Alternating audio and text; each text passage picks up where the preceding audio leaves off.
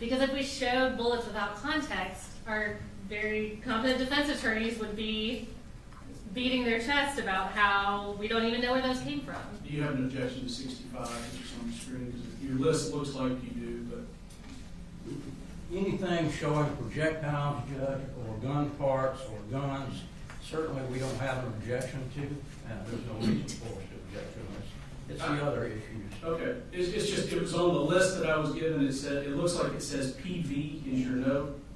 Right, I went through it fairly quickly, so I may have written something and then went back and looked at it. What, do we know what PV is? 66, 67 are okay. 90, I think, is the next one.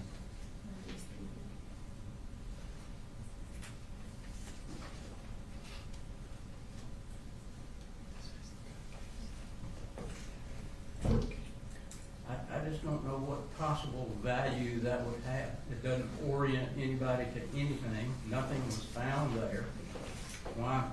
And Just a story. yeah, and Judge, I would argue the fact that Mr. Berry doesn't know why this is relevant kind of underscores why this is relevant. Because if you go to the next slides, we've done this just as the crime scene photography is trained to do. We have a zoomed out picture. We go to the next slide. We zoom into a shelf. Oh, what is that? We go to the next slide. That is a gun case. We go to the next slide. Inside is a gun lock.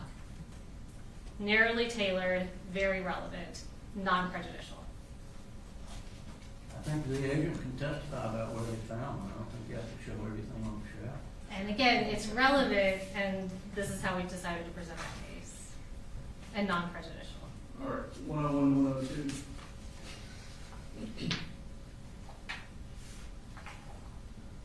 This is 101, Your Honor.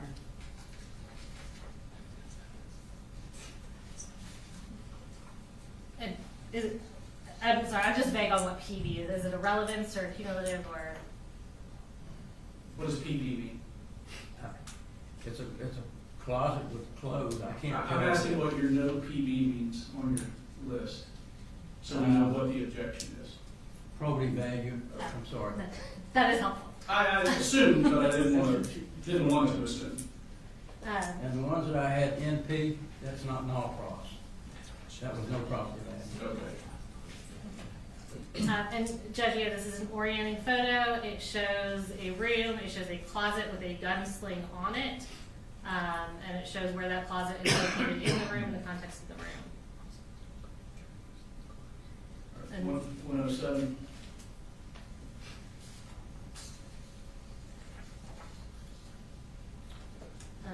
I believe the objection here is probative value as well. I think targets are relevant to this case.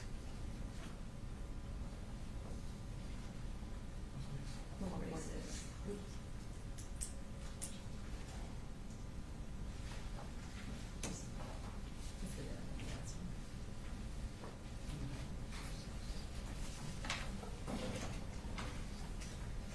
We only go to 116, I think. Yeah, we don't, Yeah, there's no 146, Judge. there's a 116, that, Mr. Berry, what's the last one on your list? Is that 146? 146, 107, and 146. And we only go through, was it 114? 116. Okay. So, is there a 146 exhibit period? I assume there is.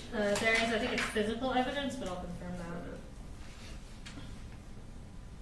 That is physical evidence. I think 146 is the third photo of what was on the wall.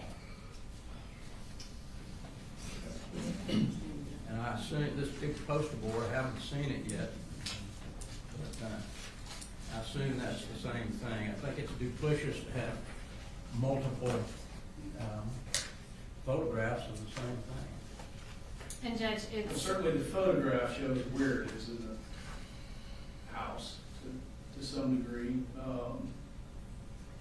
correct, and what the jury needs to be able to see as we zoom in, so I think that's what he's saying, it's duplicitous of, obviously in that picture, once you put that picture on the screen, it is hard to see what's in those lower photographs, so we've provided one additional photograph there to aid the jury to be able to see that.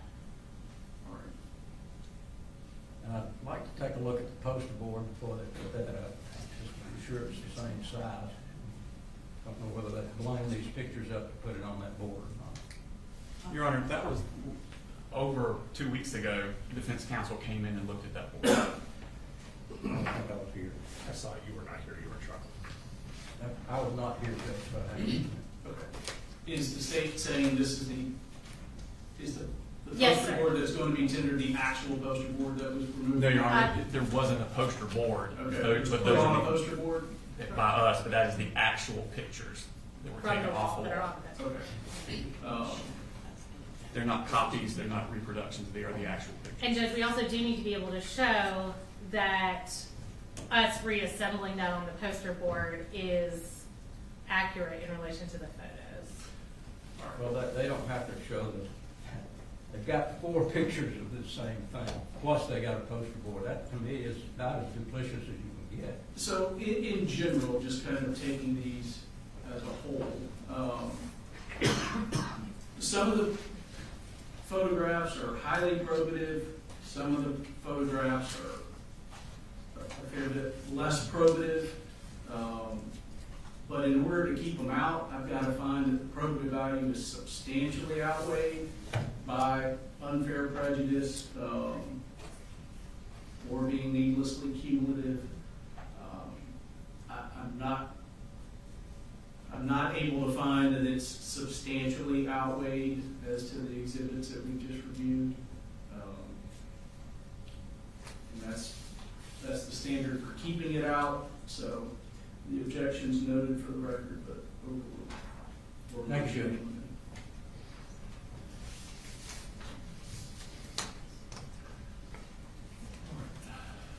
Brooks, if they're ready, if you'll bring the jury in.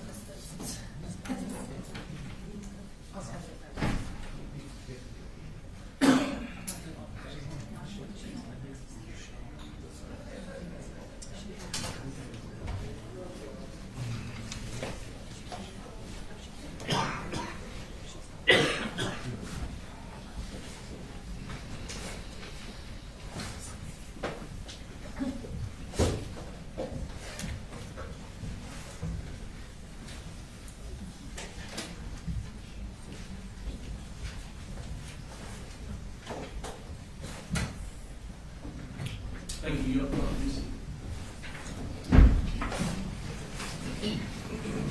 Good morning. Morning. Apologize for the delay when I took the bench, found out there was an evidentiary issue we needed to work through, so we did that, took a little time. But we're ready for the state to call its next witness. The state calls Special Agent Heather Lashley.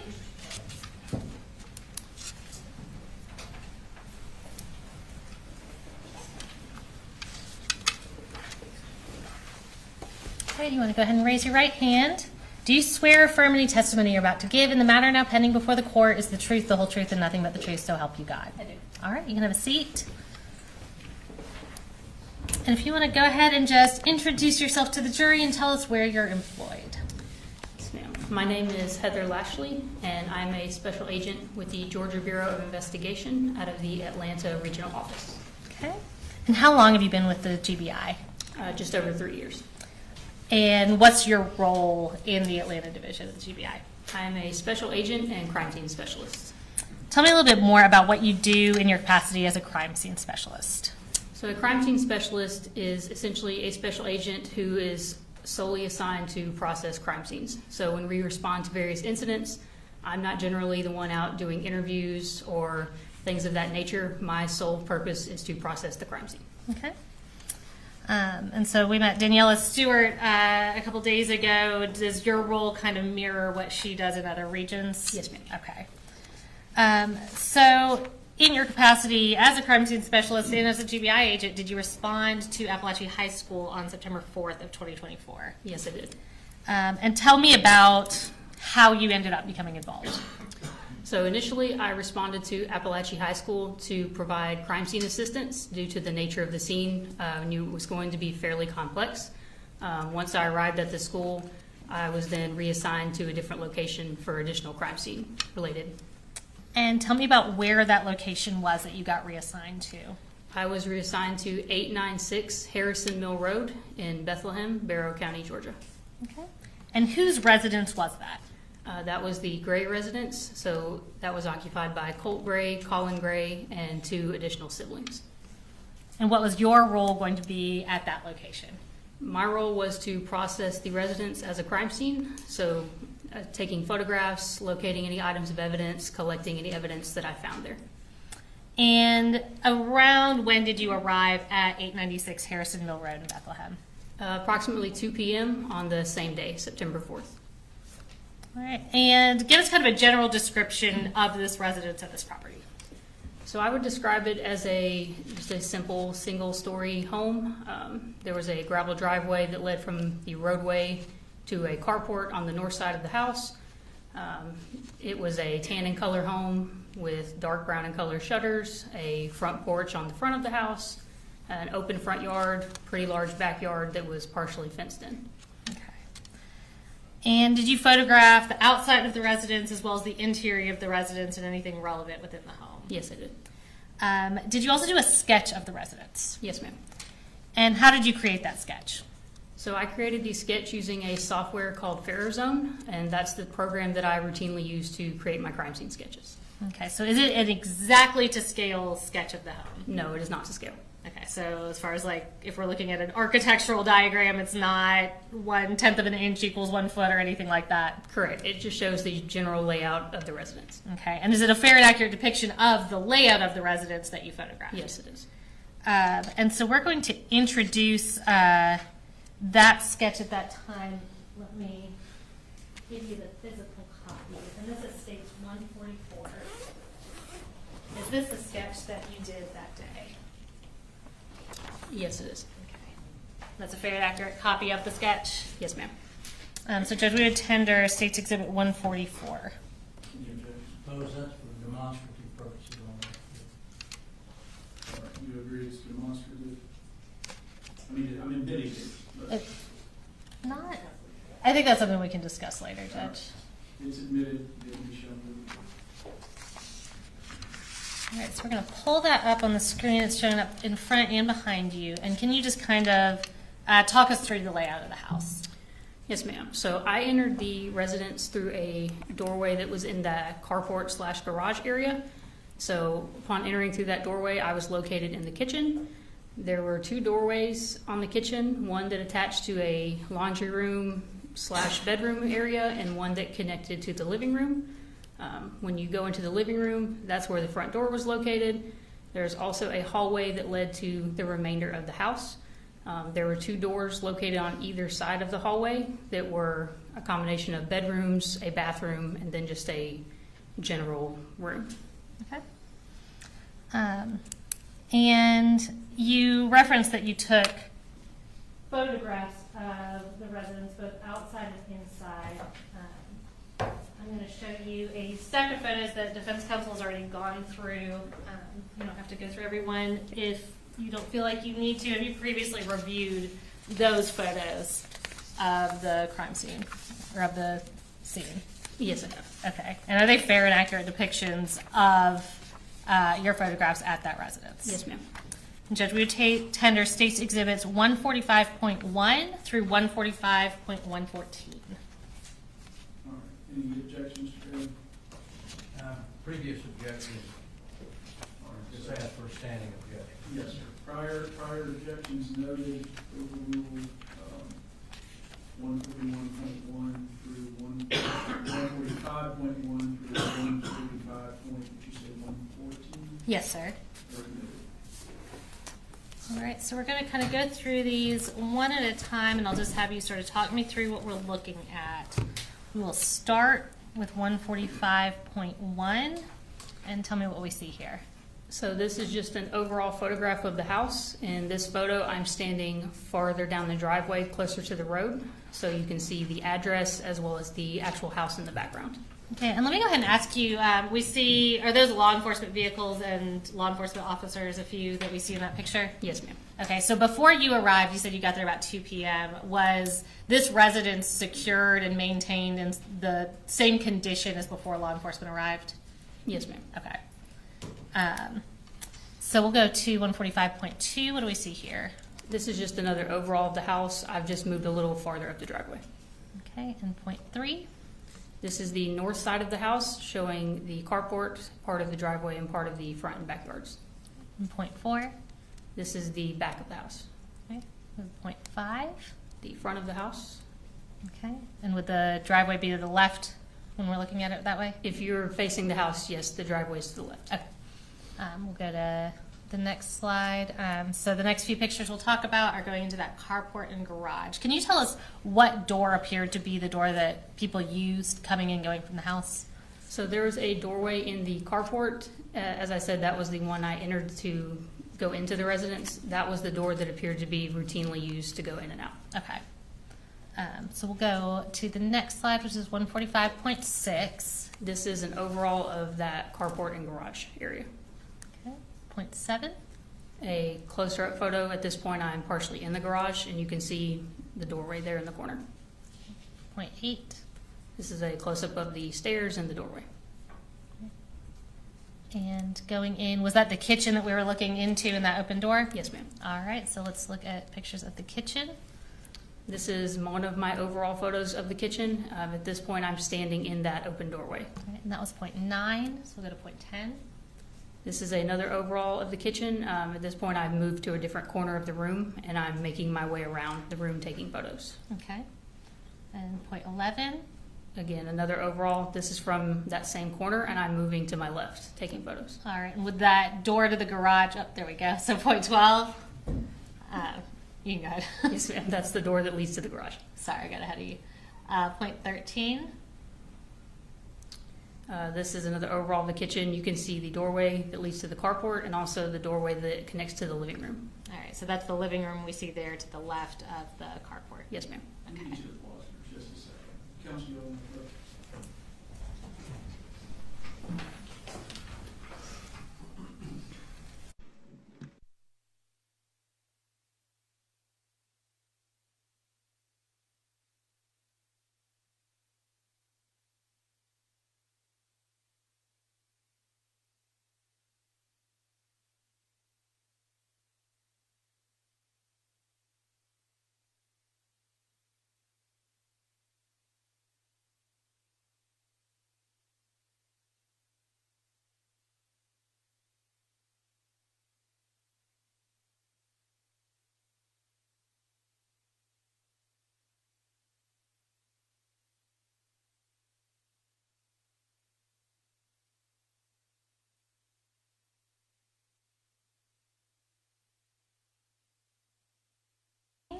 What are we looking at here?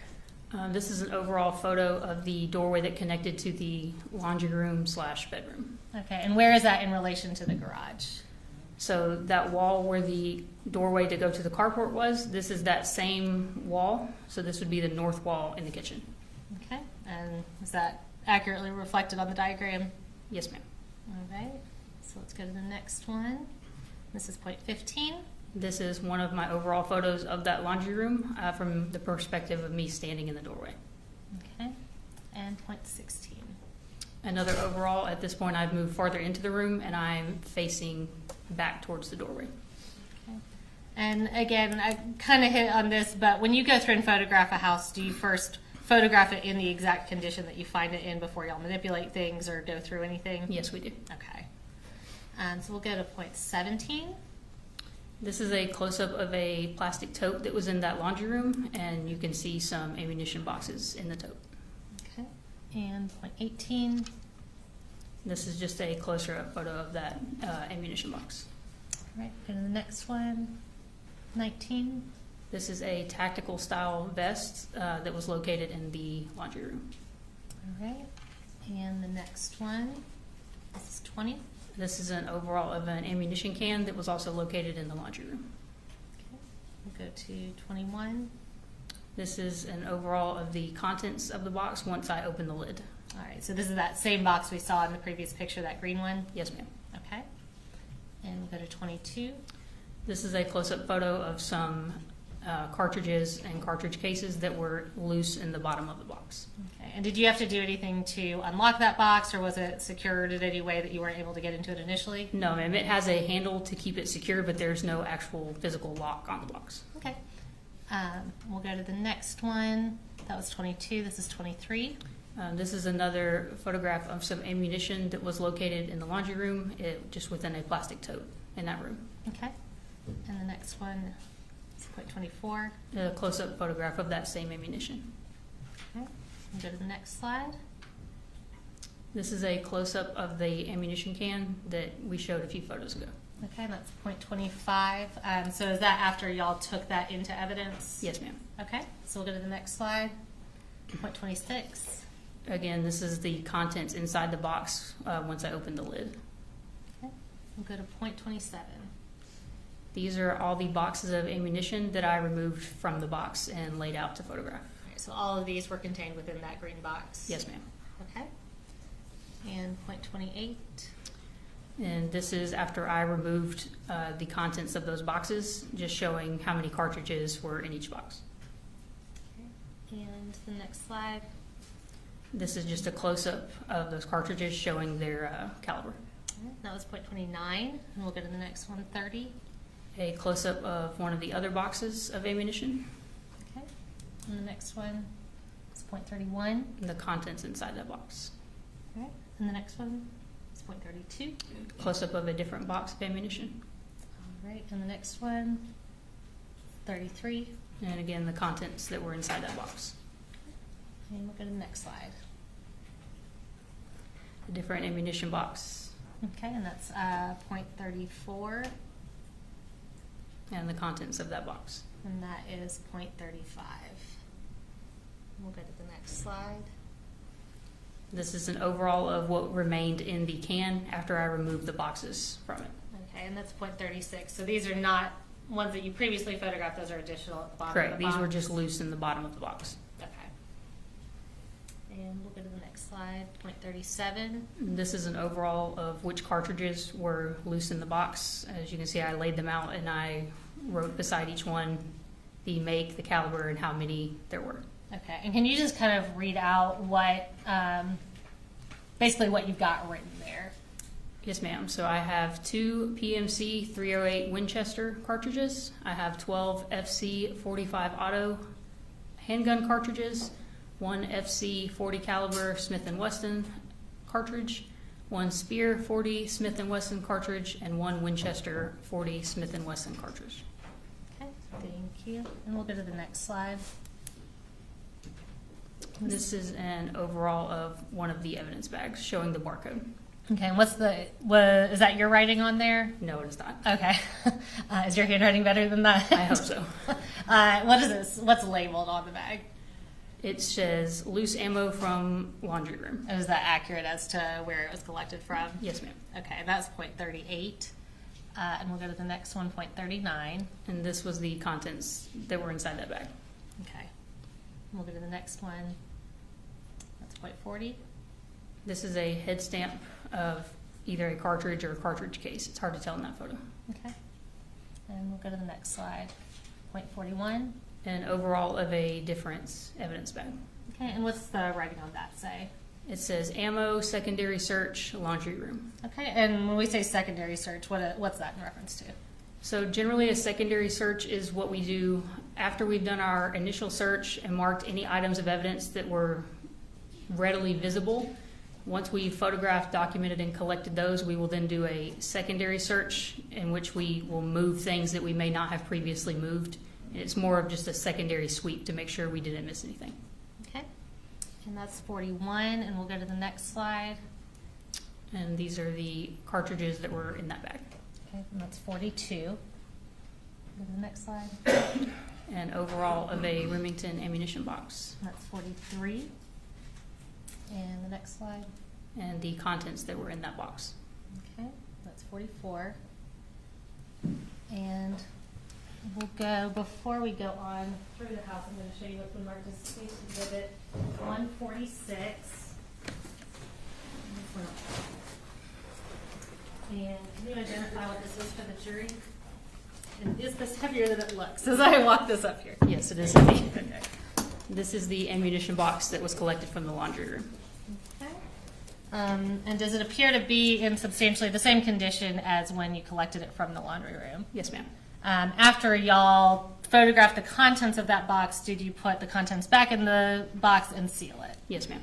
All right, and since I'll go ahead and tender State's Exhibit 146 into evidence.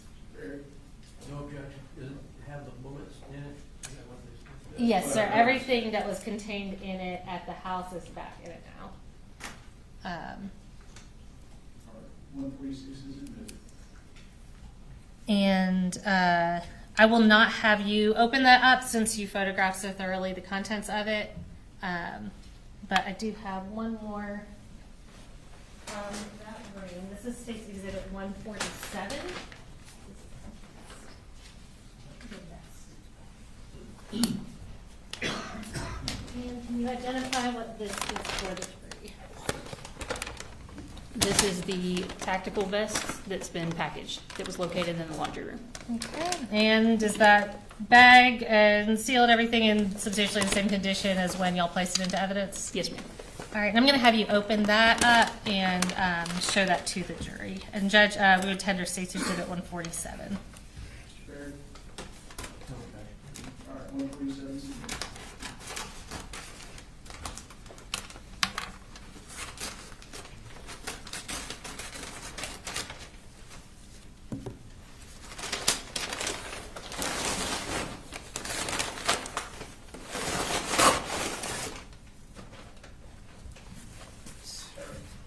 All right. And yeah, if you want to stand up and hold that up, I don't think you need to step down. But,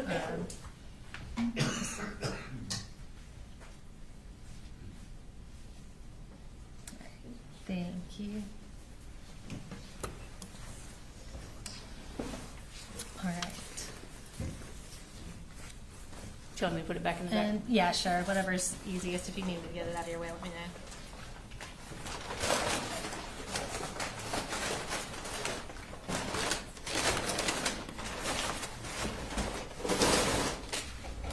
All right. And we'll go back to a few pictures before I bring you something else. Okay. This is going to be State's Exhibit 145.45. Can you tell us what we're looking at here? Just an overall photograph showing the doorway to the carport and the doorway to the living room. Okay. And so we're now going to go into that living room. And on the next slide, should be 46. Tell us about this. This is one of my overalls of the living room, just showing where the furniture was and the overall appearance of the room. Okay, so is this kind of from the direction of that doorway? Generally, yes, slightly to the left. Okay. And we'll go to the next one, 47. This is more of a straight ahead view of me standing in the doorway, but this is again, more furniture and you can see the front door and a window in the living room. Okay, so just to be clear, that door on the left side of this picture, that's the front door to the home? Yes, ma'am. Okay. And when you said that it appeared the garage door was the one people used to enter and exit, is kind of the stuff in front of that door the reason why you concluded that? Yes, ma'am. It would, based on where the furniture is, the items hanging from the door and the items in front of the door, it seemed that it was not feasible that someone was regularly going in and out of that door. Okay. And now we'll go to point 48. Another overall from inside the living room. This is, if you're standing in the doorway, this is the wall to the right of the doorway. Okay. And we'll go to 49.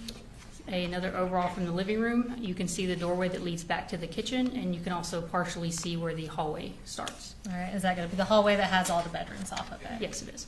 Okay. And we'll go to the next slide, point 50. Another overall of the living room, again, just showing the furniture and the contents. Okay. And so now we're going to show a little bit of that hallway. And we'll go to point 51. This is an overall showing just the general layout of the hallway. Okay, and can you kind of tell us which rooms we see? I know it's kind of hard to see in this picture, but. Yes, ma'am. So in this perspective, I'm standing in the living room facing the hallway. At the very end, you can see a door. That is just a closet. If you're moving down the hallway on your right side, the first room is the just general, almost gamer setup type room. Mhm. The room at the end of the hallway on the right is a bedroom. And on the left wall, the first room on the left is a bathroom, and the second room on the left at the end of the hall is another bedroom. Okay, is that a pretty narrow hallway? It is. Okay, and you said that door on the end with the damage to it, that's a closet? Yes, it's a closet door. Okay. And we'll go to point 52. This is another overall of the hallway. I've moved a little bit further down so you can see the rooms a little bit better. Okay, so what's this first door on our left? The first door on our left is a bathroom. Okay, and the door directly across from it? That was identified as Colt's room. Okay. And that was point 52. So now we're gonna look at that first bathroom that was on the left. And we'll pull up point 53. This is one of my overalls, just showing the condition of the bathroom. Okay, and how many bathrooms total were there in the house? 2. Okay. We'll go to point 54. This is a perspective of me standing in the bathroom doorway. I'm taking a photograph of the doorway directly across from the bathroom. Okay. And you said that's what was identified as Colt's room? Yes, ma'am. Okay. And the next slide is point 55. This is an overall near the end of the hallway. You can see that same closet door, and on the right and left are doorways to the bedrooms. Okay. And we'll go to the next slide. So next we're going to talk about, was that last room next to the bathroom, was that identified as Jenny Gray's room, the daughter? Yes, ma'am. Okay, so let's show the next slide. This is point 56. This is just an overall of the doorway leading into Jenny's room. All right, and it's kind of hard to see in this picture. Is that damage to the door next to the doorknob? There is some damage to the door, yes. Okay. And we'll go in point 57. This is one of my overalls of Jenny's room. Oh, you're fine. And smoothly going into point 58. Just another overall as I'm making my way around the room. Okay. And the next slide, point 59. Another overall of Jenny's room, and you can see the doorway there that leads to her connected bathroom. Okay. And we'll go into that bathroom. As the only point of entrance for that bathroom in Jenny's room. Yes, ma'am. Okay, and it did appear that that was a bathroom exclusively used by Jenny, based on what you could tell. Based on the contents, yes. Okay. So we'll show point 60. These are just some of the contents that were in that bathroom. Okay. And so we're next going to go to this back corner bedroom. Did that appear to be Colin Gray's bedroom? Yes, ma'am. And did he appear to also share that with his youngest son, Coley? It appeared that way, yes. Okay. And we'll go to the next slide, point 61. This is one of my overalls of the doorway of Colin's room. Okay. And point 62. Another overall of the inside of the room. Okay. Go to point 63. Another overall, just moved the camera down to try to capture the whole room. Gotcha. We'll go to the next slide, point 64. Another overall of that same bedroom as I'm making my way around the room. All right. And the next slide is point 65. This is an overall of a pair of swim goggles that I located in that bedroom, and inside the goggles you can see what was identified as one bore sight and one rifle cartridge. Okay, and is that, fortunately we had that orienting picture. Is this zoomed in from where the previous picture was? Yes, it is. Okay. And we'll go to the next picture. This is that same pair of goggles. It's just now been identified with evidence marker 22. Okay, and you said that was a bore sight and a cartridge in there? Yes, ma'am. Okay. Just a close-up of the contents of the goggles. All right, and that's point 67. And is that object on the left the bore sight? Yes, ma'am. Okay. Point 68. This is an overall of the closet that was in Colin's room. Okay. And point 69. Another overall focusing more on the top of the closet. Okay. And point 70. one of my overalls photographing the top shelf that was in the closet. All right, and it's kind of hard to see in this picture, and we'll see clearer, but what are those boxes that we're seeing? Various ammunition boxes. Okay. We'll go to the next picture. That's .71. That's another overall. That's the opposite side of that same shelf in the top of the closet. Okay. And the next slide. These were overalls of some firearms that were located in that closet after I removed the clothing that was covering them. Okay. Were there 2 firearms up there? Yes, there were. Okay. And we'll go to the next picture. That was .72. This is .73. This is a overall photograph of a box of handgun ammunition that was in the top of the closet. All right. And we'll go to the next slide, .74. This is another overall of one of the firearms that's been marked with evidence marker 17. Okay. And .75. This was a pile of magazines that were located in the top of the closet that have been marked with evidence marker 19. All right. And .76. This is an overall of the closet, still with all the clothing on top of the contents of the closet. Okay. So is this kind of on the left side of the closet? Yes, ma'am. If If you're you're facing the looking at it. closet, it would be more to the left. Okay. .76, and we'll go to the next one, .77. This is the same boxes of ammunition that have been marked with evidence marker 16. In this photo, the clothing has been moved from on top of them. Okay. And next, .78. This is a close-up photo of all the boxes of ammunition that I retrieved from the top of the closet. Okay. And I'll go ahead and ask, was that closet locked or secured in any way that y'all weren't able to get into it? No, ma'am. The closet door was open when I got there. Okay. So that's .78. We'll go to .79. What do we see here? A close-up photo of the .40 caliber Smith & Wesson ammunition box. Okay. And .80. This was the contents inside that box. Okay. And .81. An overall of another ammunition box and the contents that were inside that box. Okay. And .82. An overall of a different ammunition box. Okay. And we'll go to the next one, .83. These were the contents inside that box. Okay. And are all these that we're looking at recovered from that top closet shelf next to those firearms? Yes, ma'am. Okay. We'll go to the next one, .84. An overall of a 12-gauge shotgun ammunition box. Okay. We'll go to .85. The contents were covered from that box. All right. And is that your writing next to it, identifying what it is? Yes, ma'am. All right. And can you just read that for us if you could see it? I know it's not super clear. Apologies if I pronounced the name wrong, but 16 cellular and billet 12-gauge shotgun shells. Okay. And this is .86. This is an overall of a different ammunition box and the contents of that box. And that's .87. And how many is that? 19 12-gauge shotgun shells. Okay. And we'll go to .88. An overall of a different ammunition box. Right. And .89. The contents that were in that box. Okay. Go to .90. So we're back in the room. Can you tell us kind of where we are in the room at this point? Yes, ma'am. So you can partially see it in that photo. The doorway to go in and out of the room is in the left corner of that photo. This would be the east wall in that room, and it's just a cubby-style dresser against the wall. Okay. And that was .90. So let's go to .91. And what are we looking at here? This is a mid-range photo of the middle cubby on the top row of that dresser. Okay, that's .91. And this is a Glock box or case that was recovered from that cubby. That's .92. We'll go to .93. This is an overall of the contents that were inside that case. All right. And can you tell us just generally, at least what we can see about what these contents are? So you can see there are 2 handgun magazines. There's a black and color, what's called a speed loader to help you load your magazines. And there's also a gun lock in a Ziploc bag.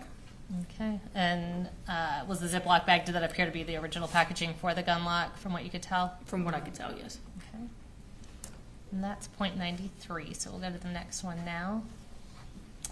And before we go to the next one, I'll introduce a couple physical things. I do want to ask you, those firearms at the top of the closet, what were those 2 firearms? One of them was a shotgun and the other was a rifle. Okay. Was it like an AR style rifle? Yes, ma'am. I believe it was a AM-15 was the official brand of it. Okay. And I'm going to show you what's been marked as State's Exhibit 148.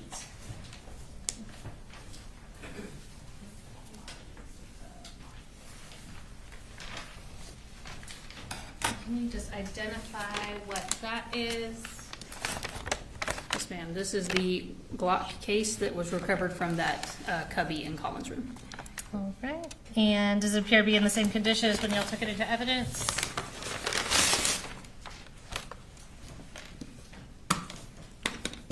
Yes, ma'am.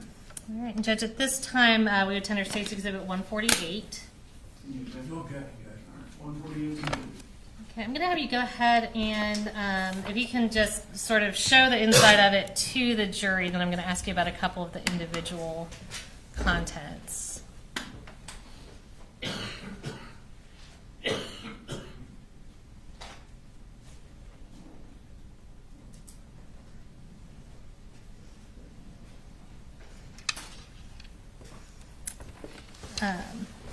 So if you could pull out the gun lock in there and hold that up, is that a pretty basic gun lock? Yes, ma'am. Okay. And what's that paper that's inside with it? Have you reviewed that?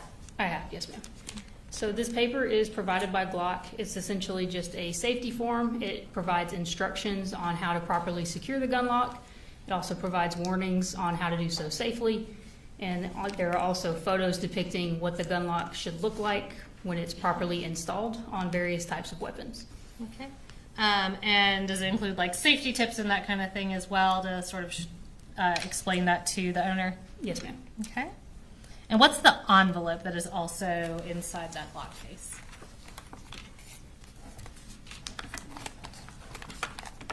All right. So this envelope contains just Glock's safety pamphlet provided by Glock, as well as a just general user manual for a Glock handgun. Has that envelope been opened? No, ma'am, it doesn't appear so. Okay. I'll give you a second to consolidate that.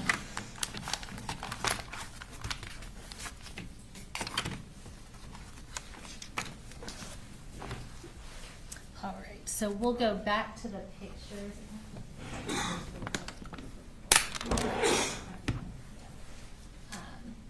So we're talking about what you previously identified as Colt's room now. So this is that room that's directly across from the bathroom? Correct. Okay, and this is State's 145.94. Tell us what we're looking at here and from where. This is one of my overalls of Colt's room.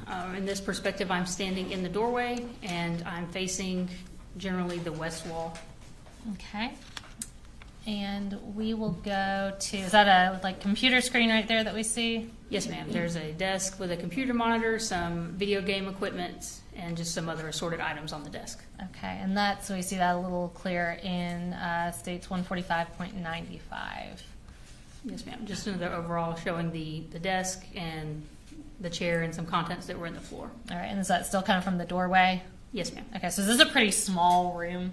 Yes, ma'am. It's not very big. Okay. So this is 145.96. Tell us what we see here. This is an overall photograph of the west wall. You can partially see the desk, and you can also see some things affixed to the wall. Okay, and you say some things affixed to the wall, so we see what's right in front of us. We'll obviously be coming back to that. Was there really anything on the walls other than what we see in this picture, that skull and these items on the back wall? There was one shelf mounted to the east wall, which is the wall where the doorway was located, but the only thing on the shelf was an empty shoebox, some loose papers, some push pins, nothing of relevance. Okay.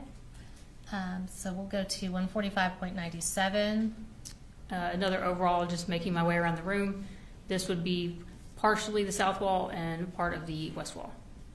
Okay, and is that door right there, is that the door to the room or a closet door? That is a closet door. Okay, so that's 0.97. We'll go to the next one, 0.98. Another overall, just a little bit lower photograph. You can see some more video game equipment and some assorted items in the chair and on the floor. Okay, and we'll go to 0.99. An overall facing downward, and you can see the broken computer and some tools on the floor. Okay. And again, was this all the same condition as when law enforcement came into the house? Yes, ma'am. Okay. So this is 145.100. This is a photograph of a wire shelf that was in the room for some notebooks on the top shelf. Okay, so we'll go to .101. This is an overall of the closet that was in Colt's room. Okay, so we'll go to .102. Just another view of the closet. Okay, and is this door on our left side, is that the entrance to the room? Yes, it is. Okay. And this is .103. This is an overall of a black and colored rifle sling and a tan soft rifle case that were located in that closet. They were both folded over the bar that's used to hang clothing from. Okay, and I'm going to go ahead and provide to you state 149.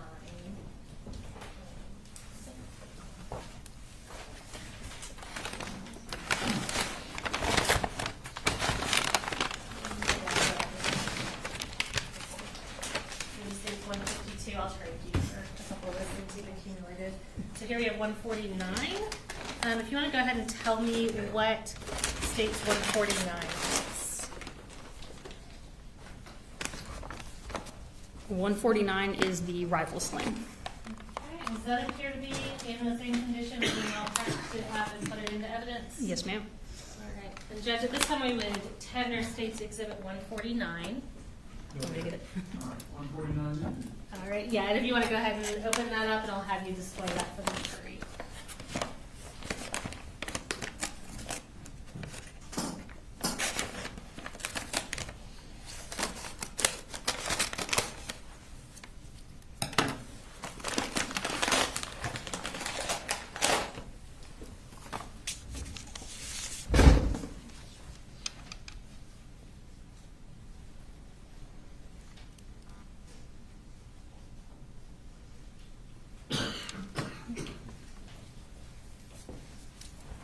And so that is the rifle sling. Can you identify for us what State's Exhibit 150 is? A 150 is the soft rifle case that you can see in that photo.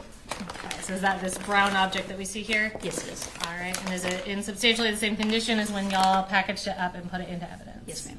Judge, we would tender State's Exhibit 150. All right, 150 is admitted.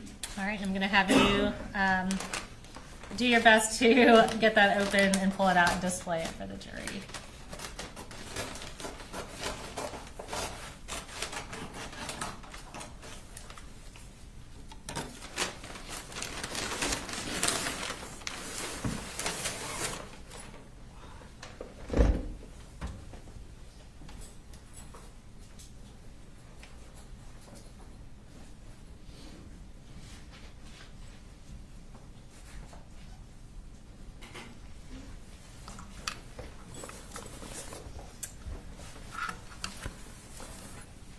And once you're ready, I'll go back to the pictures, no rush. Go ahead. All right, so we'll now go to, so the picture we have up now is 103. We'll go to 145.104.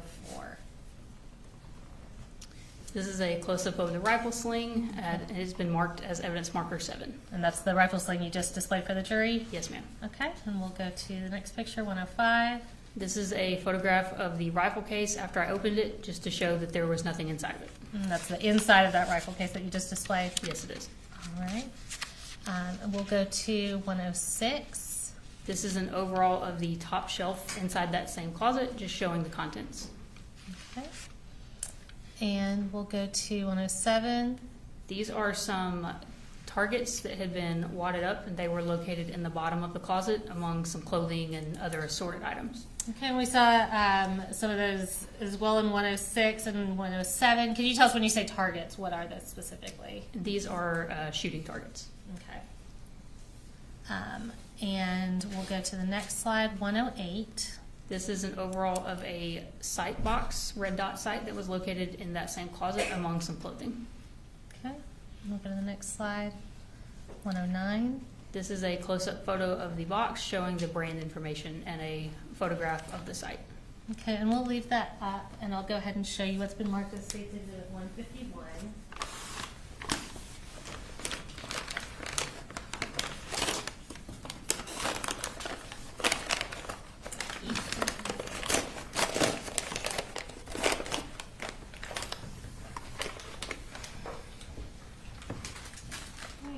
And this, I'm actually going to hold off on that for 1 second because we have 2 exhibits in that bag.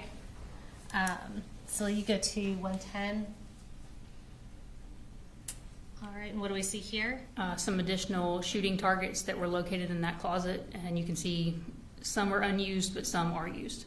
Okay, and the next one, 111. This is a close-up of a target that had already been used.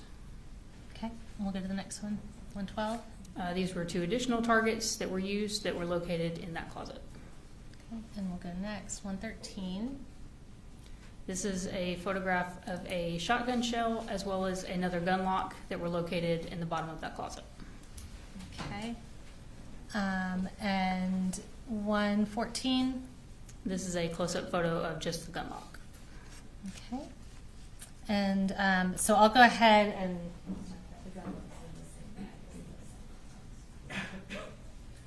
So you've got that bag in front of you. It's labeled, I believe it's 151 and 153. Is that correct? Yes, that's All correct. right. And what are the contents of that bag?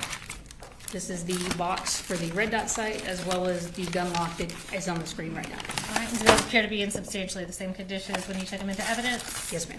All right. Judge, we would tender State's Exhibits 151 and 153. You know, Jack, 151 and 153 are in. All right. And if you can just hold up the sight mark box for the jury. I won't have you open the box or anything. All right. And then moving on to 153. If you can hold up that gun lock. All right. And the other gun lock that was recovered from the house was in kind of a Ziploc bag. Is this one in a bag that has not been completely opened? Yes, ma'am. Okay. So do you feel comfortable saying, does it appear that is an unused condition? Yes, ma'am. There's a rip in the bag, but it's not nearly large enough that the gun lock could be removed without tearing the rest of the plastic. Okay. And I'm going to circle back. I have my numbering a little out of order. So this is 152.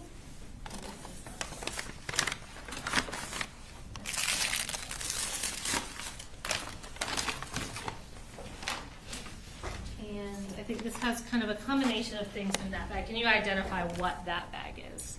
This bag contains 1 shotgun shell found in the subject's closet, evidence marker 15, and evidence marker 22. Okay. And those appear to be in substantially the same condition as when you took them into evidence. Yes, they do. All right, and Judge, we would tender State's Exhibit 152. All right, and I think you have you have a couple individual bags within there. Can you just tell us what each of those are? Yes, ma'am. So each of the items that I just read off are packaged individually within their own coin envelope, and each coin envelope is then in this bag. Okay. So will you just identify each one really quick? Yes, ma'am. So each of these envelopes contain a shotgun shell. One was recovered from evidence marker 15, and one was recovered from Colt's closet. Each of these items are the 2 items that were previously observed in the swim goggles. One is the cartridge, and one is the bore sight. Okay. So, and just order-wise, because I bounced around a little bit. So the bore sight, a couple of the shells were from Colin's room, and then another shell was from Colt's room. Yes, ma'am. Okay. And just to kind of clear up something that the jury may notice, was there a bed in the room that we're referring to as Colt's room? Was there a bed? Yes. I'm sorry. No, there was not. And what is your understanding of where Colt would actually sleep? It was my understanding that Colt was sleeping in the laundry room that also was serving as a bedroom. Okay. And at this point, we can go on to the next slide. So this is State's Exhibit 145.96. We're just going to kind of use this for reference. Tell me about what we're looking at here. We are looking at the west wall in Colt's room. You can see the same desk that we discussed earlier, as well as a series of photographs and articles that were affixed to his wall. Okay.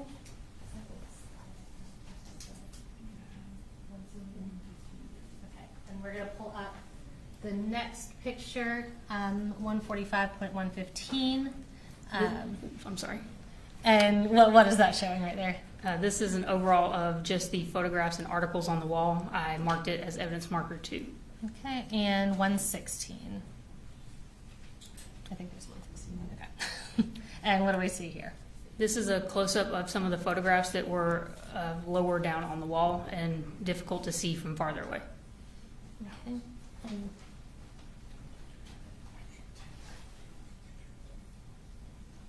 All right. And Judge, Mr. Smith pointed out that I have a numbering error. So I tendered 145 through 114. There's 116 photos. So I would tender State's Exhibits 115, 145.115 and 116 at this time. They were previously reviewed and discussed with defense counsel. I just had that number wrong. So 145, 115, and 145, 116. Yes, sir. I just, in my aggregate numbering, left those out. Mr. Perry? The same objection that we made earlier, Judge. All right, so overruling the objection, 145, 115, and 116 are admitted. Thank you. All right, so I want to talk about. Let me go back to I want to talk about what we're looking at here. Did you collect these photos and news articles on the wall into evidence? Yes, I did. Okay. And were those affixed directly to the wall? Yes, ma'am. They were affixed to the wall using push pins. Okay. And in preparation for your testimony, did you use those, what was collected into evidence, the originals that were collected into evidence, and reassemble them on what's been marked as State's Exhibit 154? Yes, I did. Okay. And did you do that on a poster board? Yes, ma'am. Okay. Just kind of in place of a wall? Yes. Okay. And did you use your crime scene photographs as reference to make sure that the way you affixed it was as close as possible to exactly how it was affixed in size and order on that wall? Yes, I did. All right, and Jed, at this time, have you reviewed today State's 154 to make sure it's in the same condition as when you assembled that? Yes, I have. Will you tender State's Exhibit 154? We would object, Judge, under the duplicitous aspect of photographs. All right, and as I understand it, these are what was actually removed from the wall? Yes, sir, Judge. We're tendering the original shrine into evidence, reconstructed on the poster board, as obviously we couldn't take the whole wall. All right, so the photographs, 154, it's admitted over objection. So I'm going to bring this over and display it for the jury, and then we're going to talk about what we are looking at.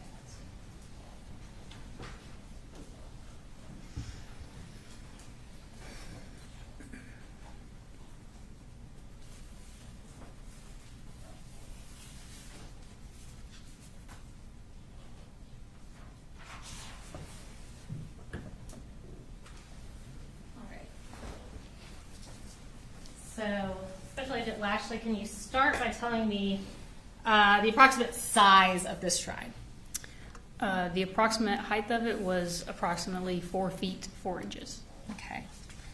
And let's talk about what we're looking at. Are you familiar with, are all the photos in this all of the same person? They appear to be, yes.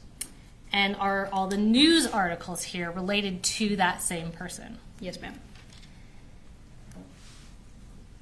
Specifically, I'm looking at a photo kind of down on the bottom right corner, and you can see it in the photo in front of you as well. That tactical vest that this individual is wearing, is that a similar vest to the one that you recovered from the laundry room? Yes, ma'am. Obviously, the color is different, but the style is generally the same. Okay. And who is this individual? This individual is Nicholas Cruz. And what is the significance of Nicholas Cruz? Nicholas Cruz perpetrated a mass shooting event at Parkland High School in Florida on February 14th of 2018. During that incident, there were 17 people killed, including teachers and students. Okay. And were there also several injured as well? Yes, sir. In collecting the evidence, did you review that are all these news articles related to that shooting Yes, they are. at Parkland High School? Correct. And you testified, again, I know we saw the pictures, but in orienting to Colt's room, where was this shrine? So if you were standing in the doorway of Colt's room, this shrine would have been on the wall across from the doorway. The doorway was on the east wall, this shrine was on the west wall.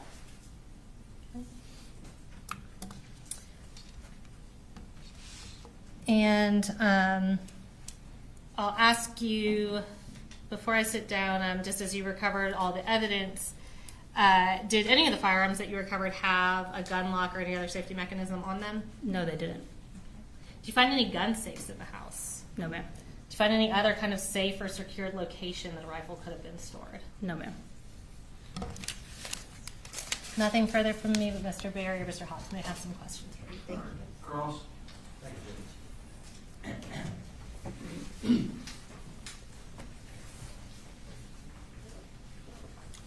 Good morning, Agent. Good morning, sir.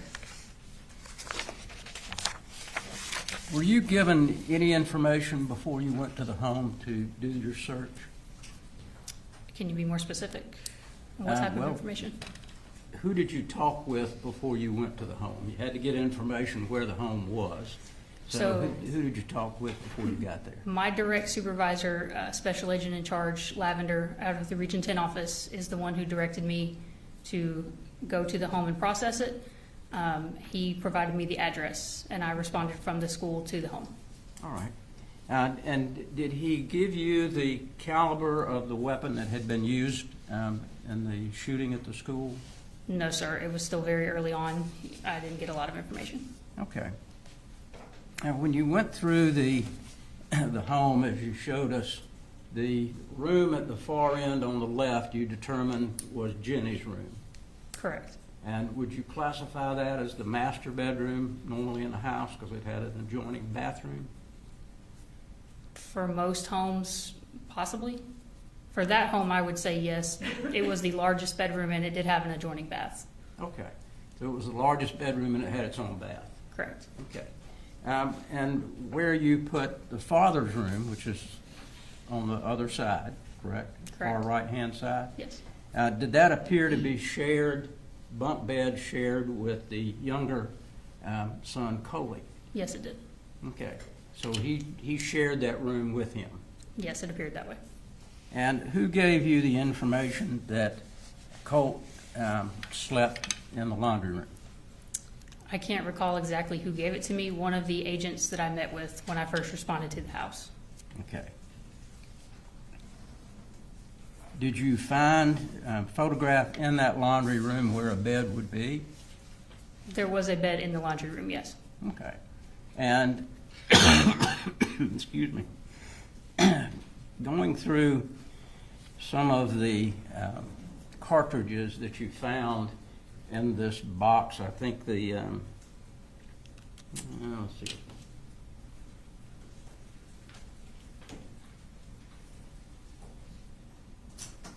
This appears to be a military-type box. At least it was when I was in the military. Is that what you would call it? Yes, sir. It's used by law enforcement and military commonly. Okay. Just for the record, what exhibit number is that? And this is 146. And you went through that box and told us all the ammunition. Did you find any weapons in the house that matched the cartridges that you found? I found a shotgun in the house as well as multiple boxes of shotgun shells, so yes, those would match. And I also found multiple different calibers of rifle ammunition. The rifle on the top of the closet, I'm not positive which caliber it would be, so I can't confirm or deny that. Okay. Well, you told us that you found 2 308s, correct? Boxes or just cartridges? In the box that I just showed you. Yes, I I think found you- several 308s. Okay. 12.45 caliber.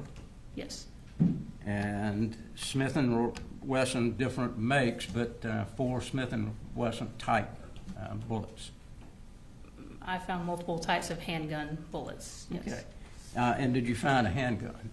Not in the home, in Mr. Gray's vehicle, yes. Okay. And you searched his vehicle also?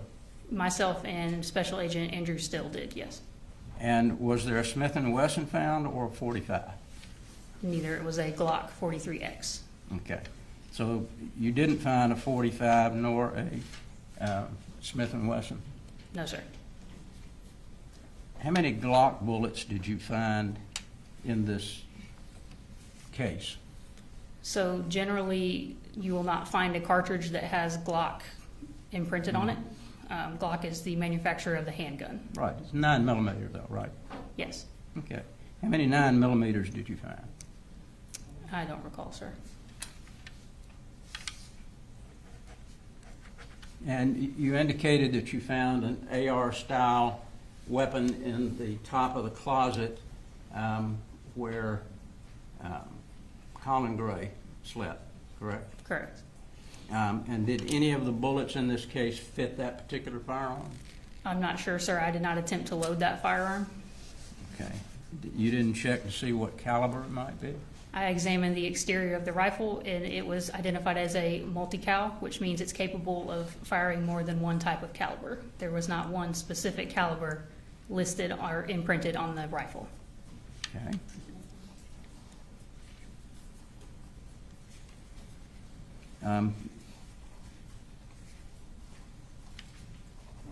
And the 208s, what are they? Caliber 208s that you testified to, I think. I don't recall testifying about a 208, sir. Okay. I Were there- testified about 308s. Were there any found there? 308s, yes. Okay. You remember how many? No, sir. Multiple boxes. Okay.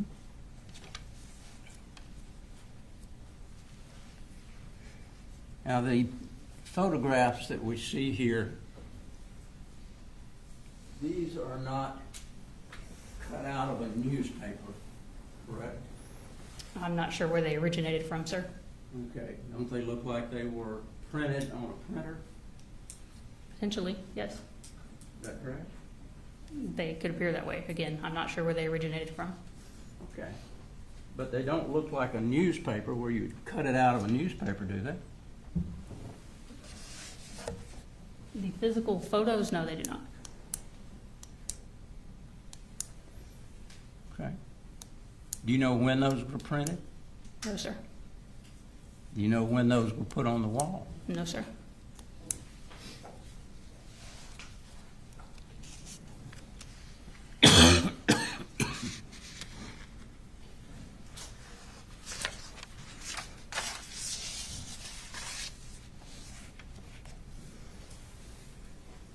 The site mark box that you saw, did anyone give you any information that there was corresponding site mark on the weapon that was used at the school?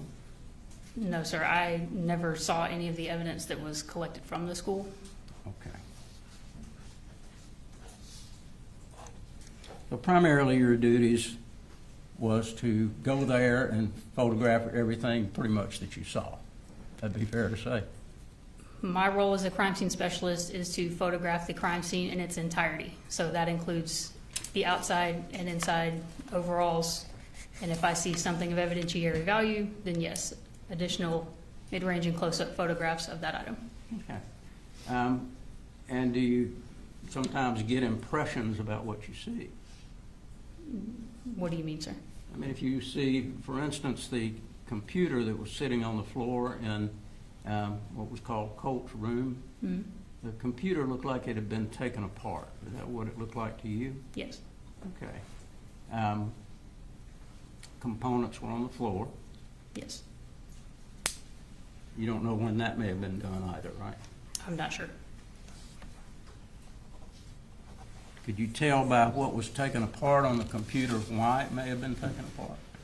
No, sir. I'm not a computer expert. I would have no idea of the inner workings of a hard drive. Did anyone collect that computer to your knowledge? I collected it and turned it over to the GBI's digital forensic investigators. Okay, and which agent did you turn it over to? Danielle Murphy. All right. Thank you, ma'am. Any redirect? No, sir. All right. Thank you, ma'am. You're free to go.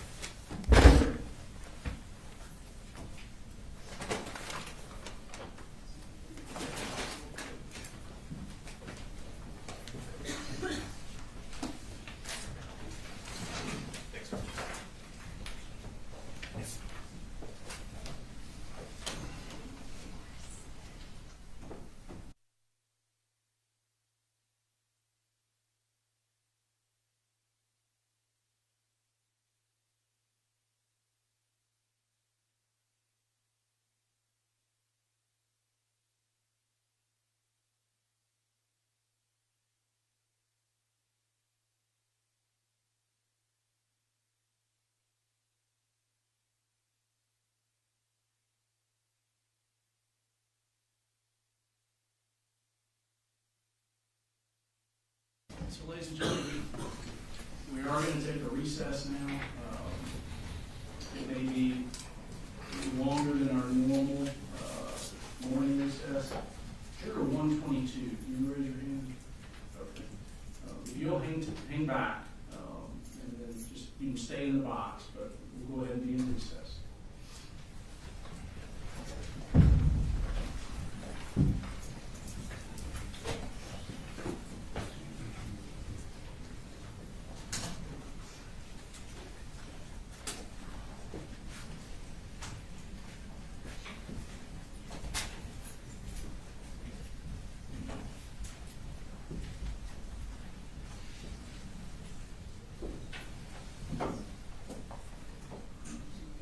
Good morning.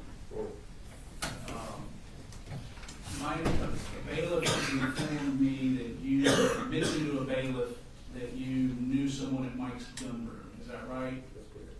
And I believe yesterday some certified business records were tendered from Mike's gun room. I don't think we've gone through them, but they were admitted into evidence yesterday. Correct. So can you tell me, just tell me when it came to your attention that maybe you know somebody involved? Yesterday. When that was tendered? Yes, sir. Okay. Can you tell me who you know at Mike's gun room? The owner of Mike's gun room? And what is the nature of your relationship with him? I've shot there quite a bit and just, chatted with him and stuff. Okay. It also has a gun range? Did you say you've shot there? That's a shot. Shot, sorry. Yes, sir. Okay. Ballpark, how many times you been in there? In the past couple of years, probably about 5, but before that, we used to have an office where I worked in Winder, and I probably went in there 15 or 20. Okay. Have you ever been to dinner with him? No, Ever been to lunch with him? no, sir. Has he ever been to your house? No, sir. You ever been to his house? No, sir. You ever done anything social with him other than encountering him in his shop? Just chatting with him in the shop, that's it. Okay. I'll let State, do you have any questions? I have no question. All right, defense? Just one. Good morning. Yes, sir. Just the fact that you have shot there before, you don't believe that's gonna No, impact you really in any way in the case? No, I just brought it up because of having shot there. Right, we appreciate that. Thank you very much. Okay. So I'll address it further with the jurors, with the attorneys, and let you go take your recess. Just understand in general, don't talk to the jurors about knowing Mike at gun, and I don't know if he's testifying or not. But I don't maybe that's why I'm Yeah, down with that. but just don't discuss the fact that you have been in there, shopped with him, anything like that with the other jurors, okay? Yes, sir. All right, take your recess, sir.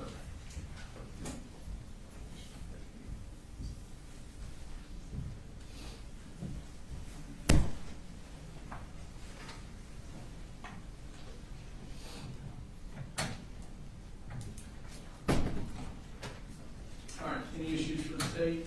No, Your Honor, well, we're not calling anyone from Mike's gun room. It's a business record, just like we're putting in business records from Amazon where everybody shops. Anything from the defense? No, Your Honor, the court asked most of the questions I would have, so I don't think you know issues. Very good, we'll be in recess, call it 10:45.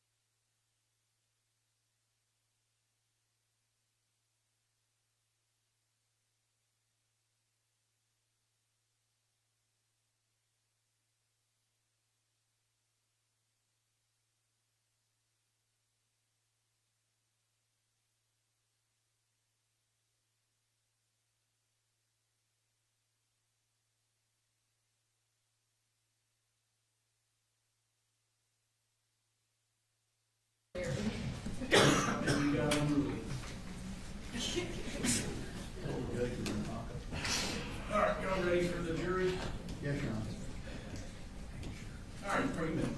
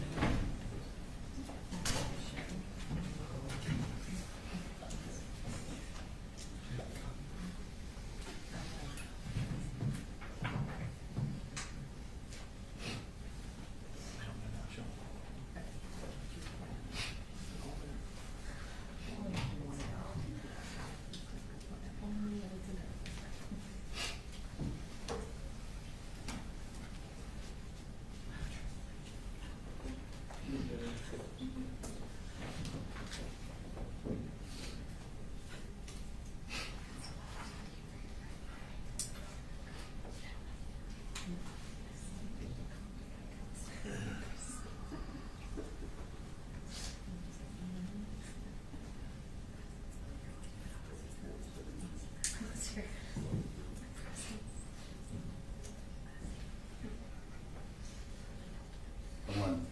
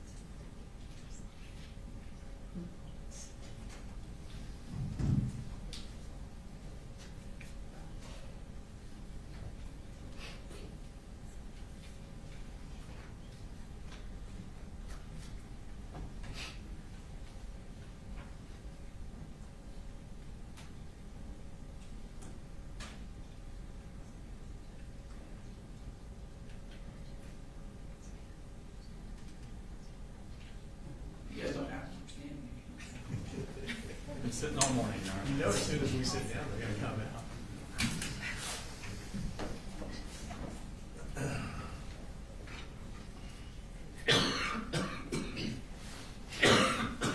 Actually, Judge, can we approach briefly? Yes. While we're waiting.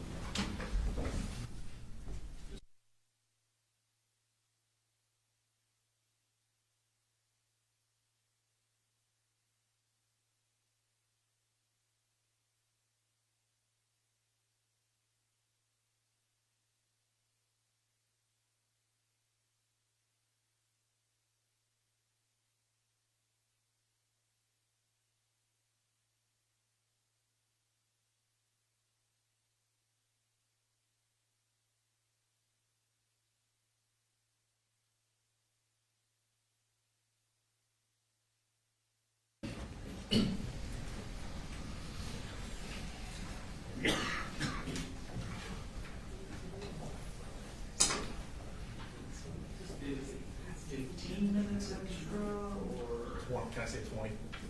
Thank you.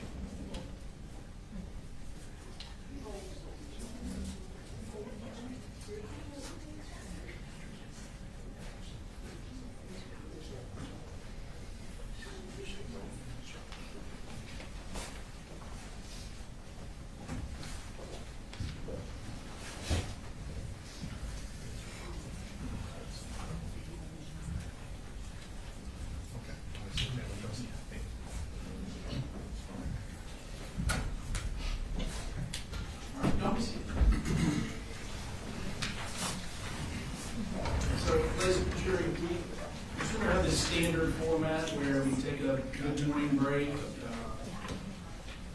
lunch break, and then a mid-afternoon break. Is that format? if it's not working for you and you need more breaks, raise your hand. Good. All right, thank you. State calls next word. You're on the state called Deborah Polhamus.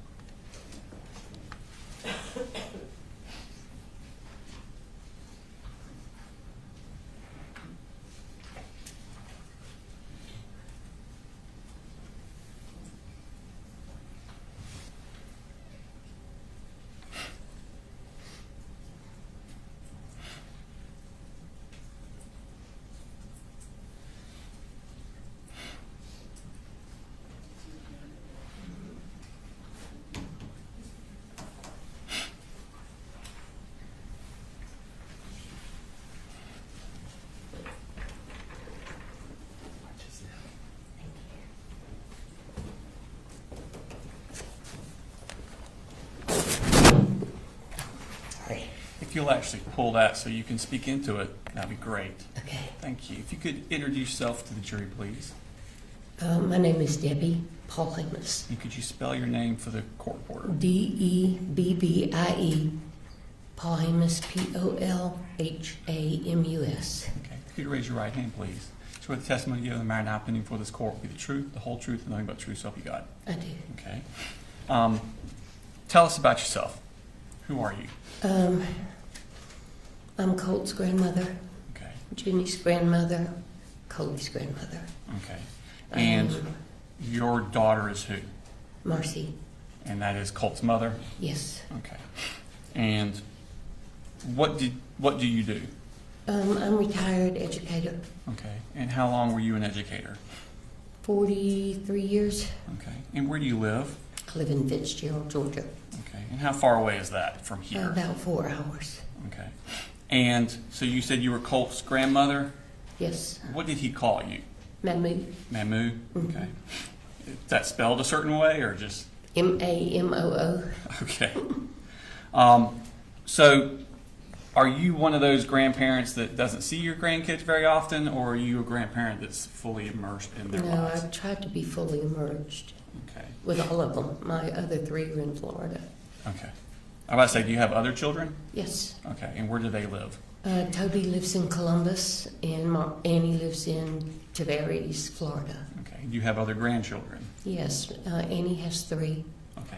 Toby has 2. Okay. So, in the hierarchy of your grandchildren by age, where does Colt fall? Colt is the 3rd grandchild. Okay. And in this family, where does he fall? In his family, Uh-huh. he's the oldest. Okay.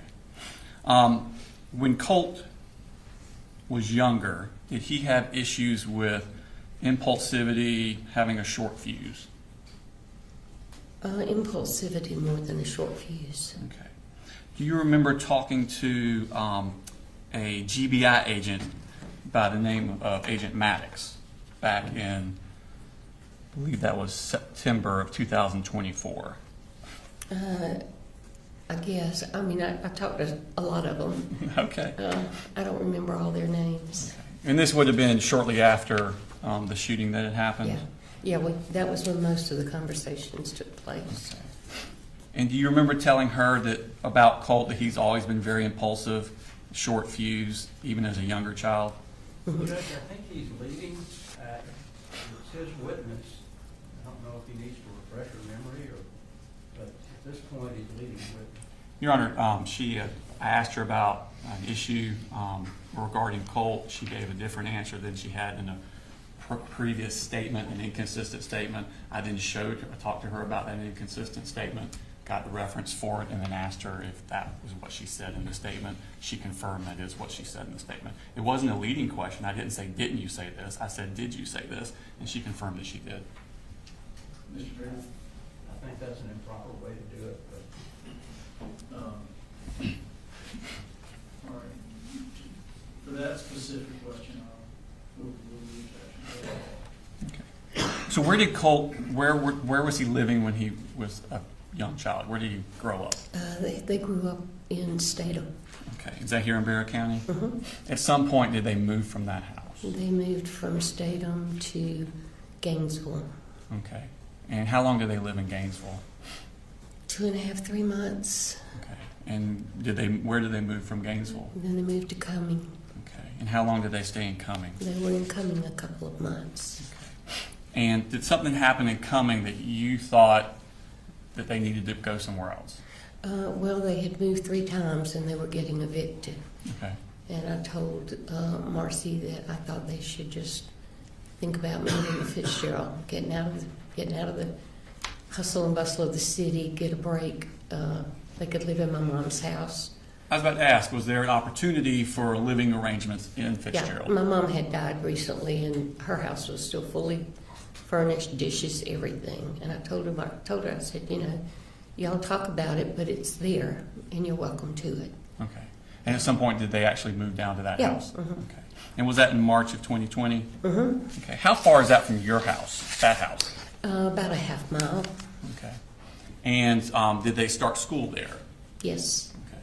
And 2020, of course, that was the COVID year. Mhm. Tell me about the situation with schooling and how that worked. Well, they went to school for less than a week. Okay. And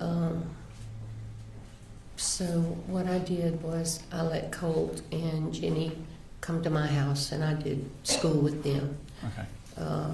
And then we finally got them computers, Okay. laptops that they could use. I wasn't familiar with how to use them, but they seemed to know what to do because I retired before all that. But Well, let me ask you a question. Okay.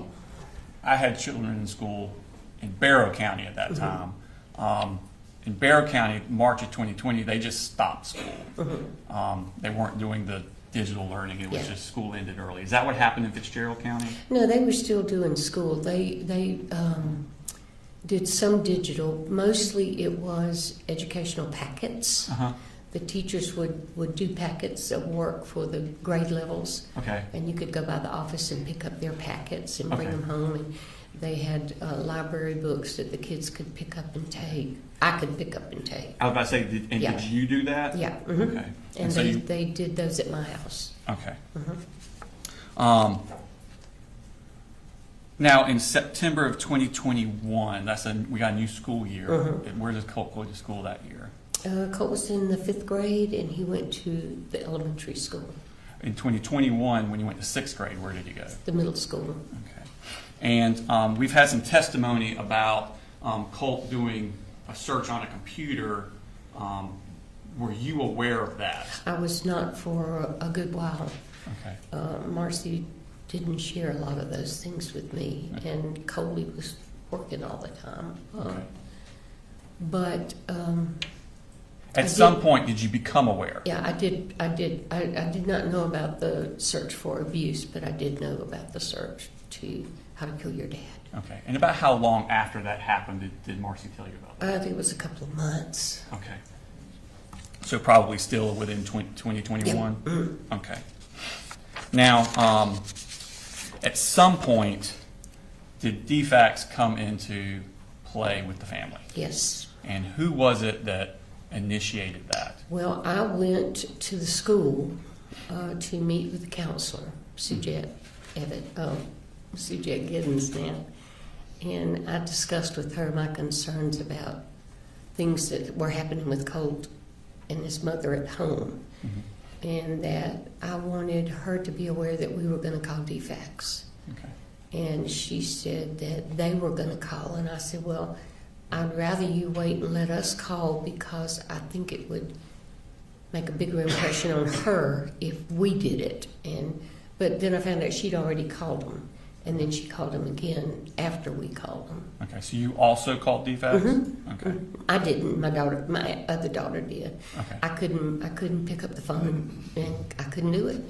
So she did. I asked her if she would call them, and she Okay. did. So she did it at your direction? Mhm. Okay. Mhm. At some point, did the family leave your mother's house and move away? They did. They left in, I'm not sure. I want to say it was January, but it might have been, no, let me think. I got some notes here. Let me look. Okay.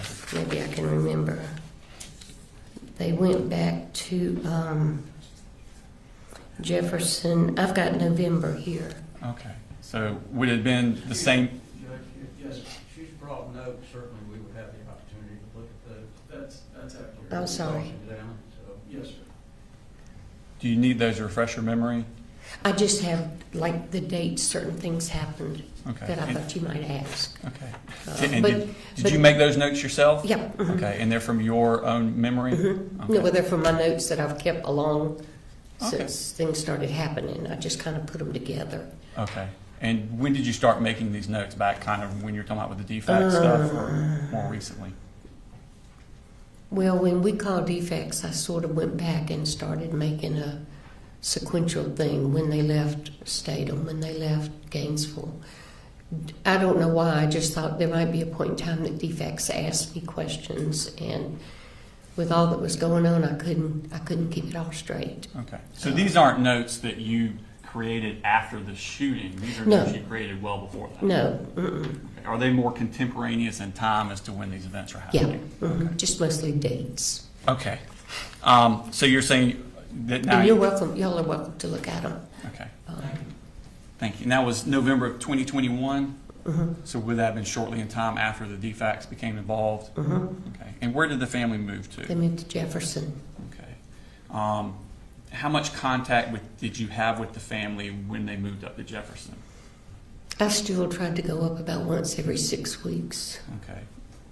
They And were a little farther away, so I didn't go quite as much. okay.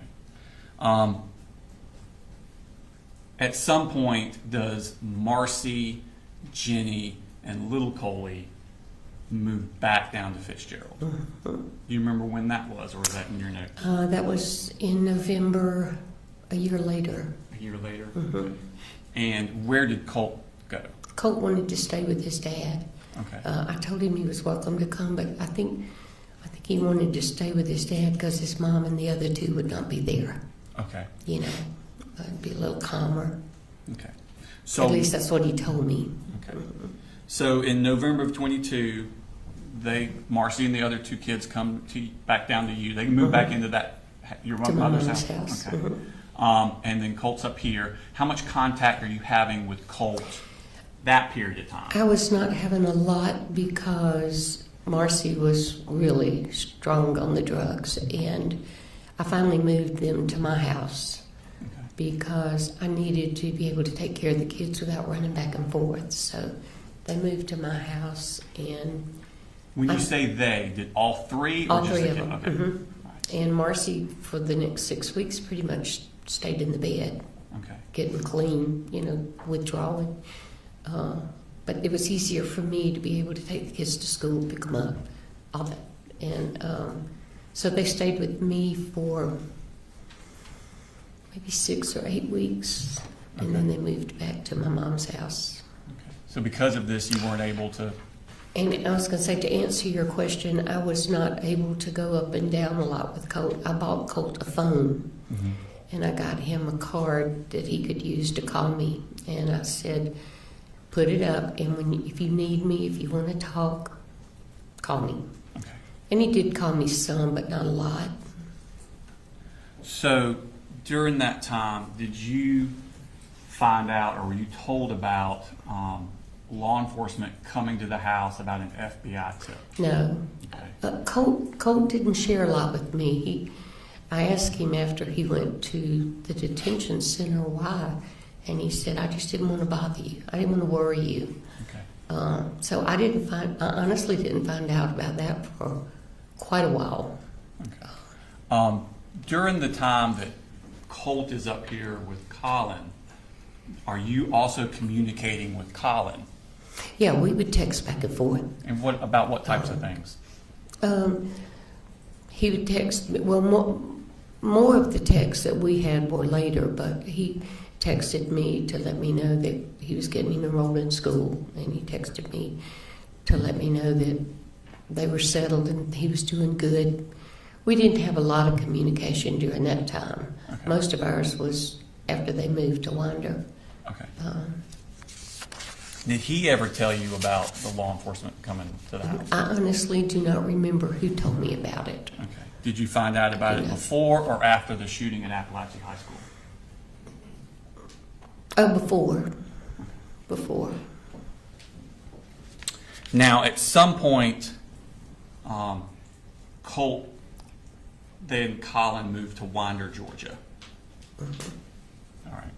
And Colt actually leaves to come to Fitzgerald. He came to Fitzgerald during the summer and stayed for a while. Okay. About how long did he stay there?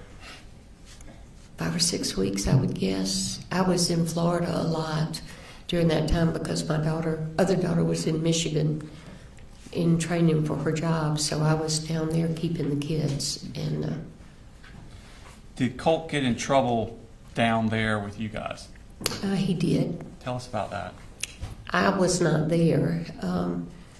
Colt, I know that Marcy was still doing a lot of drinking, and Colt just could not handle that. And I know that started it. I know that she called my husband and had him come over. He called the police. What was the purpose of calling the police? What had happened? Well, I think Marcy told him that Colt had hit her, but I honestly, I'm not sure about that. But something happened with them. They got into an altercation. Was Colt damaging property in the house? He did, apparently. He cut holes in the couch. But I have to tell you, this all took place while I wasn't there, so I never saw any of it. Did you see the happen. damage to the couch? I after? saw the cuts to the couch. Okay. And what was he cutting the couch with? I don't know. I would assume a knife. It looked like slit marks. Okay. Marcy and I were not on the most conversational level at that point. Did you have tensions with you and Marcy? Uh-huh. Okay. Did Colt ever do anything to hurt himself while he was down there? He did. I did not know about it, and I did not see it until Colt showed it to me and at the juvenile center. And what did he show you? He showed me the places that he had cut himself. Okay. And that happened down there in Fitzgerald? Down there. Mm-hmm. Okay. So he came and stayed with us for a few days, and then I think, if I remember correctly, Coley and I met halfway, and he got him. Okay, so at some point he goes back to live. Now you say Coley. Do you refer to Colin Gray as Coley? Yeah. Okay. I'm Just sorry. No, not your. Yeah. Whatever you call him is fine. I just want everybody else to know who Yeah. you're referring to. Yeah. Okay. So you took Colt halfway up to Winder. Mr. Gray came down and met Yeah, y'all. I think that's what happened. Okay. I know at one point we did that, but I'm not sure if that was the time we did it. Okay. Moving your attention further to October 13th of 2023, what happened then? That was when DFACS tested Marcy Okay. for drugs. Where were you at that time? My husband and I were in Virginia. Okay. I called DFACS and told them that we were going to be out of town for a week. Mm-hmm. And it was the first time I'd left the kids for that length of time. And I asked them if they would please do a check just to make sure the kids were okay. Okay. And they did. And they tested her for drugs? Mm-hmm. Okay. Yeah. When you got back, how long was it before you got back after that day? That was the 13th. I can't think we came home like the 15th. Okay. Coley had just come and gotten the kids. I was about to say, the kids were already gone by the Yeah. time you got back? Okay. And as far as you understood, the kids had moved up to Winder with Mr. Okay. How did Marcy take that? Well, she was not happy about it. Okay. And did that come to a head in November? Yeah. Tell me about what happened there. Marcy I don't know what she was taking, but I had been at Annie's with the kids. That's your other daughter? Yeah. Mm-hmm. And I was coming home, and when I got home, she asked me to walk outside with her, and I did, and she said, get in the car. And I said, where are we going? And she said, just get in the car. I said, no, I'm not getting in the car. And I said, where do you want to go? And she said, I'm going to Winder. When she refers to the car, whose car is she talking She about? was talking about my car. Okay. Does she have a car? She did, but I found out later that hers didn't have any gas in it. Okay. So I told her no, that I was not going to get in the car and I was not going to Winder. And she said, I'm going up there and I'm going to kill him. I said, no, you're not. You're not going up there. You're not going to kill him. You're not going to traumatize your children. You're staying here. And I turned around and went back in the house. And she followed me back in the house. And she had a fire burning. And we found out later that she had burned, my younger daughter was a soccer player. She had burned all of her soccer jerseys, all of her pictures, all of her personal things in the fireplace. And then she went in our office and called me in there, and there was a chair sitting there with a blanket on it. She said, I want you to sit down. I said, for what? And she said, I know you're going to call the police as soon as I leave, and I'm not going to let you do that. So I sat down and she taped me. And I didn't fight her because I have worked with emotional. She switched car tags and put mine on her car and left. In your car? No, she went in her car. She got money out of my wallet to Okay. put gas in it. Okay. So she put your tag on her car, Mm-hmm. took money from you to buy gas, and then Mm-hmm. She switched the tags because her tag had been flagged. And I didn't find that out until later. I didn't know what was going on. I heard her banging around in the house, and then she left. how did you get free? My younger daughter called. I didn't call her when I got home. I always called her. And she started calling my phone, and I wasn't answering. So she just figured I'd gone to bed. So the next morning, she still couldn't get me on the phone, so she called. You're still in the chair the next Mhm. morning? Okay. She called her best friend, who lives 3 houses down from us, and said, I need you to go to my house and check on my mama. Where was your husband at this time? He was in Virginia playing golf with our son. Okay. So she said, check the car first. If her person's stuff is still in the car, there's something wrong. So she did, and then Annie stayed on the phone with her and said, I want you to go in the house and look around and see what you see. And Mary Beth is the one who found me. Okay. Did you call the police? Mary Beth did. I told her, I said, I have to go take a shower. I can't do anything until I take a shower and clean myself up. And then I told Annie, I said, y'all just stay on the phone. And then somebody came to the house and was beating on the front door. Mm-hmm. And it scared Mary Beth, so Annie called the police. Okay. At some point, you find out that Marcy has been arrested up here. Uh-huh. Okay. And does she eventually end up back down in Ben Hill? Uh-huh. Tell me about how that happened. Well, they put her in jail here for what she did to Coley's truck. And then she went to court, and they gave her fines and all that, but they did the first felony, whatever that is, so she didn't have to stay in jail. So we had her transferred from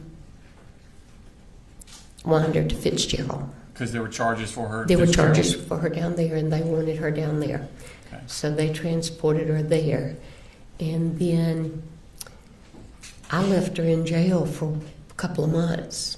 My husband didn't like it, but I told him, I said, she needs to get clean, and she's not going to get clean any other place. She may not even get clean in jail. But she was in jail altogether 5 months, maybe, Okay. something like that. And then she asked me if I would consider helping her get into rehab. Mhm. I told her I would, so I found a rehab, and I talked to the sheriff, and he said they would transport her to rehab. They Okay. did not want her to come home. But my husband insisted that she come home, so she came home for 3 days, and then we took her to rehab. Where was the rehab located at? The rehab is located in a little bitty town called Glenville, which is about an hour and a half from west of Savannah. Okay. And when was it that she went into the rehab? Do you remember?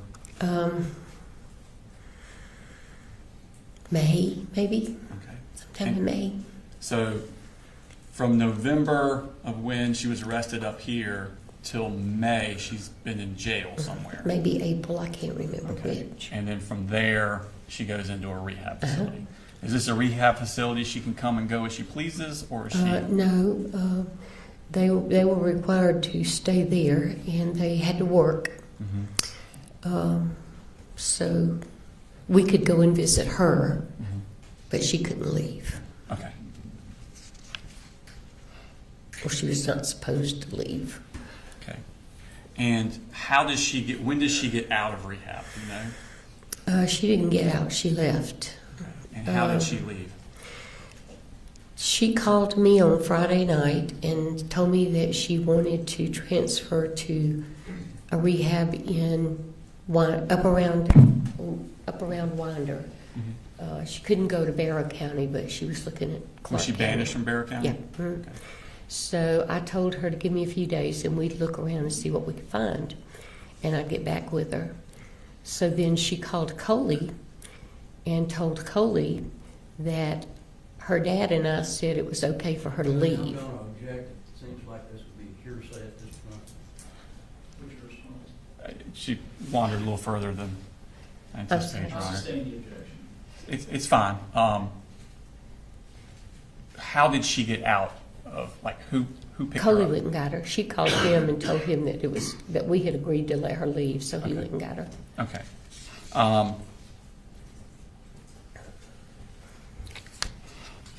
And where does she go at that point? She went back to Winder. Okay.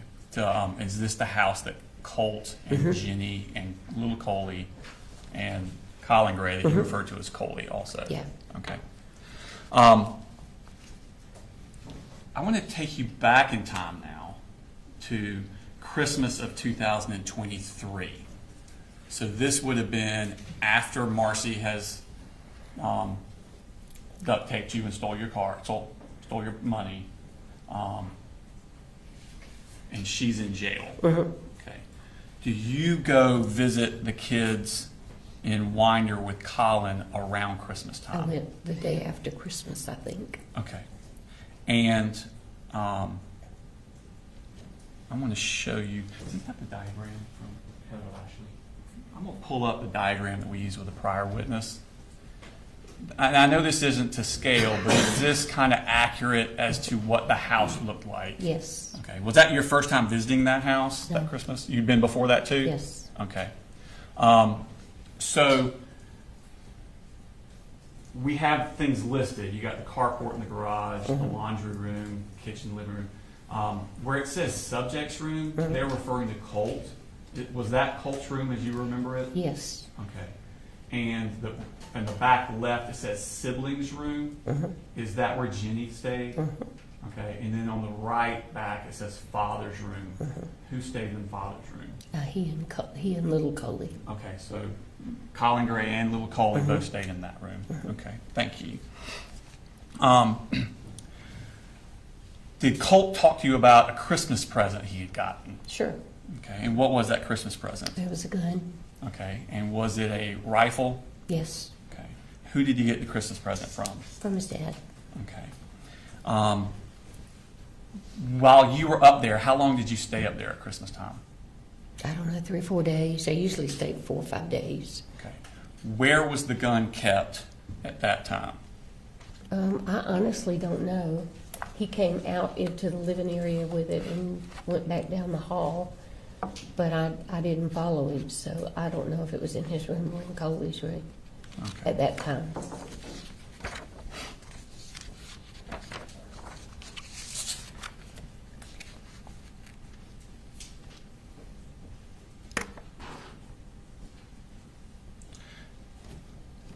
Did you see it? Did you go back up there after Christmas? How often would you go up there after Christmas? I went back for Colt's birthday his birthday was 14th of January. Okay, so shortly after Christmas. Mhm. Okay, where was the Colt gun at that time? It was in Colt's room. It was in Colt's room? Okay. I'm pretty sure it was. I Okay. couldn't swear to it. And when would be the next time you went up there? Probably sometime in February. I tried to go about once a month after they moved up there. Cause, Okay, so once a month? yeah, And whenever you went up there, where was the gun?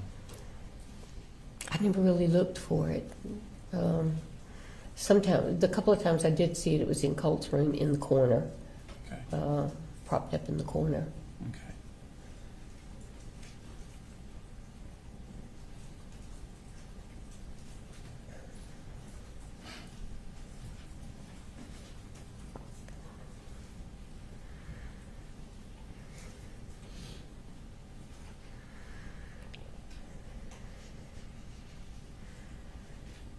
Do you remember giving a statement to an investigator with the Bexar County Sheriff's Office on September 9th, 2024?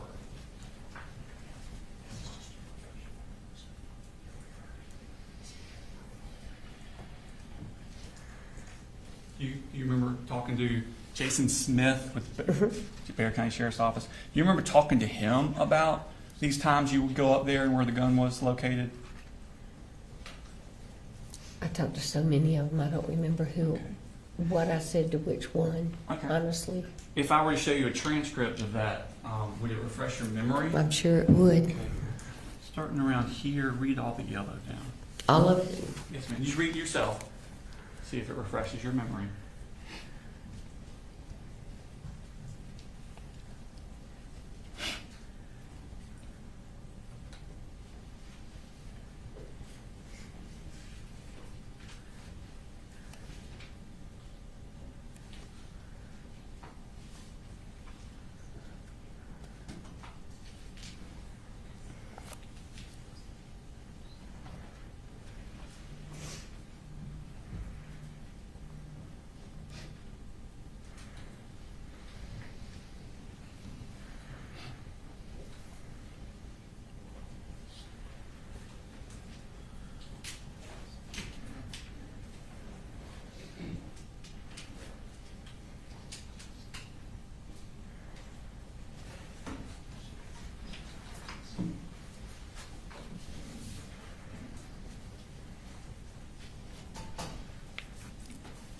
Does it refresh your memory? Yeah, Okay.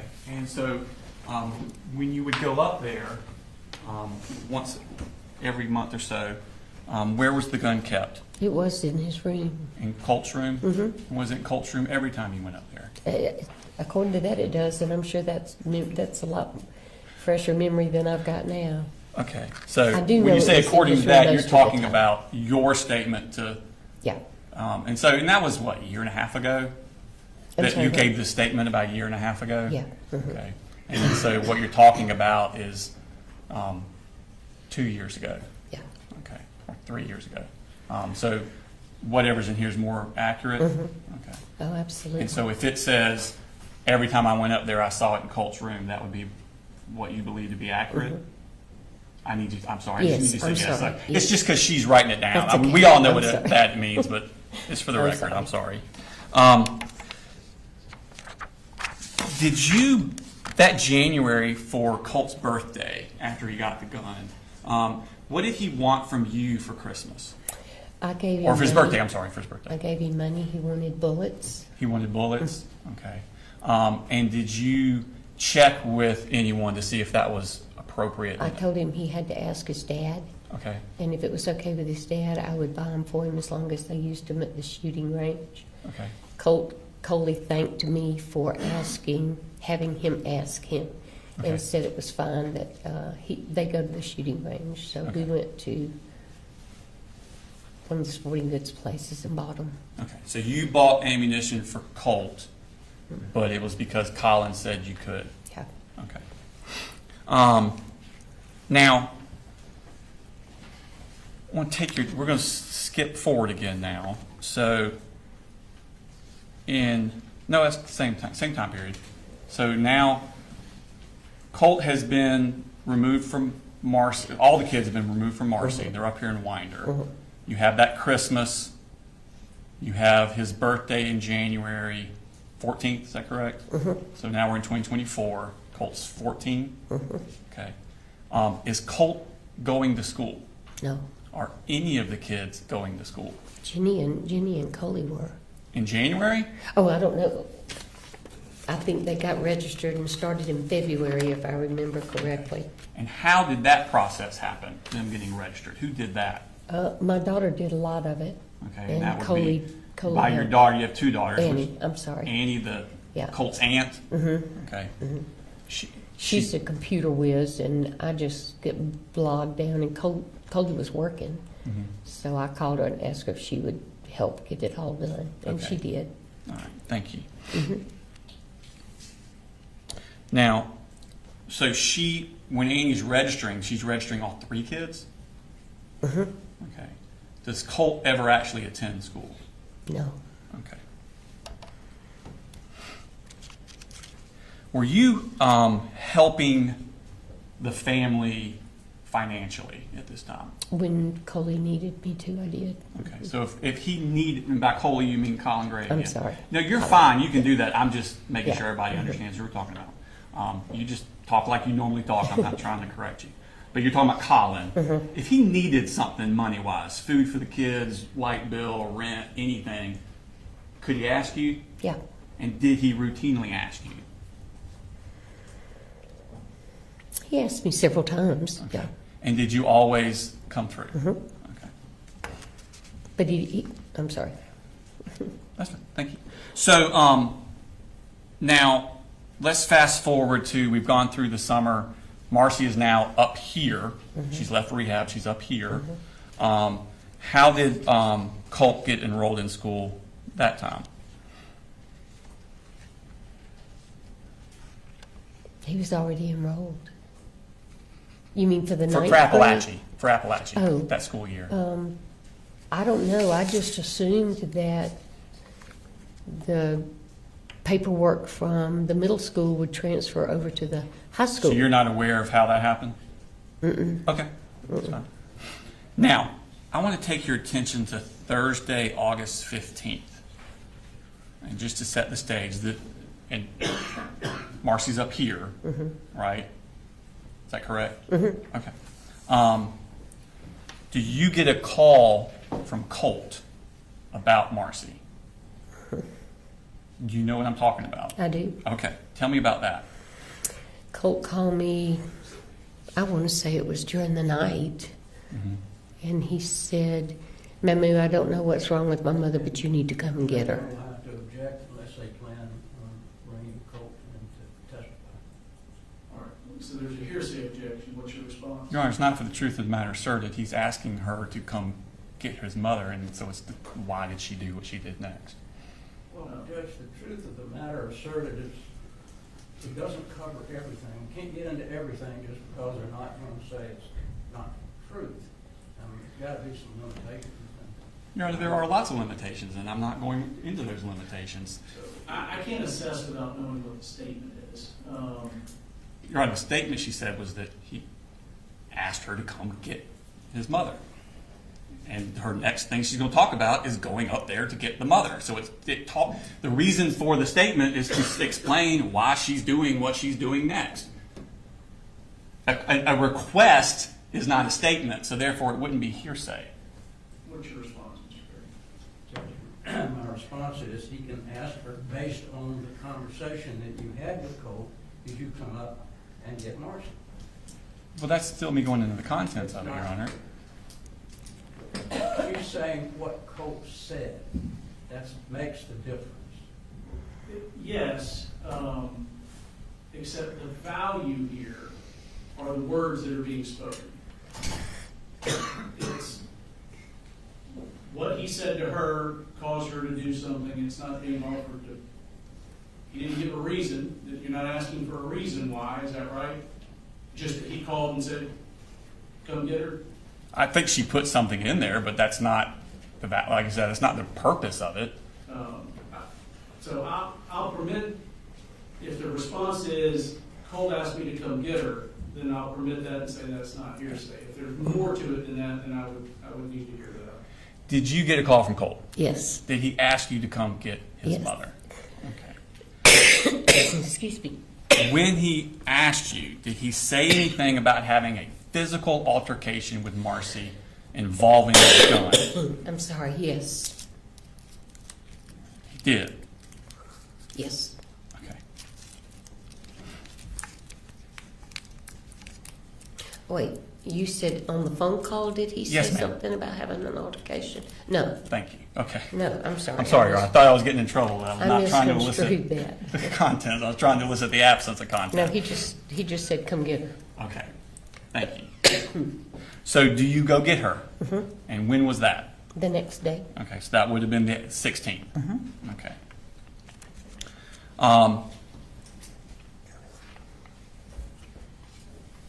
Had Colt texted you that morning while you were coming up? He did. Based on that text, where did you think Colt physically was? At school. Okay. When you arrived, who was at the house? Colt was, but we did not know it. Okay. Thank you. Who else was there?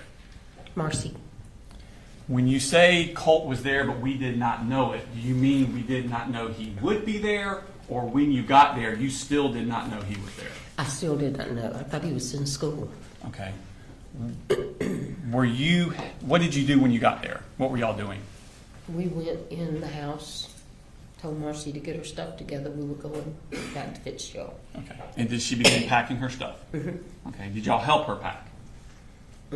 Where were you standing while she was We were packing? in Coley's room. I was sitting on the bed. Charlie was just walking around. And is that where her stuff was, in Coley's room? What she was getting at that time. Okay. Did you see Colt at all? No. You have any knowledge that he was in the house at that No. time? Okay. No, I thought he was in school, so we didn't even look. Okay. He didn't come out and say, "Hey, Mamu." Okay. Was there damage to the door to Jenny's bedroom? Okay. And I'm sorry, I'm gonna need you to say it out loud. So Yes. Thank you. Was there discussion between you, your husband, and Marcy about the damage to the door to Jenny's room while you were in the house? Marcy and her daddy talked about it. Okay, thank you. When you were leaving, did you see Colt? Yes. Tell me about that. We were getting in the car and he opened the door. The door of what? The back car? door. The back door of the house? Mhm. Okay. He had overheard a conversation she and her daddy were having, and it really upset him, and he was just yelling, "Don't come back, you lied to me, you're making all this up, don't you call defects on my daddy." What was his demeanor like? He was just upset. Okay. Was he furious? I would say probably yes, he was. Okay. And did he threaten to kill you all? I honestly don't remember if he said that or not. Okay. If you had said it at one of these earlier interviews, would that be? Oh, yeah. It would be more Yeah, accurate? no, it would be accurate, yeah. Okay. Did you tell Colin about this, what he said? I can't remember if I did or not. We talked to him and went by to see him to take some medicine. And I figured that Marcy probably told him. I don't remember if I told him or not. Okay. I don't When you remember if were- I talked to him during that time. This was upsetting to everyone that Colt's come out yelling. Oh, yeah. It was to them. Okay. And so y'all leave at that point? Yeah. Are you in communications with Colin during that drive, or someone in the car in communications with Colin during that drive after Colt? was done? Marcy was. We went by to see him. And Marcy, they talked for a while. Okay. I honestly don't remember if I talked to him or not. Okay. And At that where was point- he? You say you went by to see him. Where did you go? He was at work. Okay. And did you give him anything for Colt when you went to the work? Marcy gave him some medicine. What kind of medicine? Zoloft, And whose medicine was that? Marcy's, Okay. And what was the purpose of giving it to him? because Marcy had been giving it to Colt. Okay. And so what was the instructions to him about that Zoloft? I assumed to continue giving it. Okay. I wasn't in on the conversation.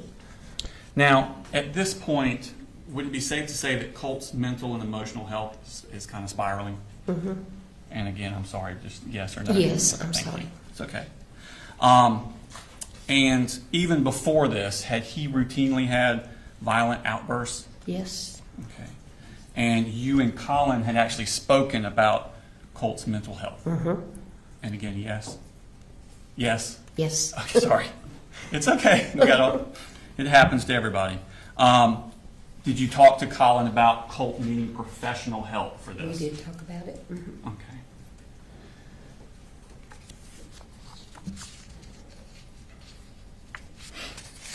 Did you tell, when you stopped off to give the Zoloft to Colin, did you tell Colin about what Colt had done when y'all were getting in the house? I didn't talk to him. You didn't talk to him? No, Okay. we stayed in the car. Marcy, he was working around in the back of the fire station. Okay. Marcy talked to him.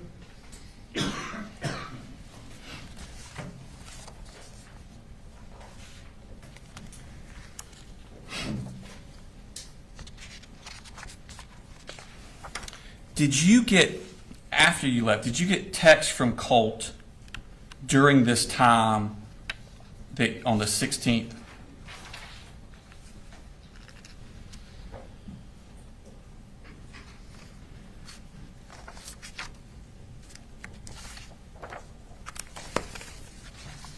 Hold on just a second. Wrong page. Sorry. Thank you.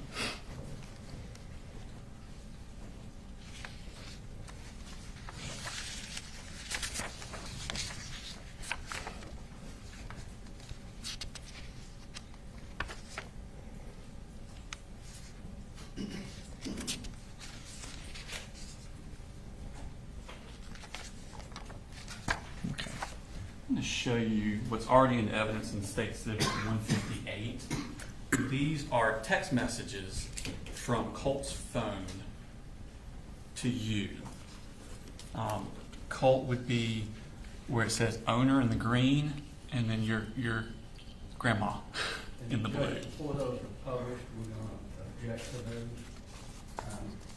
These are text messages. Colin is not part of that text chain. They are between Colt and his grandmother. The statements that are made, we don't have an opportunity to have Colt come in and testify about what was going on, why he was saying these things. So it puts us in a pretty precarious position, especially the fact that we don't believe that Debbie ever communicated any of these things that were said to Colin. So that makes it even more of a problem. So we would object to any and all of the text messages that the state plans to put in. So the objection is essentially their hearsay. It's hearsay, Judge. Correct. Your Honor, if I could, I would like to lay the foundation for their accuracy, and then I will let you look through them. And once you've looked through them, then I will explain the relevance of them before I post them to the jury. Okay, so, yeah, presently don't go through the content or publish it to the jury. Have you had a chance to look through them? Do they accurately reflect the conversation you were having by text with Colt as you're on your way up and leaving the house? Okay.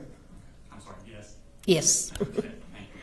So at this time, Your Honor, you can flip through those, and then we'll go through the contents of them.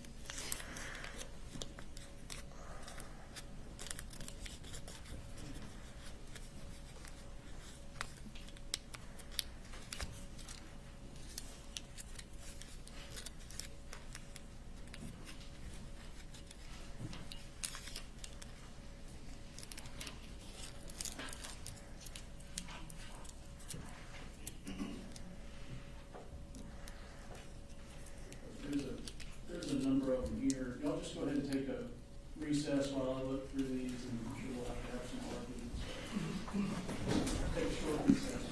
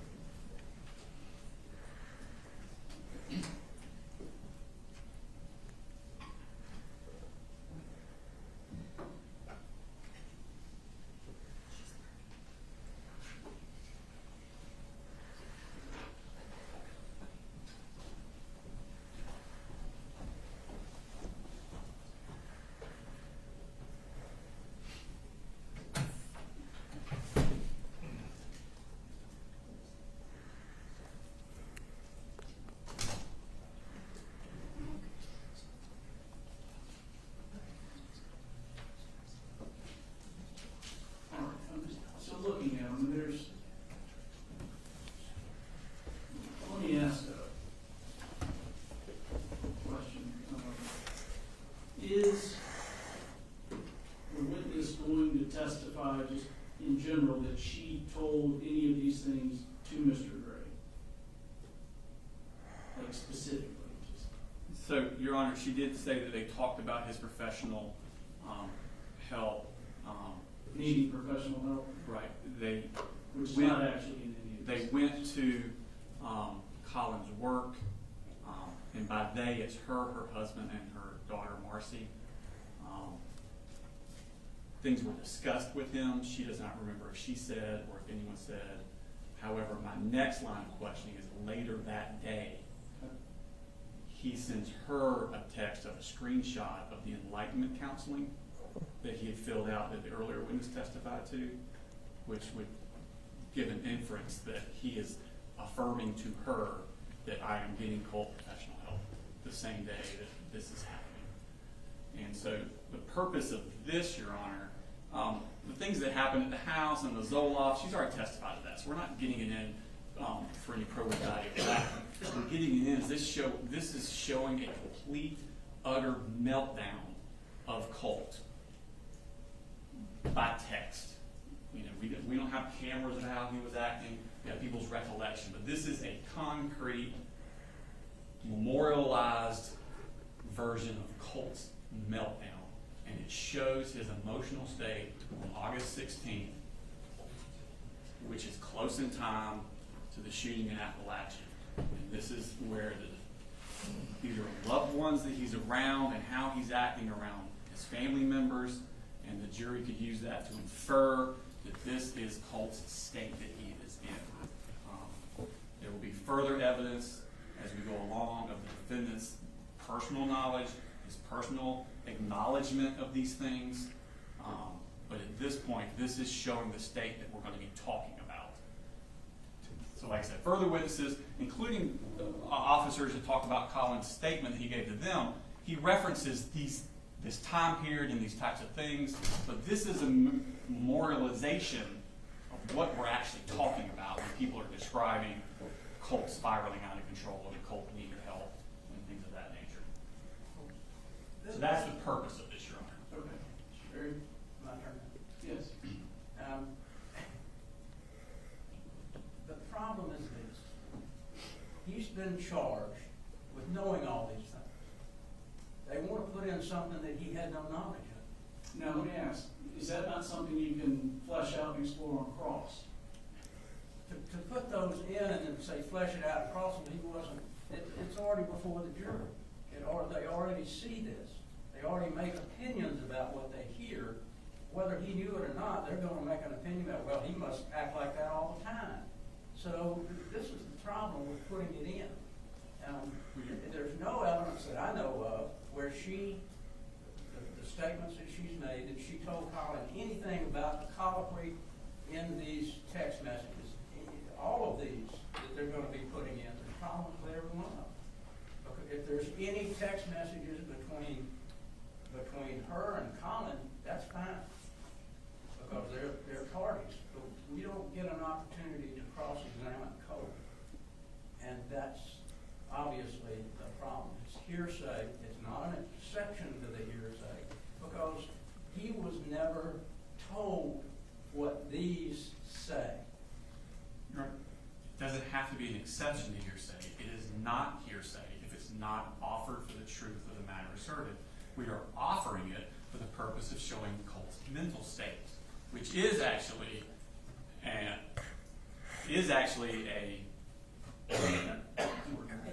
exception to the hearsay rule. Excited utterances, his emotional existing, this is 803.3, existing mental, emotional, and physical condition. Statement of declarant's then existing state of mind, emotion, sensation, and physical condition. That's not hearsay. That's an exception to the hearsay rule. So while we would argue it's not only not hearsay, but even if it was, there's an exception to it, because the purpose is to show Colt's mental state on that day. We will put in evidence with other witnesses about his knowledge of it, but I can't put all the evidence in for the entire trial in one instant. It has to be a series, Your Honor. Well, I guess it's okay then for me to ask the detective who took Colt's statement, all of the hearsay from his statement. Only if there's an It's exception. the same thing. Well, It's so fit let into me the give law. you an example. So, is the statement being made by an out-of-court declarant to prove the content of the statement's truth? Okay? This text says, with the shit you pull, you'll rot in the deepest pits of hell, according to your God. I don't think that's being offered to prove that the witness will actually rot in the deepest pits of hell. So it's not being offered to prove that. It's being offered to show that it was said. You know, is it relevant? I think they win the relevance argument on they can use this to argue and infer what Colt's mental state of mind was at the time. If Colt says, fuck you, he's not saying it because he wants that to be true. That's not something he's actually going to do. It's the mere fact that he said it, and that's the value in it. Now, where he says, I've already told Dad everything. Well, I think potentially, the jury would need to be informed that that one arguably is, for the truth of the matter asserted. They can't prove that Colt actually told Dad everything based on this text. So, that text, I agree, there's an issue. Your Honor, I would argue that text he's referring to, I've already told Dad what y'all did at the house, not that I'm crazy and that kind of I don't know what he just says. Well, that could be brought up in cross, and I can clear that up also with the witness.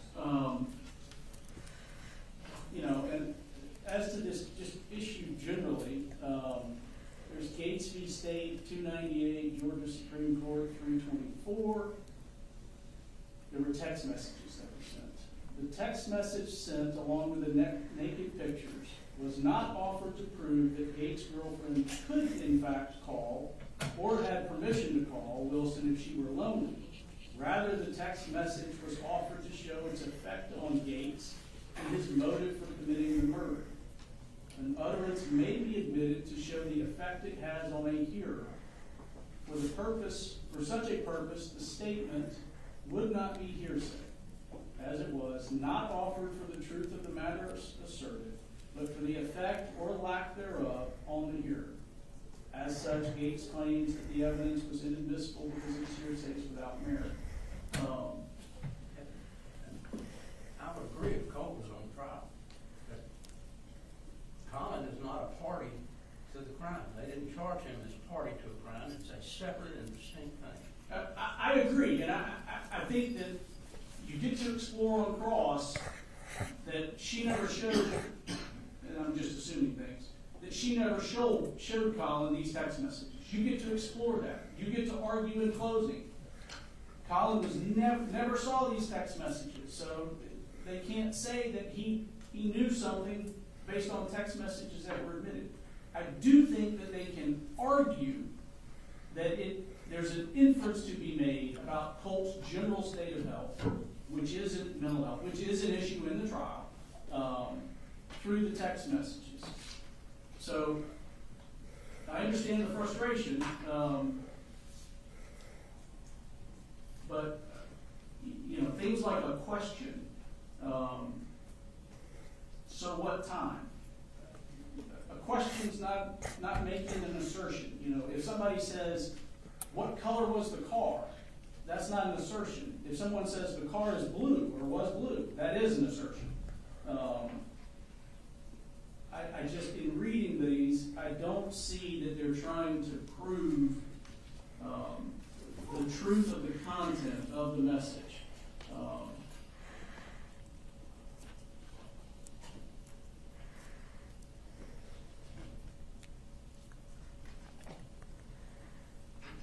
Now, there's one that's got an image attached. I can't tell exactly what that image is. I don't know what it is either, Your Honor. We just put it in there for the completeness of it. I can't tell what it is. It's probably like a picture he took of something. I don't know.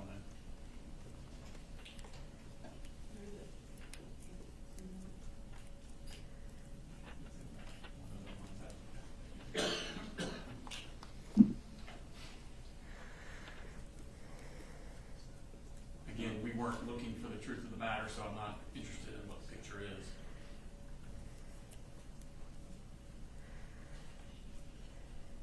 Now, Mr. Gray, I'm happy to instruct the jury that the messages are being offered not to prove the content, the content of Colt's half of the messages are true, but that the state argues that they're to show his mental health.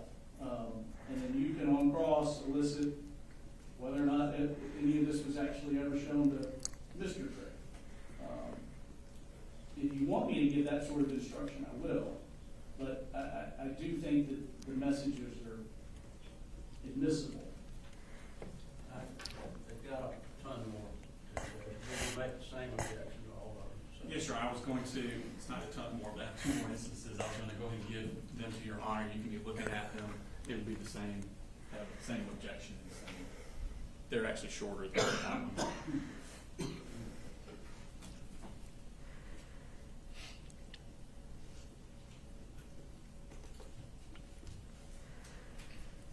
These are on different days, Your Honor.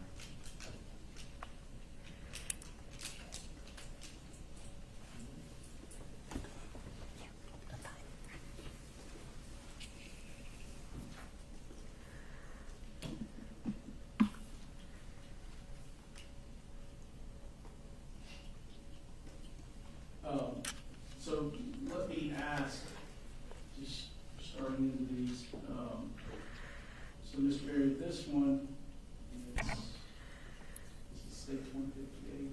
I think it's stakes 158. This is from Colt to the witness. You're blatantly ignoring my calls, and so I'll just say this. Ask Mama why the fuck she was drunk that one to the point where she was literally passing out. After Dad told her he didn't want to drink any of that Jack Daniels he got from a coworker for his birthday, and then he lied to me saying that she was just tired. Do you want that one out? I think, to me, arguably, that the content of that is more of the truth of the matter asserted than, I don't know if you think that one is good or bad for you, though. Well, I don't think any of them should go, but certainly if they. I'm trying to use a scouting. Play these, then play that one too. Here's one where Colt says, I have been going to school, and I go to the library to do work. That's why I don't eat. I threw up last night, asked Daddy. He literally had me clean up. So, to me, that makes it look like he's going to school and went to the library to do work. So potentially the content there is something, to me, that's more about a state of mind than the content, or it's more about the content than the state of mind, sorry. Do you want that one excluded, or do you want? If the court's going to allow the others, I think we ought to allow those as well. Okay.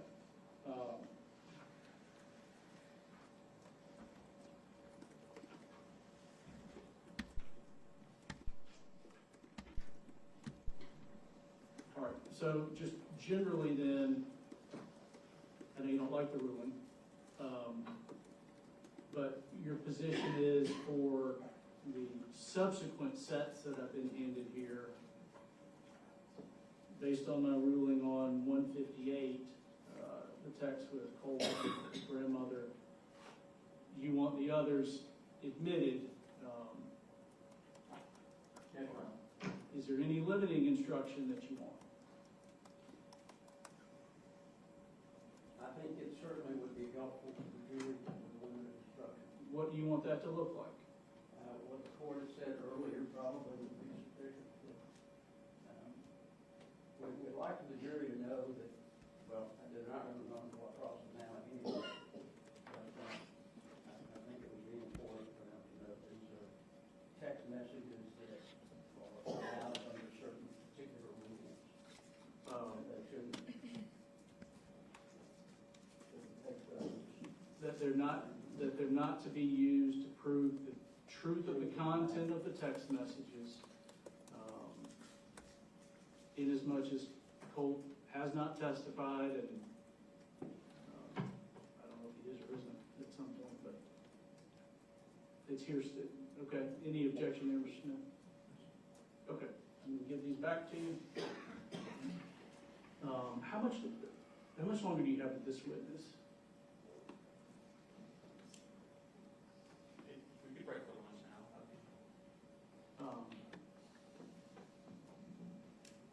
All right. And y'all, I know you said you need probably an extra 20 to. I'm going to say 30 now, because I think I'd like to speak to Ms. Brooks about the next witness, so we don't have to have this, Okay. to see if we can shorten this process, All right. if that makes sense, Ms. Brooks. Yeah. Brooks, if you want to bring him in, Yes, sir. we'll go ahead and break.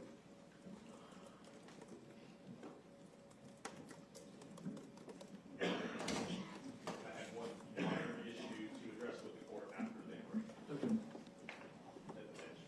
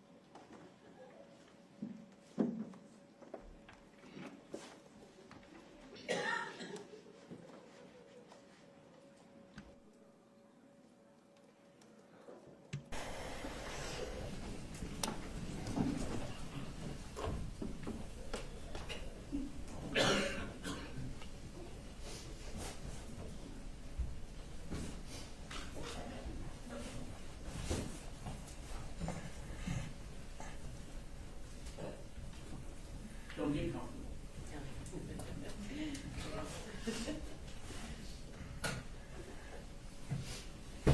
All right. Much of the trial has been incredibly smooth, and probably going quicker than people anticipated, but we're hitting points where we're having evidentiary issues that we're just having to work through. There's some more of those on the horizon that we're going to try and address at the lunch hour, which is going to result in just a longer lunch. So why don't you all plan on taking a lunch recess till 12:35? Well, I'm sorry, 1:35. 1:35, and then waiting longer. Sorry. All right. Be in lunch till 1:35.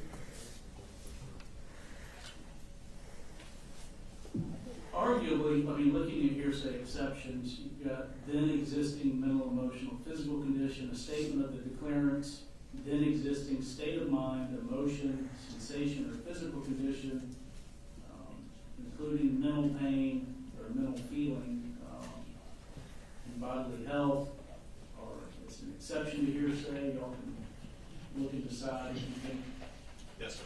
needs to qualify there as well. What time do you want me back on the bench? We're ready to go with this. I'm sorry, I don't have the next witness. It's not much. Yeah, I mean, probably 1:20. I don't feel like we'll have as much of a disagreement. We're pretty reasonable. I'll take the bench at 1:50. I'll take the bench at 1:50. I think they said Ms. Hall would be more reasonable. Hurts my feelings. Good cop, bad cop. Thank you.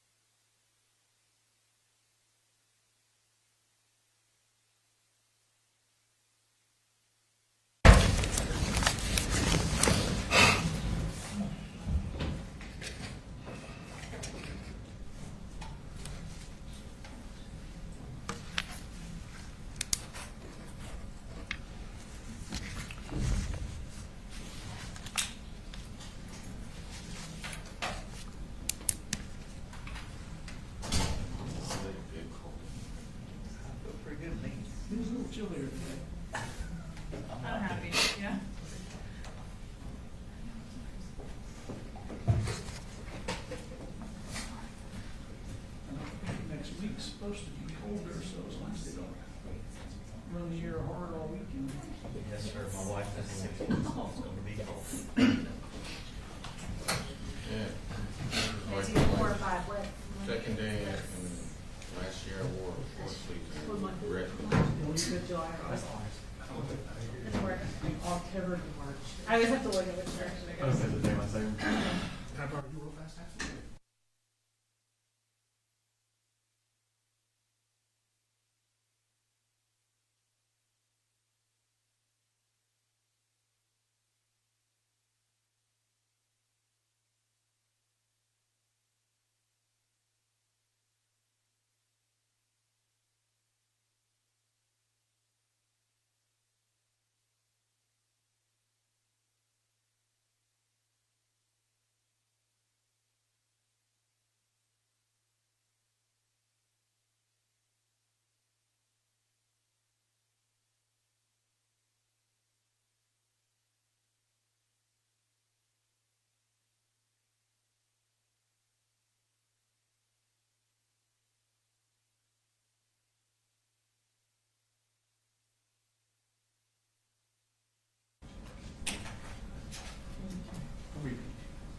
Absolutely.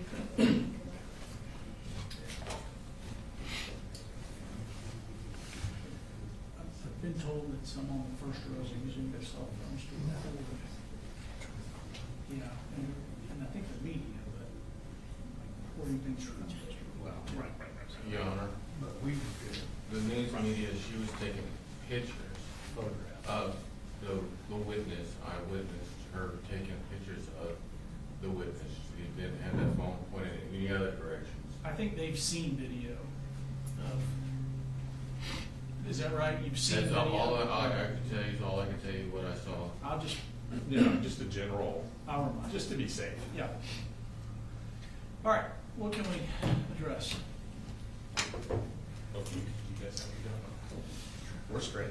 I think we're good. I did leave my shoulder pinch there, but there is one I email. mean, they take pictures. Yes, Right. I think they saw something online that there was some recording around the table.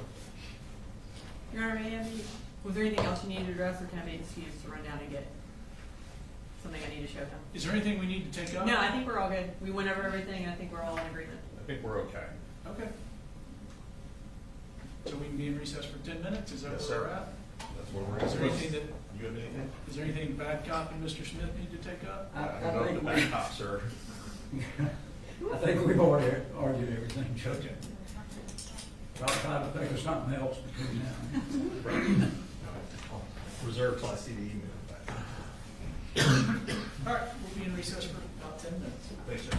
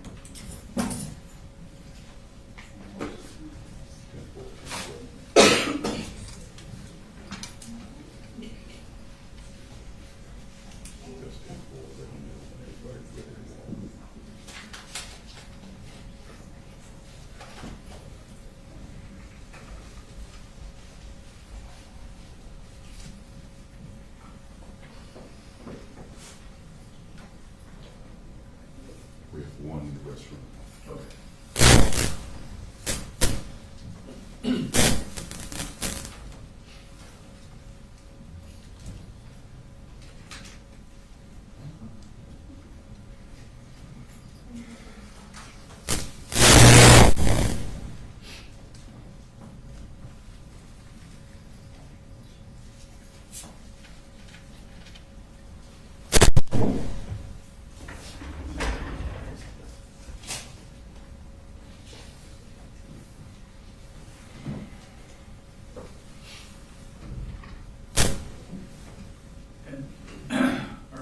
Remind me where we landed, Mr. Gray. Do you want limiting instruction or not?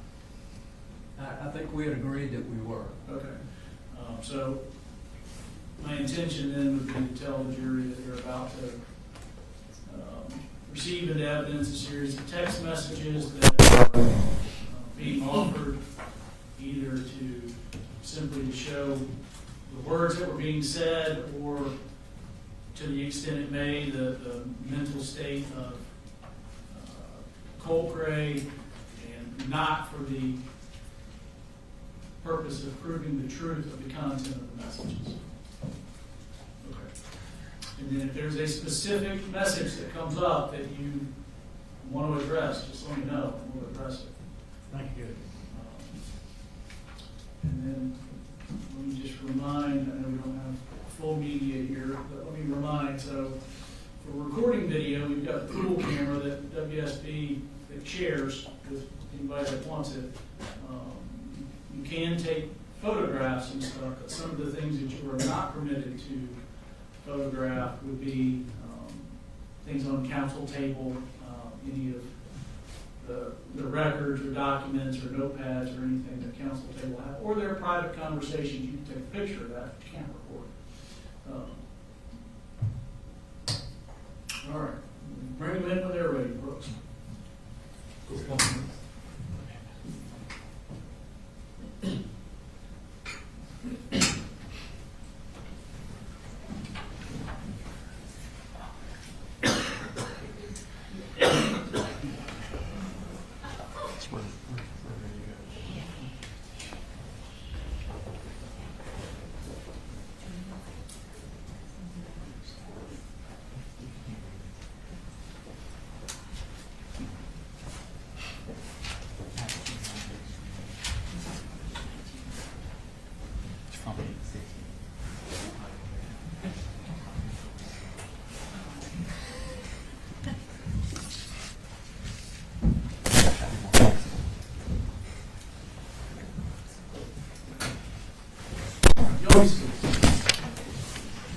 So, ladies and gentlemen, either presently or very shortly, you're going to receive into evidence a series of text messages. Understand that the text messages are being offered simply for the words that are spoken in the messages, or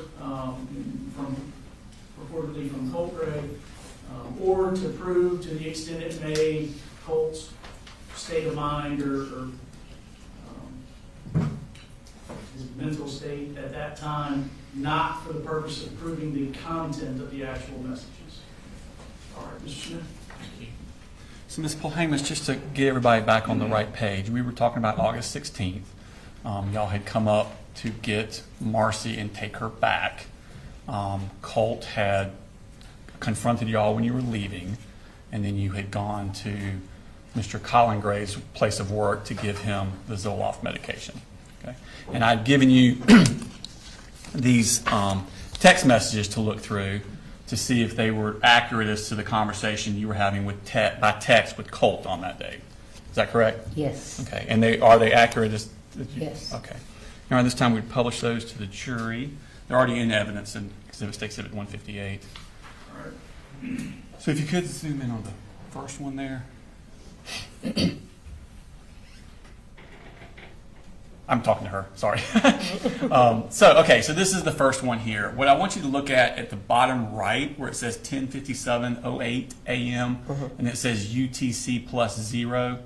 So what that means is that's the uniform time stamp. That is going to be 4 hours faster than us. So we would be UTC minus 4. Okay, so where it's showing 10:57, that's actually going to be 6:57 a.m. Okay, does that make sense as to about the time that this text would have been coming in? Okay, and so he asked you there, Dad wants to know when y'all are coming. All right, and you respond a couple minutes later, we'll be there in a little bit, just getting up. If we don't get there before you leave, I'll be back to see you guys after we get something done with your mom. You, bud. Have a good day. Was this you still anticipating him going to school that morning? Okay. Yes. And then, so I think this is him asking you that same minute, so what time? And you respond. Or y'all driving, or...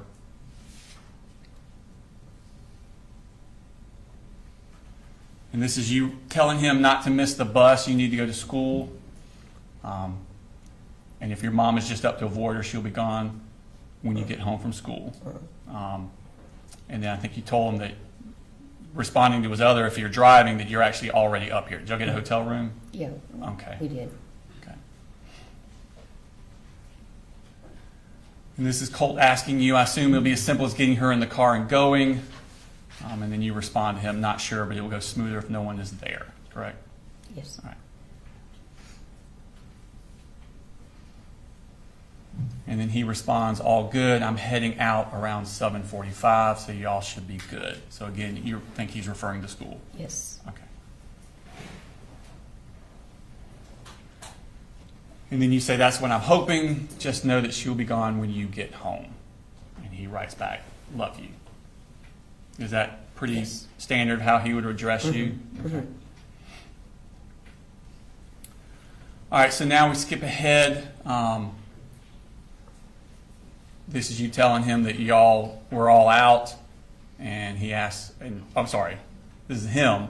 All right, we're all out. So this is going to be 8:24. Where are y'all? At 8:25. And you're like, headed to the house, please relax, try to enjoy your day. And he responds, I will, correct? Yes. Okay.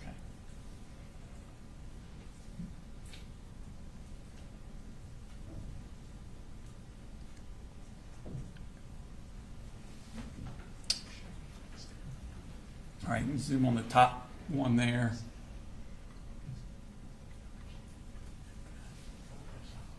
And that's him sending you a picture, and that's a picture of the hallway at the school. Okay. Yeah. And he's telling you he's leaving this here for your sake. He knows it. Does he know that it's important for him to go to school? Yeah. Okay. You stress that to him? Yes. Okay. And that's just saying a status that you read what he'd given you. So now we're up to, this is going to be, trying to do my math, 9 o'clock, the 1:02. Make sure mom leaves my Zoloft.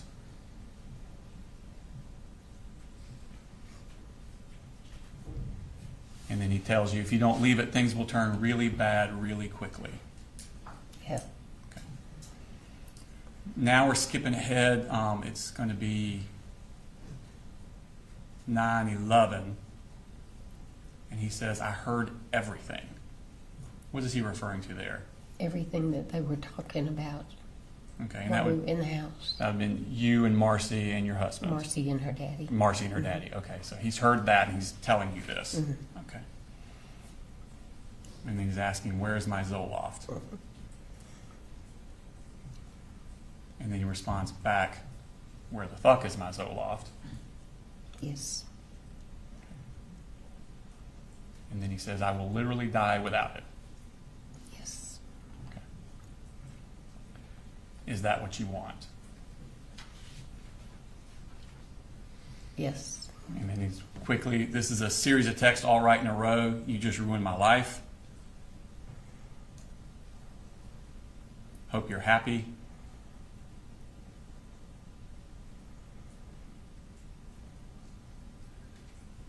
Why would y'all lie and say I threatened to kill y'all?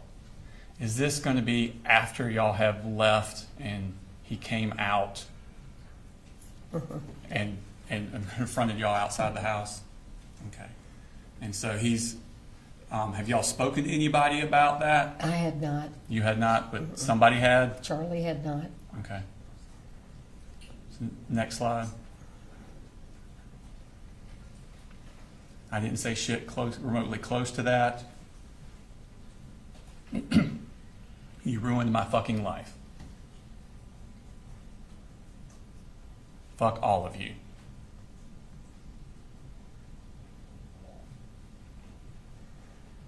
Fuck you. Fuck you and your God. With the shit you pull, you'll rot in the deepest pits of hell, according to your God. You are fake.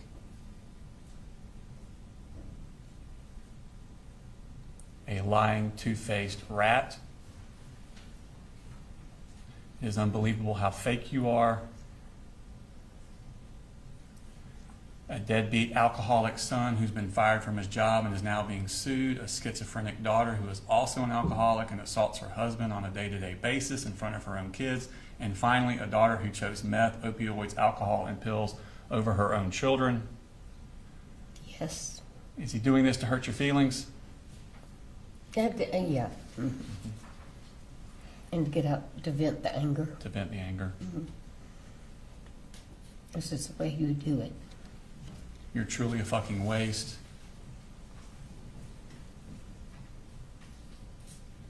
If you call DFACS and my dad ends up fired,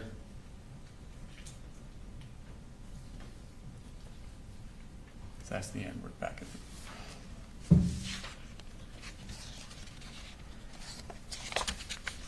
I heard everything. Okay, I'm sorry. Thank you. And I've told Dad everything. You are fucked. So these were all a string that came in all once together. One right after the And other. then, so you're reading those all kind of at once. Do you respond to them then? This is you. We gave your medicine to your dad. He will bring it to you. Your mom was the one who said the only way she would leave is if we called DFACS. I want you to have a chance to prove yourself on the Zoloft. Maybe you can with your mom gone. I know you're upset, and I'm sorry. Once again, the lies are muddying up the waters. I'm sorry we have such a screwed up family. I still love you and hope things will settle down. Yes. And he responds, my mom wants DFACS called after the shit she's done to this family. Wow. Yes. And you respond, I know. Hoping to get her out will give you guys a chance to settle. Be sure to take your Zoloft and go to school. Yes. Did Colt often have outbursts like that? Verbal outbursts? Usually once every couple of weeks he'd blow off at me about something. Okay. Now, later that same day, and again, Colt is doing this. He's obviously in a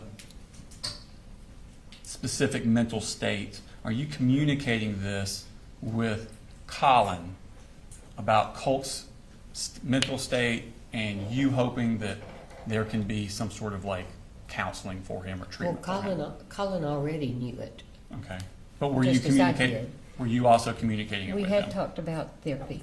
Okay. And on that same date, I'm going to show you what's already in evidence in State Civics 156.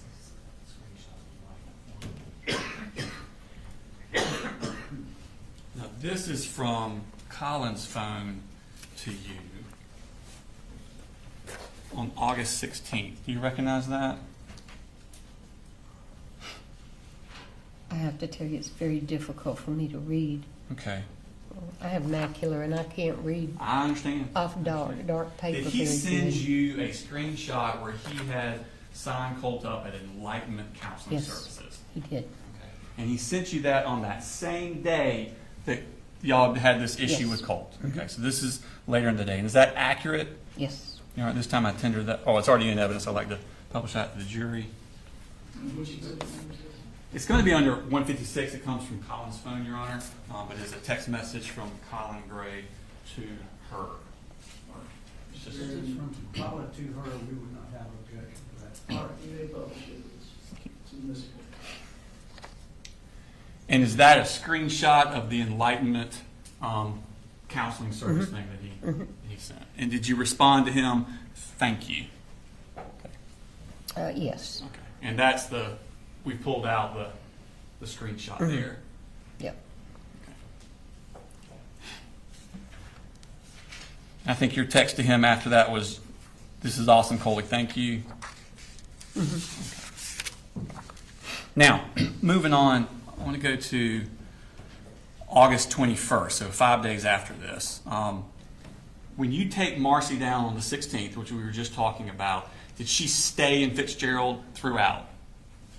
Did she ever come back up to Winder? Yes. Let me change the dimensions there. Yeah. You take her down on August 16th. Yeah. Prior to the shooting in Apalachee, does she ever come back up to Winder? No. So she stays down there with y'all in Yes. Fitzgerald. Okay. Until after the shooting. Okay. Yeah. So on the 21st, which is August 21st, which is a 5 days after we just talked, did Colt talk with you about having urges to hurt other people? He talked to me about urges to hurt himself. Did he ever talk to you about urges to hurt other people?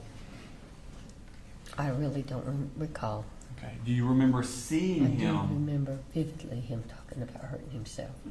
Do you remember seeing him when he had in one of these urges to hurt other people? Not that I'm aware of. Do you remember a text conversation between you and Colt where he tells you about having urges to hurt other people and you responding, yes, I've seen you in the middle of that? Okay, then I guess I did. Okay. I honestly don't remember. That's okay. I will show you these text messages from the 21st. Again, Your Honor, this is under States 158, which is from Colt's phone. You can just flip through those and look at those.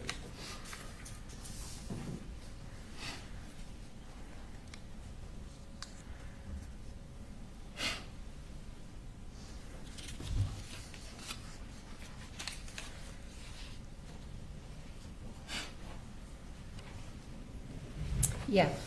Okay. Do you remember that now? Mm-hmm. Okay. Are those accurate text Yeah. messages? Mm-hmm. Okay.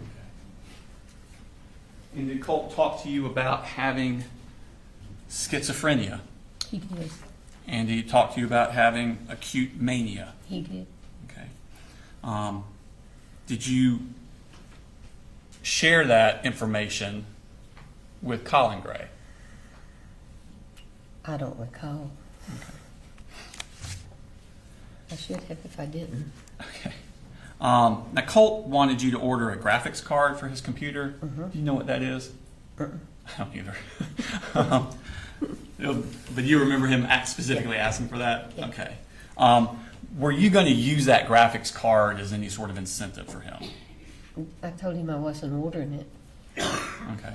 He wanted to know why, and he kept going at it. And I said, you start going to school and doing what you're supposed to be doing, and then we'll talk about it. Okay. Would he have vulgar outbursts if he did not get this graphics card immediately? Well, yeah. Okay. So at this time, we're going to look at those text messages from August 21st.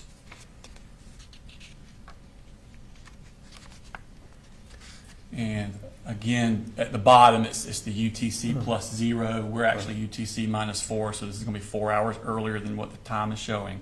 But he asked you, did you order the graphics card yet? Yeah. And immediately says, you're blatantly ignoring my call, so I'll just say this. Ask Mama why the fuck she was drunk, that one to the point where she was literally passing out after Dad told her he didn't want to drink any of the Jack Daniels he got from a coworker for his birthday, and then lied to me saying she was just tired. Yeah. Fuck you. Is this all in relation to him really wanting that graphics card? Yes. Okay. And then you respond, Colt, I love you. I'll do anything to help.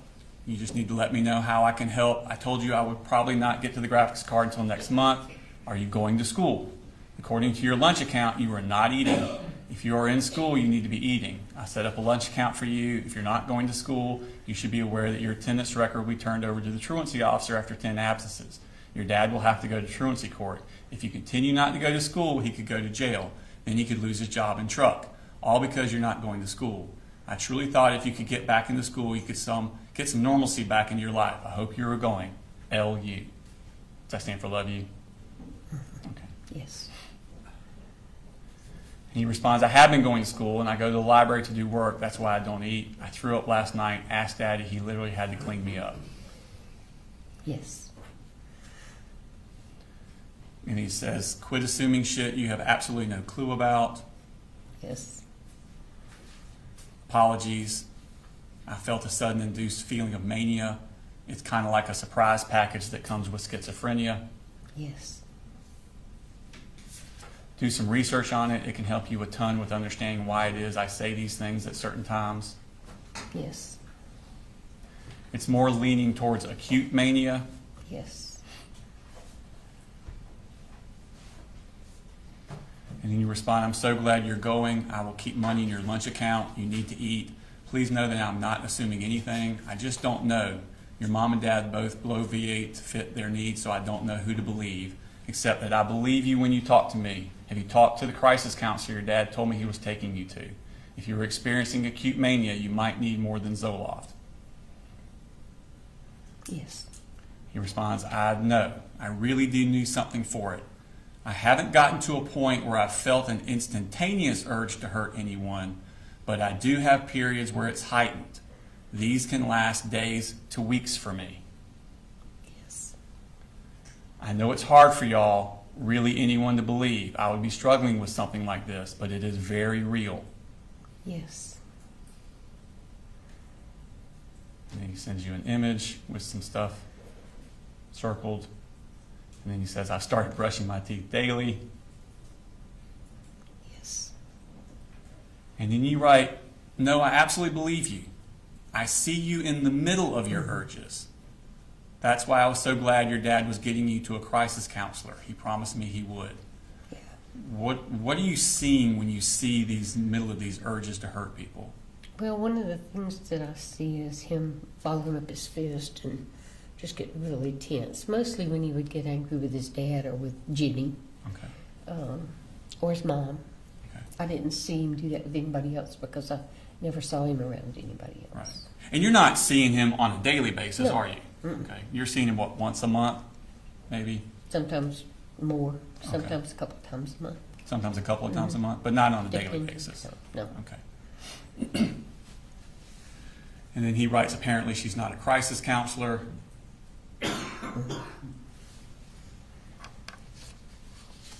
I wish she was.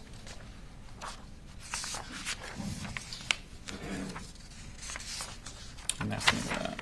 Okay.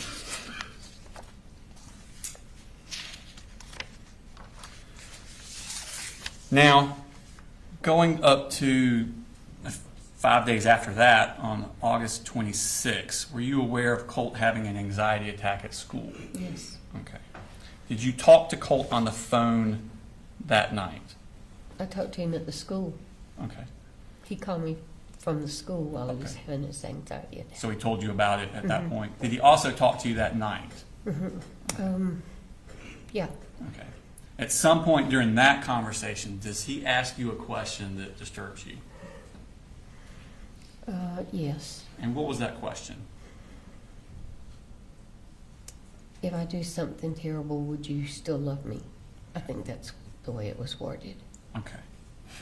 And do you, at that point, did you know who Nick Cruz was? No, Did Colt talk to you about Nick Cruz? not that night. Not that night? I went back up there, and in a conversation we had a day or two later, Okay. we were going to McDonald's to get food, and I can't even remember how the conversation started. But he asked me if I knew Nick Cruz, and I looked at him and I said, I've never heard of him. I didn't know who he was. And he looked at me and he said, "Are you serious?" And I said, "Yeah." He said, "Well, have you heard of the Parkland school shooting?" I said, "Absolutely. I read all about it, but I don't remember who did it? And he said, Nicholas Cruz did. Mm-hmm. I said, well, how would you know about all that? And he said, I've been reading about it. And you're sure that wasn't the same day that you had the conversation? And or that wasn't the same conversation? It could have been. I can't promise you, but I do. I just vividly remember it being on the way to McDonald's. Okay. But I may be wrong. Okay. I don't know. If you had given a different statement on September 4th, 2024 to the GBI agent that was in the same conversation, would that be correct? Probably, yeah. Okay. Either way, when he asked you that question about if I did something terrible, would you still love me? And you said it bothered you. What did you do in response to that? I asked him why he would say that, later. And I said, why would you think that I wouldn't love you? And I said, and he said, I don't know. And I said, well, why would you think about doing something terrible? And he said, I don't know, I was just asking. Okay. And of course, my first thought was suicide. Yeah, I can see that. So I got in the car and went up there. I was going to say, so when I was asking, you went up there? Yeah. So when you get this phone call, you're down at Fitzgerald, Mm-hmm. okay, and you immediately come up here. Mm-hmm. The next day. Okay. And did you make any phone calls to anyone in relation to that? I did. I called the Advantage Crisis Center in Athens Okay. and talked to them and told them that I was really, really concerned that he was showing signs of manic behavior and talking about hurting, and I didn't want him to hurt himself. And she said, well, you can bring him in. I'm going to get into that in a second, Your Honor. I am going to ask her that, and I will argue it at that time, but I want to do something else. She was getting a little further along than my question, so I have something else I want to go to before we get to that. For the moment, then I'll sustain it.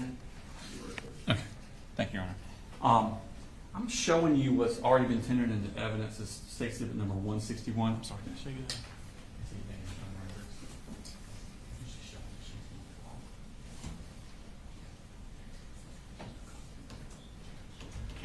Showing you State Exhibit number 161. These are some already put in evidence. They're the phone records from Advantage, and it shows that a phone call was made on August 27th at 2:02 p.m. And I want you to look at the number from and tell me, is that your cell phone number? It is. Okay. And what is that cell phone number? 425-229-425-5704. Okay. So those records reflect that you were the one that called at that time to Advantage paper. Yes. Okay.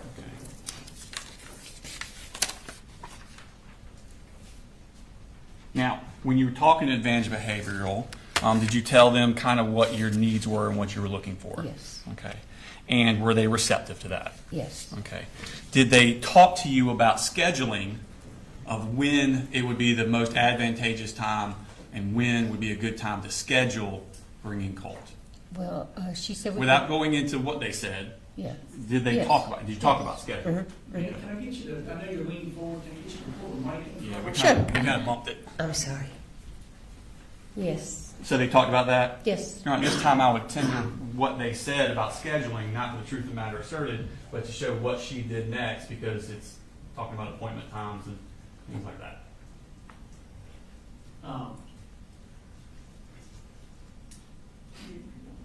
You're renewing your hearsay objection? Correct, yes.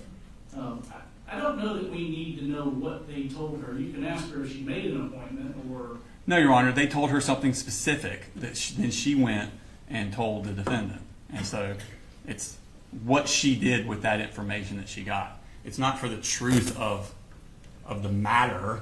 It's what she understood the process would be to get Colt there, and then what she did with the information of how to get Colt there. Whether or not that how to get Colt there is that information is true or wrong or correct or factual doesn't matter. The instructions were given to her, and then she did acted on those instructions. So the truth of the instructions aren't as important as the fact that she received them. Well, I mean, that's going to be the evidence of the case. You want me to keep going? from the jury, or? Well, I thought you were indicating you said she told Mr. Gray. Yes. Did you say that? Yes, sir. Yes, sir. She then went to Mr. Gray to, yeah. Okay. Maybe we should approach Judge Evans and argue.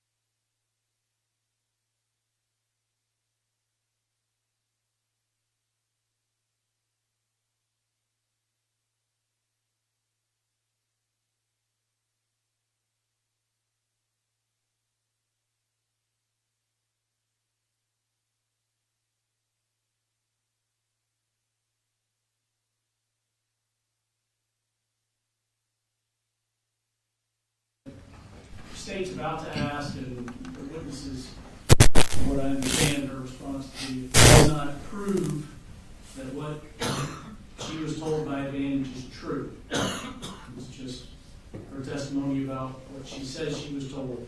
It doesn't mean that whatever this content is, that it's actually true. Okay. Go ahead. So you talked to somebody at Advantage. Did they Yes. tell you who could bring a child in? Parent. And they told you it was a parent. Okay. Did they tell you when would be the best time to bring She a child said in? Saturday morning, Okay. Did she give a reason? because there's very few people in the clinic. Okay. And Coley could go on a Saturday when he couldn't go during the week. Okay. Thank you.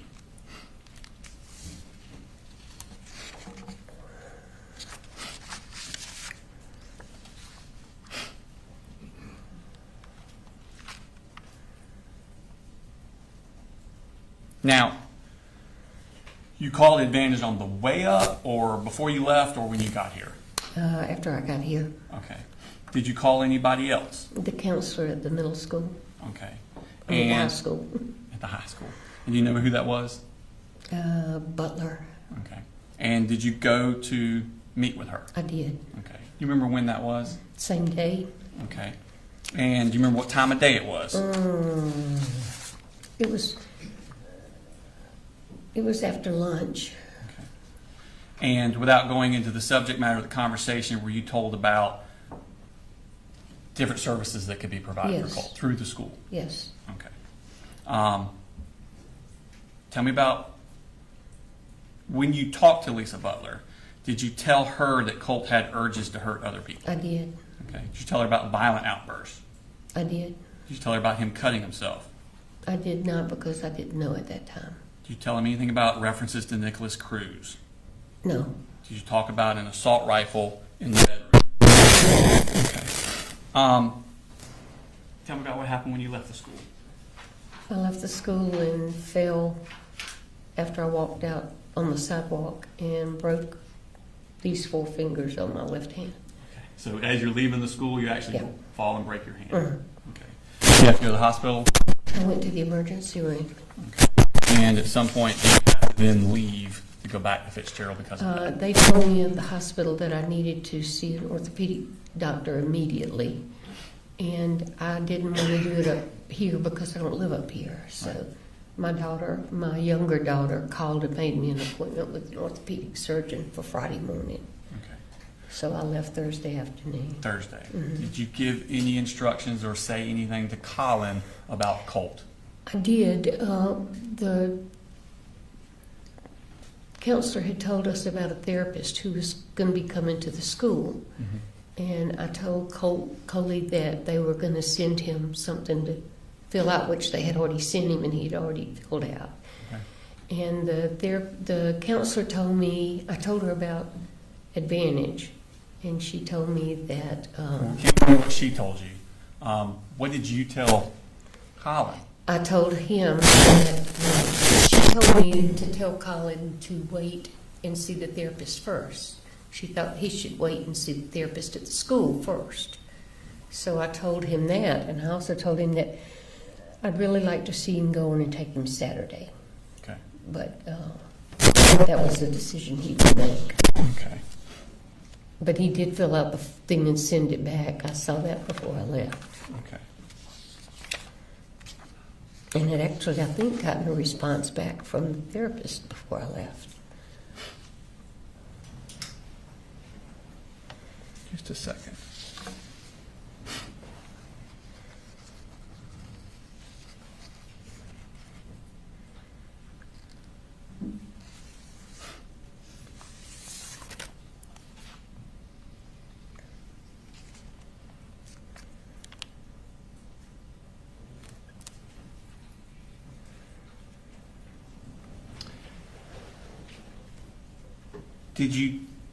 Did he tell you that he would take Colt on that Saturday?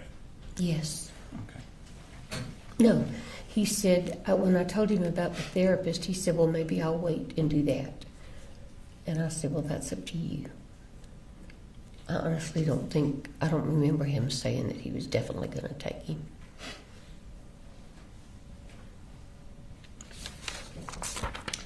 I want to take your attention to September 2nd.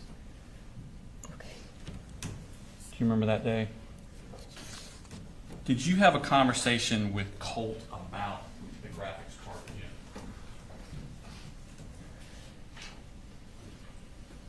Did you? About what? Did you have a text conversation with Colt again on September 2nd about the graphics card? Yes. Let me show you what's in. States 158. This is from Colt's phone, Your Honor. Flip through those.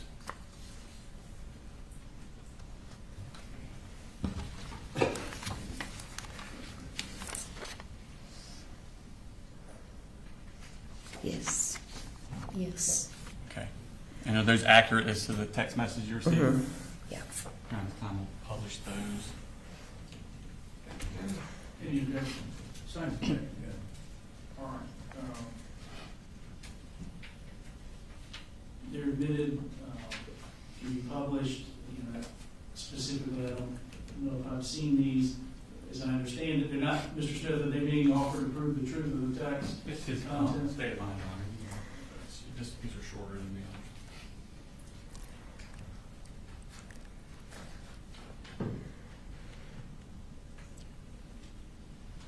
All right. Ladies and gentlemen, their admission is to show that these were words that were said for state of mind in which they may. Go ahead. Thank you.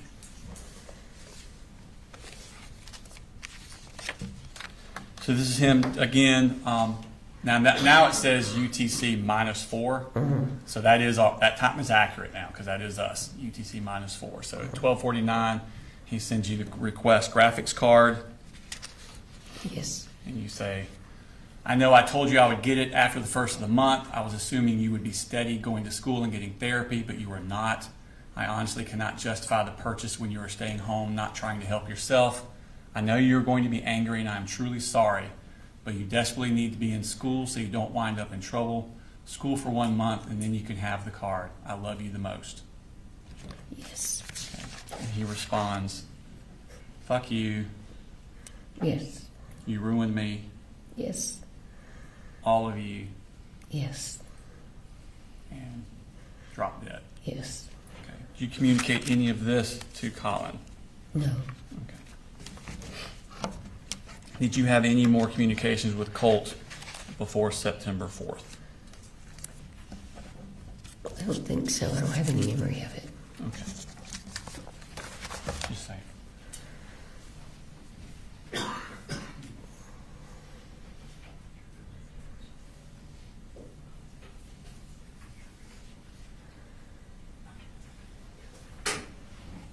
Nothing further this time. All right. Cross. Thank you, Judge. Good afternoon. Good afternoon. Kind of a long trip from Fitzgerald. Yeah. I want to talk to you a little bit about your grandson. All right. I know you told the detectives early on that he was your heart. He was the first grandchild, correct? Actually, he was the third, but he was the first biological grandchild. Right. And that you couldn't help it, that you pretty much loved him the most. Okay. Yeah. How many statements did you give to the police, if you remember? I know you gave one in September, another one in November, another one in January. Did you give any other statements other than those? Not that I know of. I'm sorry? Not that I know of. Okay. You got a soft voice. Sometimes I'm it's hard sorry. for me to hear. No, that's fine.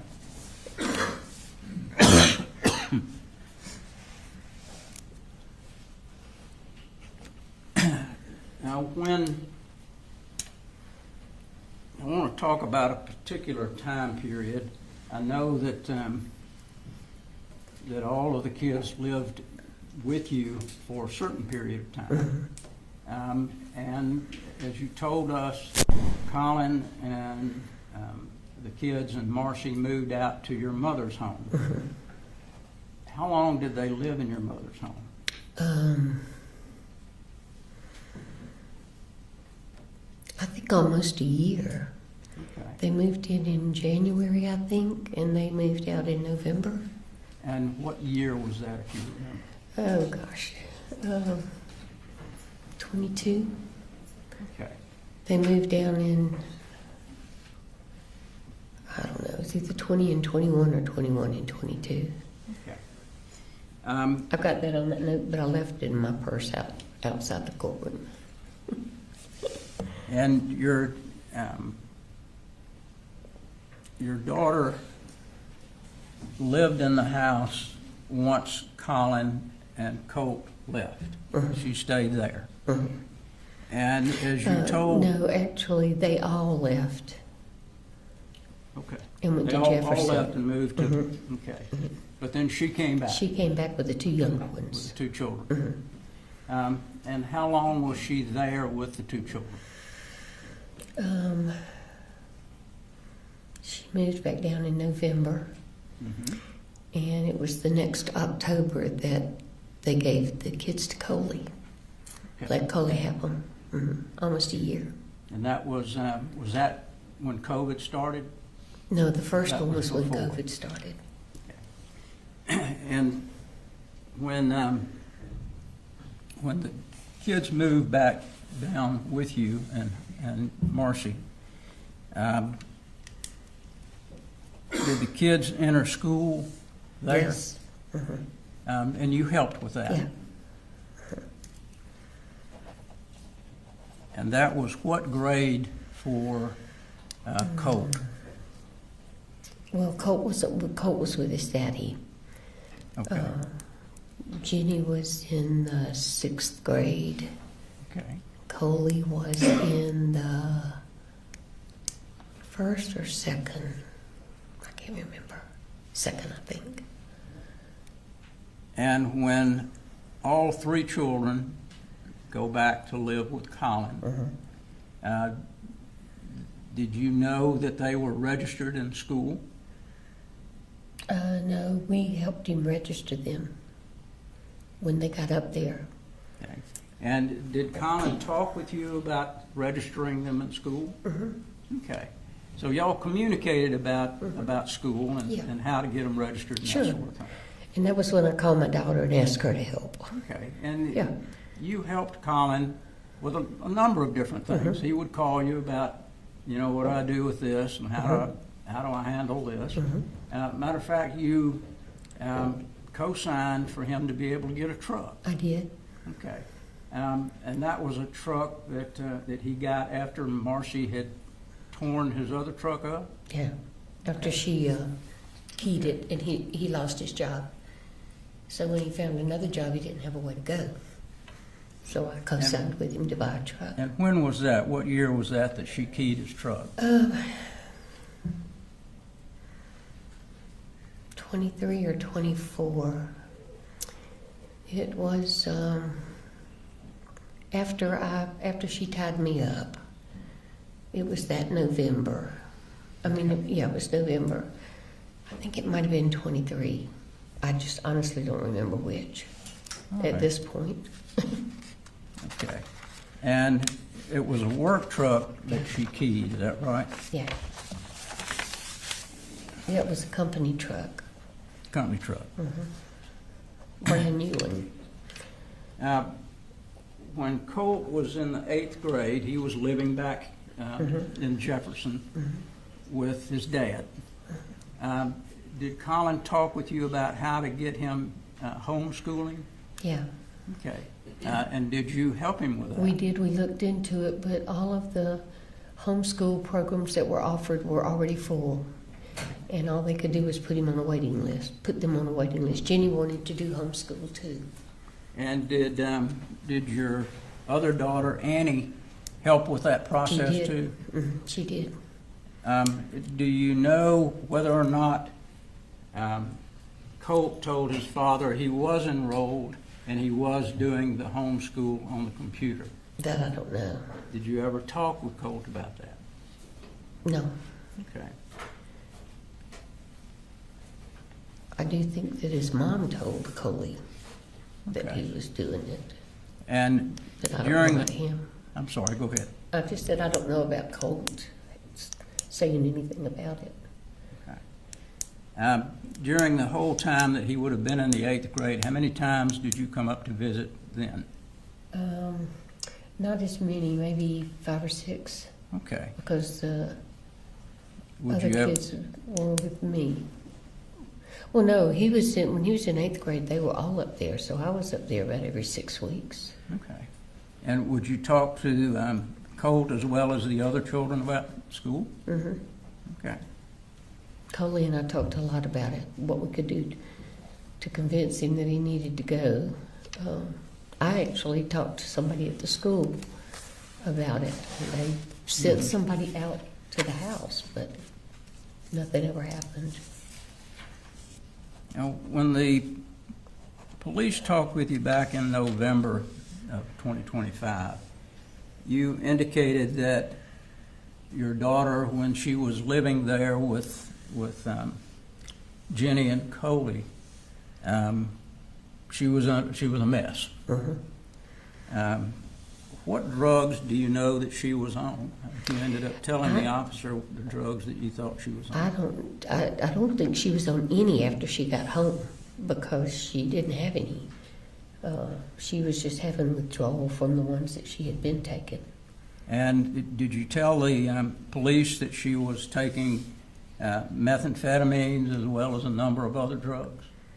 Tell the police? I'm sorry? Did I tell the police that? In November of 2025, did you tell the police that your daughter Marcy, during that time period, was on a myriad of drugs? She was. I don't remember telling the police that, but I do know she was on a myriad Okay. of drugs. Page 1 of 48. My memory won't even allow me to remember talking to the police. No, you can't read my handwriting. Just don't even think about that. I'm going to show you this area right here. Just get you to read that Okay. yourself.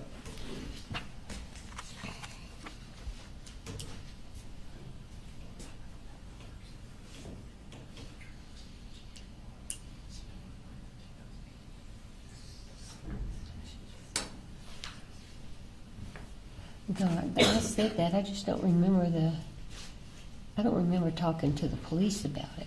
Okay. But maybe I did. I just. Okay. It's been since September 25. Yeah. But I should remember that. September 25.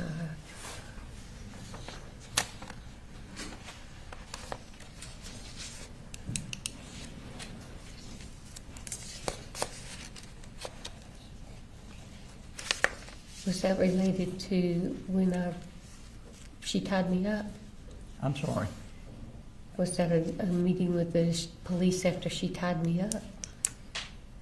Well, you met with the officers after the incident Okay, back in September? yeah, okay, Remember that? yeah. Okay, all right. And you told us earlier about the situation where Marcy tied you up. Did you hear the telephone conversation where Marcy called Colin and told him that she was going to kill him and Colt? No, she, once she tied me up, she left and went to the other end of the house. Okay. And she was in and out. I could hear her banging and breaking things, but I couldn't hear a phone conversation. You didn't hear did you hear that she was on the phone but didn't know what she said? No, I didn't even hear her on the phone. Okay. You told the police that she had, and this is going back to September of last year, that she had threatened to kill not only Colin, but Colt as well. Yeah, she told me that. She told you that? Yeah, I don't know if she told Coley or not, but she told me that. And she told who? Me. Okay. Do you know whether she told Colin that? I don't know. Okay. Do you know whether she told Colt that? He called me and was upset about it, so somebody told him, but I didn't. Okay. So Colt called you and was upset that his mother threatened to kill him. But it was not then, it was a few days later. I'm sorry. That's okay. That's pretty understandable, I guess. Yeah, Yeah. yeah. He was upset because she had threatened to kill him, and he didn't understand why she would want to kill him. And were you concerned about that? I was concerned about her saying it. I really didn't put a whole lot of merit in her doing it because she didn't have a gun. But we did call Coley. I think Annie called him and told him she was on her way up there. Or I did, I don't remember. I didn't because I couldn't find my phone. Okay. Annie must have. So he was called and told about what was said. Mm-hmm. Did any of the other children know that, Jenny and Coley? No, You know? I don't know. Okay. You told us also, the state asked you about some incidents where Marcy and Colt apparently got into it, and she told you that he had stabbed a couch. Is that right? You were not present. Did Colt ever tell you that he did that, or was it just Marcy? Just Marcy. Just Marcy. So the only information that you got about him doing that was from Marcy. Marcy always tell you the truth? No.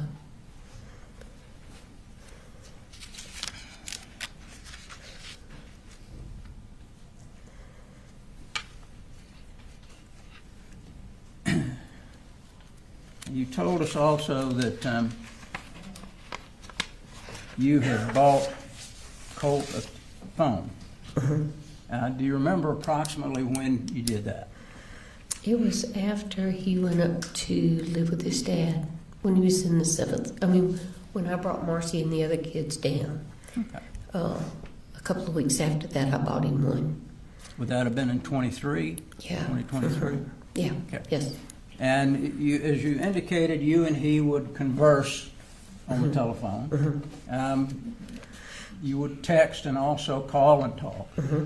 How often would you talk with him on the phone? Not very often, maybe once a week. Okay. And how about texting? About the same. Actually, he called more than he texted. Okay. You told the police that that Colt was a bright kid. Yeah.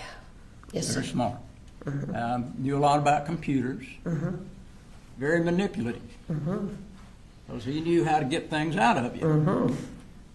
And if he pitched Yes. a fit, then you were going to get it for him usually. Yes. Okay. So he would use that to manipulate. If he wanted something you weren't getting it, he'd act really angry. Yeah. Be fair to say? Yeah. Okay. Were you with him when he'd do that, or would he do that primarily over the phone? Mostly over the phone. Okay. Was there ever a time that he got angry when you were there about not buying him something? Not that I can recall, Okay, but that doesn't mean it didn't happen. all right. So the only times you remember are things that he would put in text messages or phone calls about the anger issue. Yes. Is that right? Now, when you would come up here, would you go to church with Colin and the kids? I went sometimes? once or twice, but most of the time after they moved up here and started, I would come during the week rather than the weekend. Okay. But you they knew went. You knew that they were attending church? Yeah.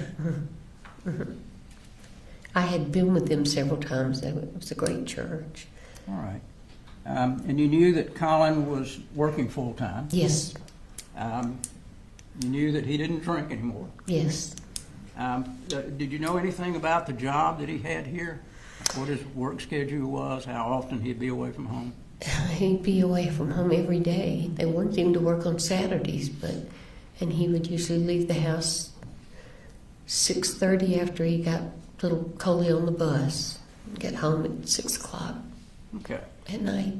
And did you know that he took Coley to school, and then the older kids would have to catch the bus later? Catch the bus. So he would not be there when Colt would be supposed to be going to Right. school. And from your experience, you found out firsthand that Colt didn't always tell the truth about going to school. Absolutely. Okay, because one of these text messages, he was saying that he was at school, and actually he was in the house. And would he do that often? Would he say he was going to school? He told me every time I asked him he was. Okay. Did he ever say anything about liking the new school, Apalachee High School? Did he say anything to you about that?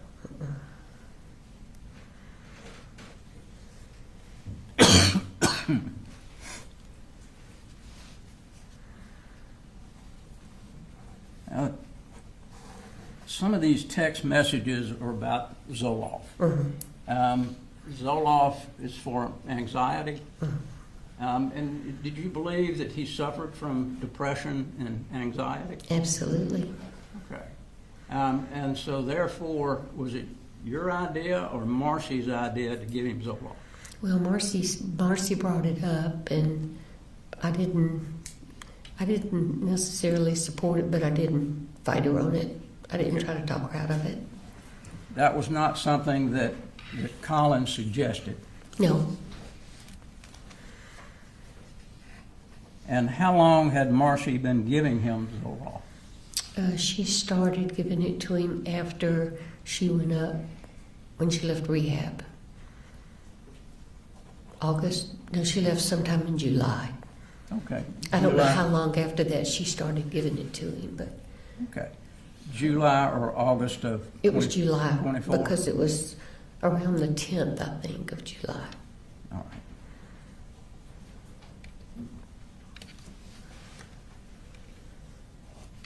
Now, you told us that during the 20 years of 24 and 25 that you would come up at least once a month. I tried to. And would you talk to Colt more during that period of time than you did earlier? Yeah. So you and he would have numbers of conversations. You told us about Christmas. Was it Christmas of 24 or Christmas of 23? I think it came out Christmas of 23, but it was actually Christmas of 24 that he got the gun, right? Yeah. Okay. And after he got the gun, did he talk with you about getting things for him for the gun? No, he just talked about bullets. I mean, getting bullets for it. Yeah. Did you end up buying him a strap for the gun? Buying what? A strap? You remember getting him anything other than bullets? I don't. But that, he could have ordered it on Amazon, and I just, Okay. But I don't think I did. But I honestly, I'd have to go back and check my Amazon remember. orders. I'm sorry? I said I'll have to go back and check my Amazon orders. Okay. So would he order sometimes things on Amazon without you knowing it? No, not usually. Okay. I usually did the ordering. I didn't let him get on it. But that doesn't mean he didn't do it Right. at some point in time. Do you know how many bullets you got him? No, I got him, I think 2 of those things that you put in the gun, magazines, is that what they call them? Okay. I think I got him Magazines? 2 of those or 3, whatever you could get for $100 or less. Okay. Because I So- had given him $100 for his birthday. So it may have been magazines that you put the bullets in? No, they were bullets. Okay. They were, I don't know, they were just in a box. All right. I don't know. But you don't recall, at this point, anything else that you may have purchased for No. him? Mm. How about for his computer? You buy him things for the computer? I did. He liked to take them apart and add new things to them and make them stronger and bigger. And so I actually bought his computer. Marcy asked me if I would get it. Well, actually, she said we would get it together. He wanted one really bad, so I got it. Was he good with putting the computers together, building things with it, or do you know? Was he good at what? Good with matching components up with Oh, the yeah. computer? He'd take them apart and put them back together. Okay. Did he ever talk with you, or did you ever get any information about him being on what we call the dark web? No. Okay. Do you even know what the dark web No, is? no, no. Until I heard about the Discord when the FBI. Well, the whole That's web to me so- is dark, so Yeah. I understand. But That's- he never talked to you about it? No. Mm-mm. The police also asked you about, I think you told the police that you came down a couple of months before this incident, or maybe a little before that, and cleaned his room, And what? Colt's room. Cleaned his room? Mhm. And I think you told him when you cleaned the room, you remember seeing the gun was in the corner. And they asked you about what was on the wall. You remember telling them that there was a kind of a flag and a picture of a girl? Looked like a clown. All right. Girl with rainbow hair. And was there anything else on the wall? There that were you remember? others on the wall, yeah. But I what- didn't look at them. They were all real dark. I have macular, and I don't see well. And he kept his room real dim. But I saw the one of the girl because it was right by the light, Okay. and she had on like a pink outfit and rainbow hair. Okay. But he did have others on there. I'm Oh, sorry. so he did have other posters on his wall. Okay. And you didn't know what those were? I really didn't even look at them. The times that you were there and you indicated that you saw the gun a few times when you were there, did you see anything different on the wall each time you saw the gun? Okay. I just didn't pay attention. You know, like I said, he had posters on his wall all these years, and it was usually dark when I'd go in. He wouldn't have anything on but his monitor. And I'd flip the light switch on, but it was a real dim wattage, and I just, it was just all dark to me. And did you see anything that you thought might be disturbing on the wall? Okay. Nothing but the gun. I'm really. sorry, nothing but the but the gun? You knew that that Colin had purchased this gun. Do you know when he bought it? He bought it, I think maybe in November, Okay. before Christmas. Bought it before Christmas? Yeah. Okay. And were you there when he gave it to Colt? No, he gave it to him at Christmas. Okay. You were not there at Christmas? No, I didn't come up until a couple of days after Christmas. So you don't have any idea what Colin may have told Colt about the gun? No. The state went over a number of text messages with you. Did you ever share any of those text messages with Colin? No.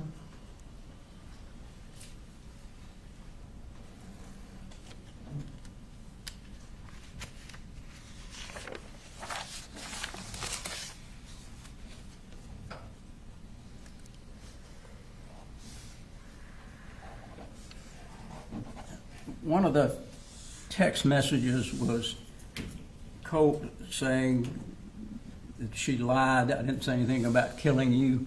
That came from Marcy. Is that right? And Colt indicated that he did not say that. He would not what? Colt said he did not say that. Is that correct? Okay. Did you share that text with Colin? No.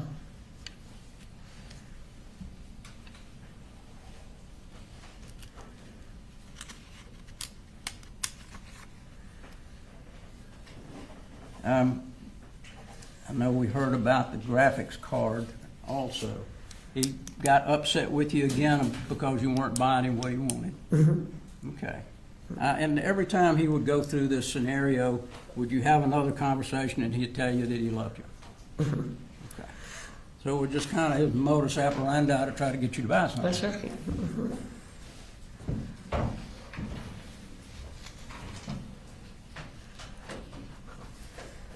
When he talked about hurting someone, did you tell that to Colin? I don't think I did. But you said you told that to the counselor at the school. Yeah. And if I told Coley, I don't remember. All right. And you also told us that on the 27th, when you went over to talk about the therapy, they told you that the best time would have been Saturday. They didn't tell you that was the only time. No, they said you could come anytime, and I said, well, Coley works all week. And she said Saturday would be better because most people don't even know we're open on Saturday. Okay. And she could get him in, he could get him in real quick. So Saturday would be the best time, but he could come anytime. Yeah. Because they're available anytime. And did you tell that to Colin? I did.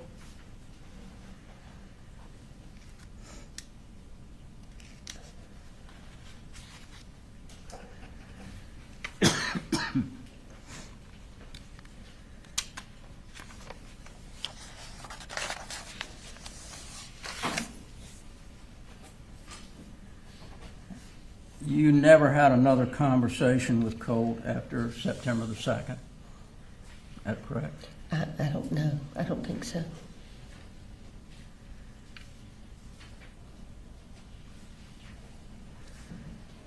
You also told us that you got some forms from the school, and you gave those to Colin, and he filled them out and turned them in. Actually, they emailed them to him. Email, okay. And did he tell you that he had filled them out? Yeah, he filled them out before I even left to go home. Okay, And so, I think he had gotten a response back from the therapist too.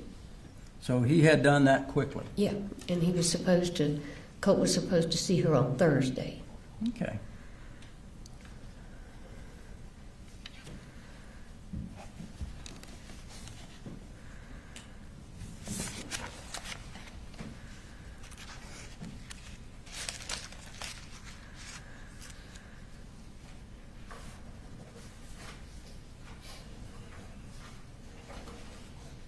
I just wanted to clear up, who called you to ask you to come and pick Marcy up? Colt. Colt. Okay, it was not Colin? No. It was Colt. No, apparently, I'm sorry, go ahead. And it was you and your husband and Marcy that came up? Oh, well, No. Marcy was already Yeah, here, Marcy I'm was sorry. here, yeah. But it was you and your husband to get Yeah. Marcy. Yeah. And when y'all came in the house, did you go to his room? To Colt's Colt's? room? I thought he was in school. Okay. And he always kept his door shut, so I never even checked. And where was Marcy? Marcy was in the living room when we got there. Okay. And Yeah. Marcy didn't even know that he had gone to school or had not gone to school? Apparently not. Or if she did, she didn't say anything. Okay. After that, when you went to pick her up, she wasn't real happy about that, was she? Did you and she talk at all after that much? About what had About happened? anything? On the way home, not much. And after you got home, did she discuss with you anything that Colt may have told her? Not saying what he told her, but did she discuss anything that Colt had told her? She told me that Colt had gotten angry with her and had shoved her and had gotten his gun and pushed her with the gun. Did she tell you that she had gotten the gun? No. Okay. So, but you weren't there, and that was just her No. statement. That's right, both of them. I wasn't there for any of it. Okay. And the question is, after you got back home with Marcy, did she ever discuss anything that Colt may have told her during any of the time period leading up to September the 4th?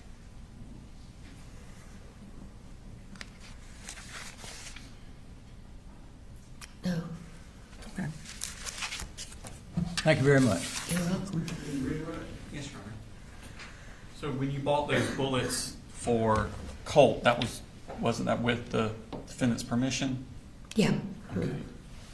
And now, you said earlier that you, on the way up, after Colt had told you that, asked you, would you still love me if I did something terrible? You called Advantage Crisis in Athens.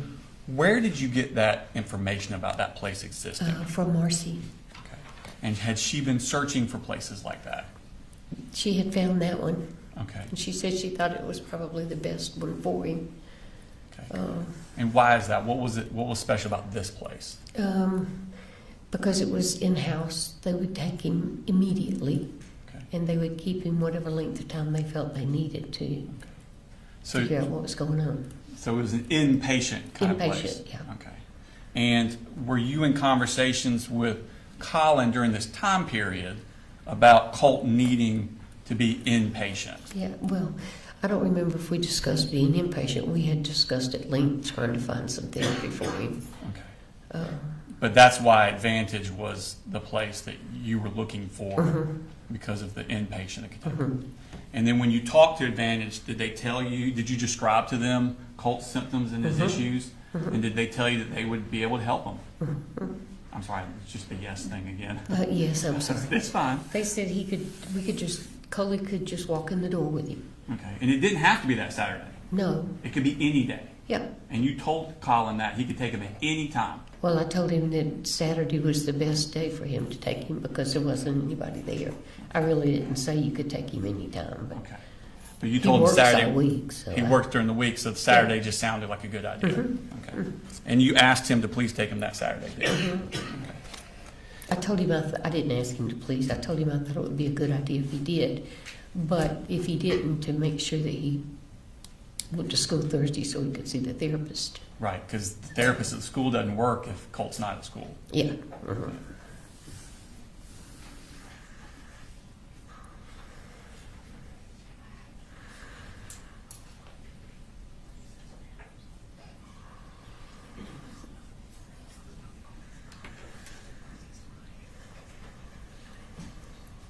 When the situation that you were talking about on Cross where Colt shoved Marcy to the ground while he was holding the rifle, did Colin text you that day saying, I need you to call, I'm at work, something's happening at the house? You remember that? He did text me that, but I don't remember if it was that day, but yeah. Okay, so he was aware of that incident.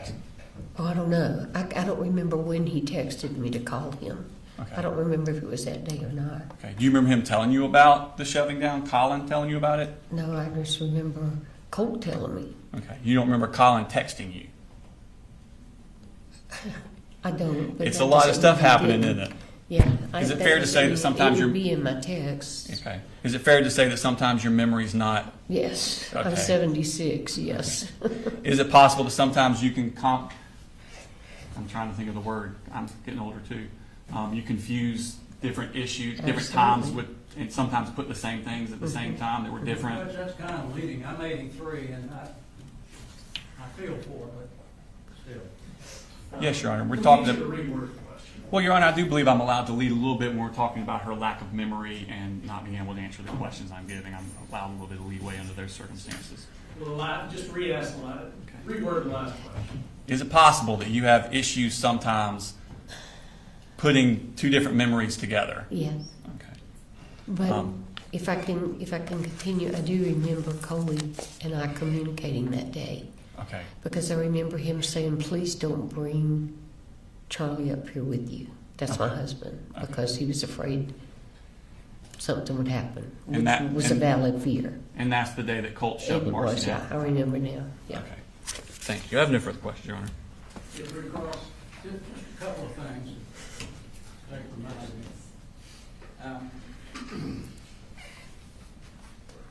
You knew that Colt and his dad, Colin, went hunting.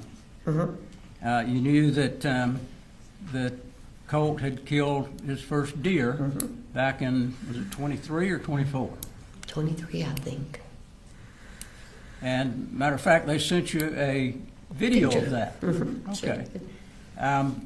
And so you knew that that his dad and Colt bonded over hunting.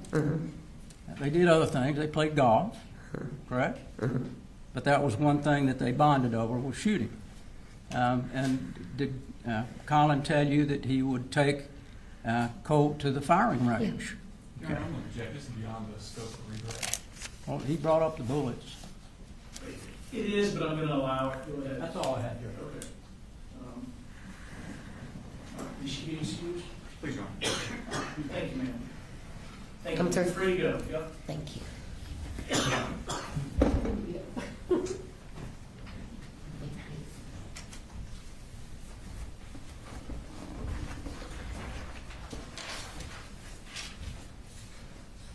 Who is the state's next witness? Vicki Lee, Your Honor. Did you need to take a break before? Jury, you need a restroom break, or raise your hand if you do. Yes, say no. State calls Vicki Lee to the stand, Your Honor. Just look back. Yeah,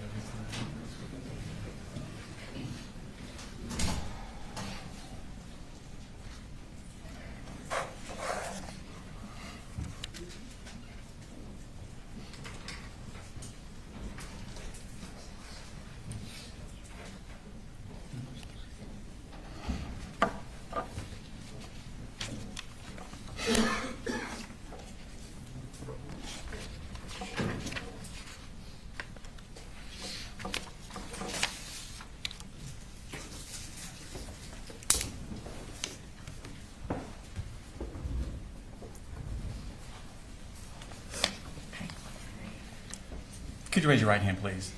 Swear the testimony given in the now pending before this court will be the truth, the whole truth, and nothing but the truth, so be God. Yes. Okay. If you could introduce yourself to the jury, please. My name is Vicki Lee. And where do you work, ma'am? I currently used to work for Advantage Behavioral Health Okay. And where is that located at? in Athens, Georgia. And what does Advantage Behavioral Health do? It is a mental health facility. We do behavioral health assessments on ages from 4 up until whatever adult age, but we do mental health evaluations there and also substance abuse evaluations. Okay. And what did you do when you worked there? I was the business manager. I was the manager of the clinic Okay. And where was that located at? in Athens, Georgia. Okay. Do you have a phone system at Advantage Behavioral? We do. Okay. And does this record calls when they come in, not the contents of them, but record like the numbers of who called and what time they called? We do. Okay. And are they kept in the ordinary course of business? Yes. And do they do this recording contemporaneous in time as to when it happens? Yes. Okay. Your Honor, I'm going to show you what Mark states in 161.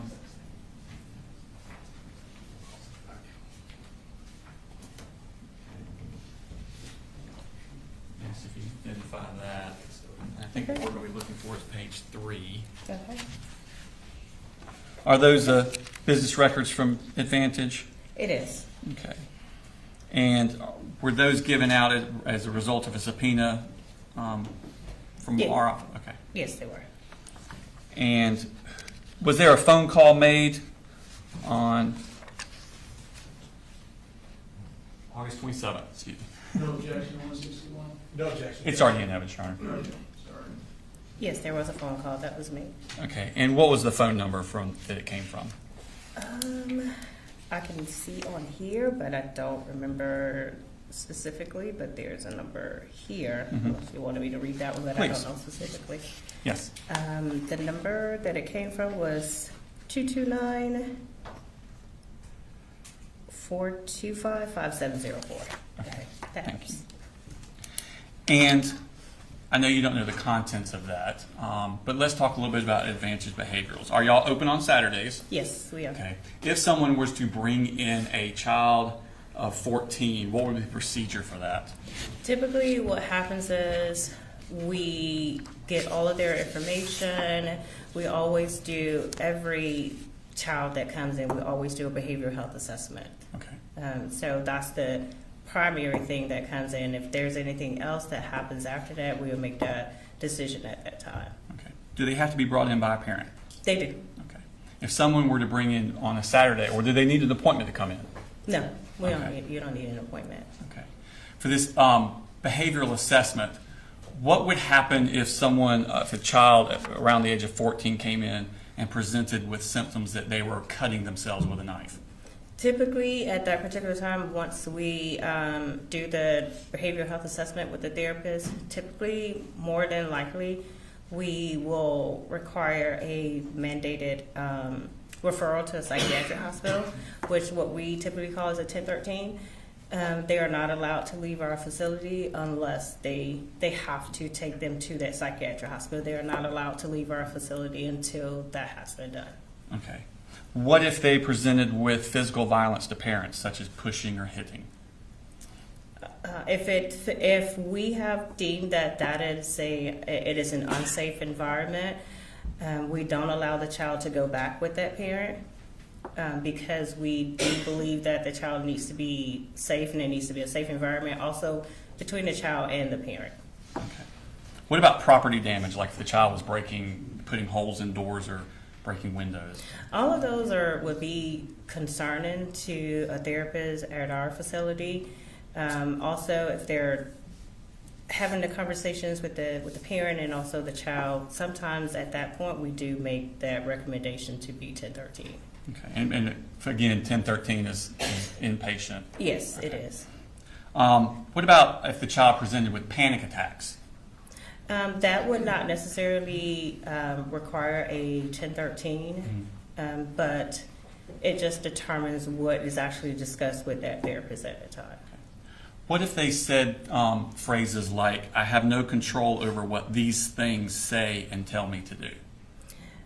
So those are type of situations or conversations that we primarily would look at.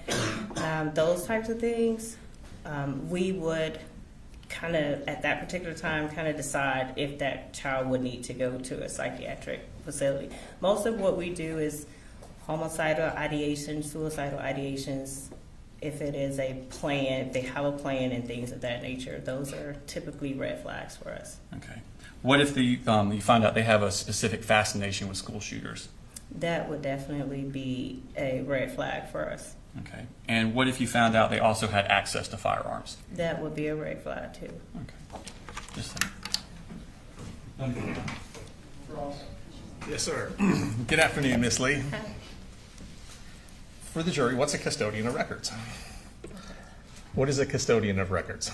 Medical records. Well, you said you're the custodian of records for Advantage Behavioral Health? I'm the business manager for Business manager. Yes. All right. Yes. So you're familiar with the records at that practice? Yes. Okay. And what is your educational background? So as far as my education, I do have education in medical billing and coding. Okay. So I do have an associate degree in that. Okay. And I don't mean this, but just to make sure I'm not getting the roles mixed up, you're not a therapist at Advantage I am not Behavioral a Health? therapist, Okay. no. But I've managed a Perfect. therapist, yes. Gotcha. Yeah. All right. Well, that must be fun.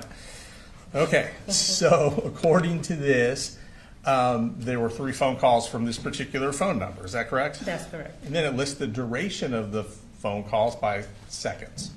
Is that right? Yes. Okay. But as you testified earlier, you're not sure what the contents of those were. Once we were able to talk to the staff, it was determined that what happened was we got a phone call from someone inquiring about the I don't know if I'm supposed to say the names or not. But they called about him. They called our crisis line, which we do have an on-site psychiatric facility. So there, Okay. that call was transferred to our main office, which we service kids. And how are you able to determine that? Determine what exactly? Well, you just said that someone called about this particular person and it was forwarded to this particular, where are you getting that information from? So we got it from the phone records. From the phone records, but how do you know what the contents of the phone call was? Because we can actually hear the recording. Oh, you have a recording of it. Well, not this right here, but yes, our phone calls are recorded. Your phone calls are recorded, but you don't have any recordings of these 3 phone calls? Is that correct? Not that, to my knowledge, they don't. Okay, Yes. gotcha. But I gotcha. do know that this was, talking to our staff, they do recall the conversations, the call that was transferred to them. They all remember that. Who was the staff you spoke to? I didn't speak to, I don't remember. These people no longer work there. All right, so Judge, I'm going to object that that would be hearsay, and I would ask that to be struck and the jury be instructed not to consider that. You have a response? I didn't elicit, I wasn't asking the question. I understand. I mean, testimony has to be based on first-hand knowledge. I'll ask the jury to disregard the comments that came from staff that eventually. Okay. Now, you were talking about a 1013, which is an involuntary commitment. It's not involuntary, it is voluntary. It is voluntary. Yes. So you can't hold the person What, if they for don't a want to child, be there? For a child, we can't. Okay. Because we are not allowed to let that child leave our facility once we have 1013 now. Okay. And you said that could be based on an unsafe environment. It can be. It just Okay. determines what the therapist decides at that particular time. If they feel like it's an unsafe, if the child is going to do harm to himself or others at Right. that particular time, yes. Okay. And that would obviously be based on conversations with the child and with whoever else was there. Is that Right. correct? Okay. And when you were referencing an unsafe environment in regards to who you had been given some examples by the state, if one parent was abusing the child, that would be considered an unsafe environment. It would be. Okay. Now, is it still considered an unsafe environment once that parent has been removed, for example, from that home by, say, defects? It would not be if that particular parent was still, if that parent is still in the home, of course it would be an Of unsafe course. environment. Okay, Yes. all right.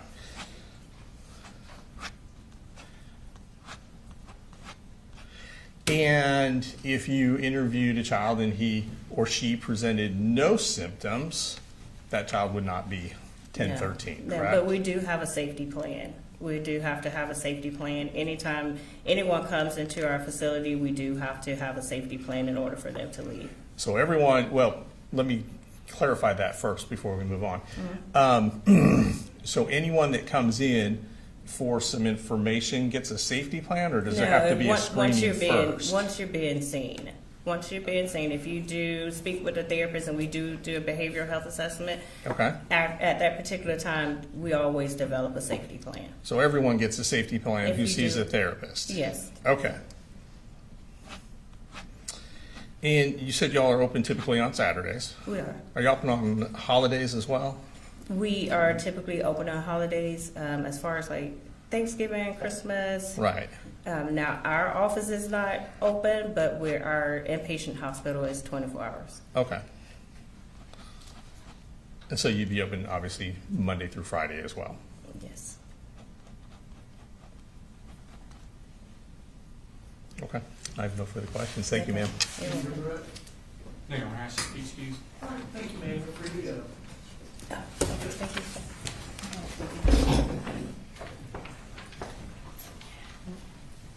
This is safe. It's pretty long, Your Honor. I think I see a hand anyway, is that right? All right, ladies and gentlemen, we'll go ahead and take a 10, 15-minute break.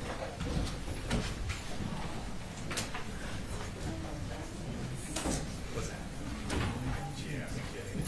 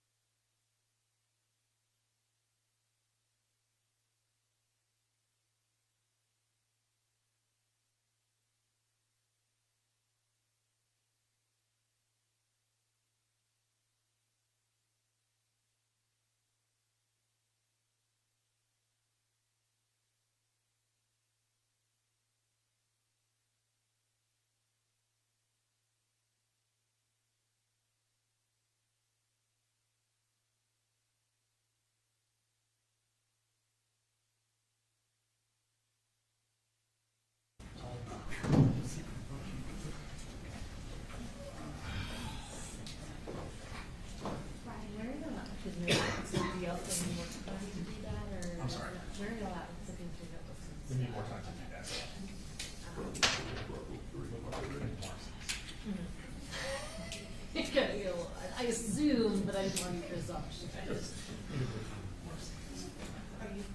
like releases?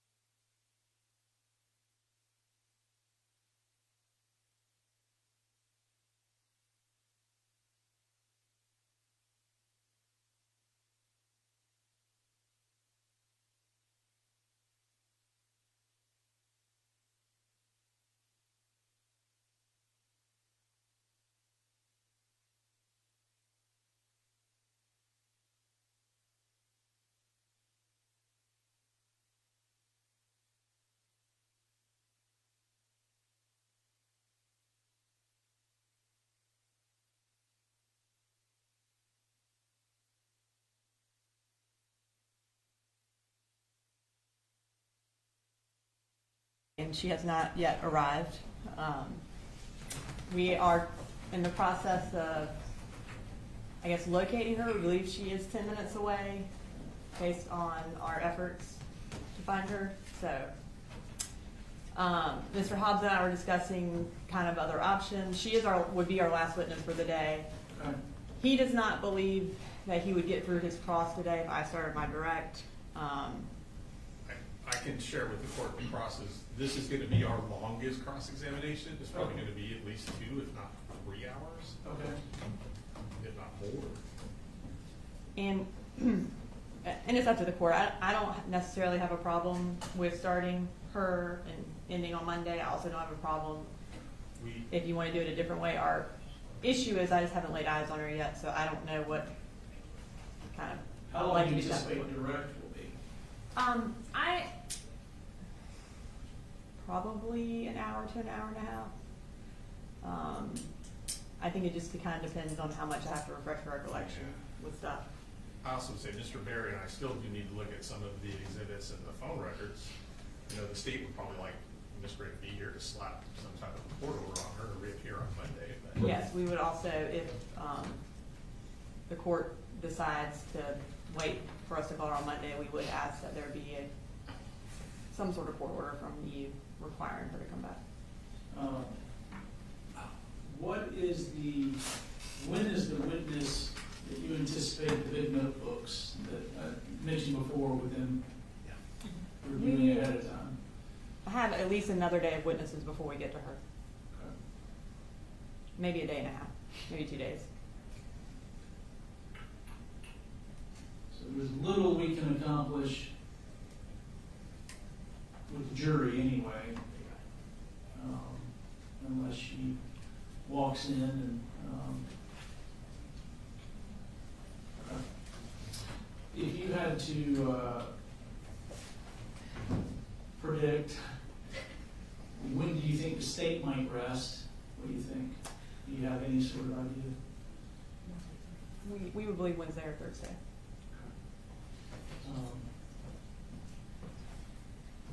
We have probably, I believe, 9 witnesses left, but they are all fairly lengthy except for one, I believe. And I know that we had talked about jury charges, but obviously things have accelerated. We'll have those to you first thing Monday morning. Okay. We have the dates, but we anticipate having ours ready Monday morning. Thank So you. you can start. Yes. with that note. Thank you. Yes, first. All right. Is there any reason I shouldn't release the jury today? Not if you want to be done by 4:30. But we would ask that we remain in the courtroom We will remain. so that we can address Ms. Gray. Yeah, I think we'll have enough time to go through the book and everything and make whatever objections. we Yeah. need to. Get started on that. Especially.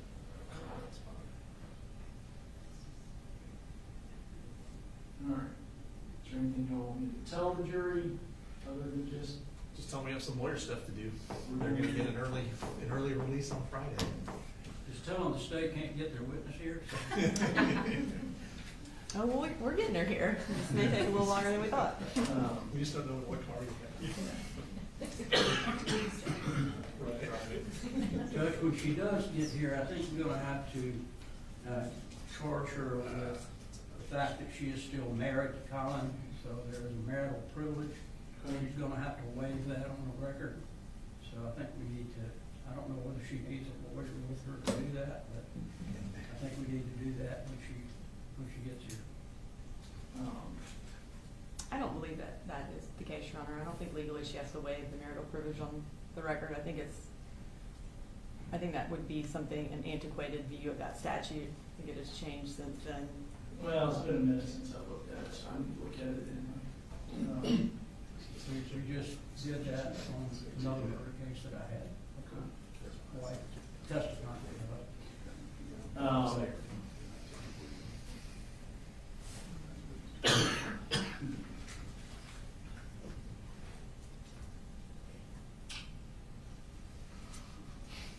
All right, if you want to go ahead and bring them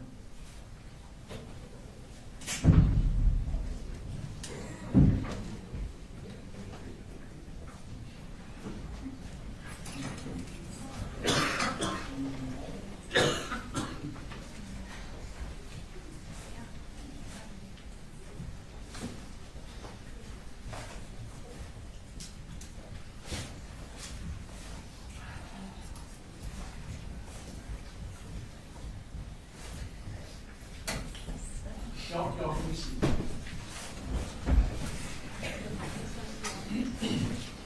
Ladies and gentlemen, there's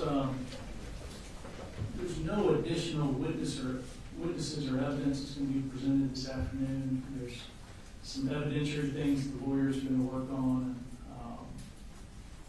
So we're going to have to stop early. You've been very dedicated this week. I do appreciate it. I want you to know that. If you'll just relax and enjoy your weekend. See you Monday morning as usual.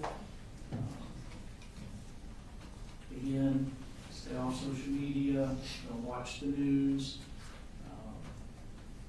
Be careful with your text messages and don't discuss the case. Y'all have a good weekend. You Thank too.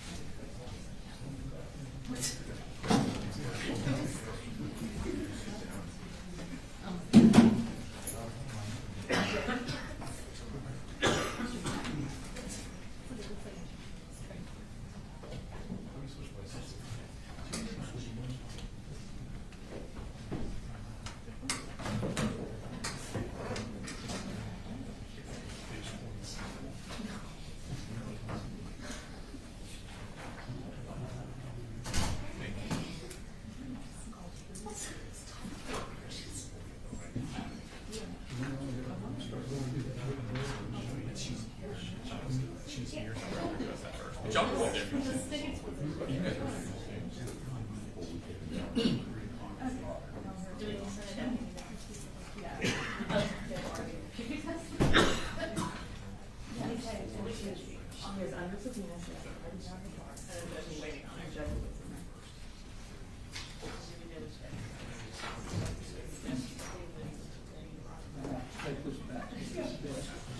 In that phase.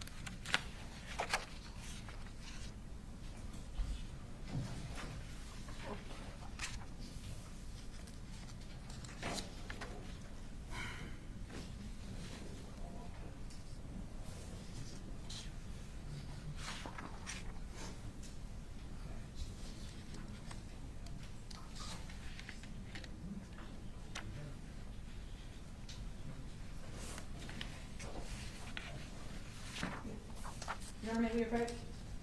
Yes. I'm gonna bring on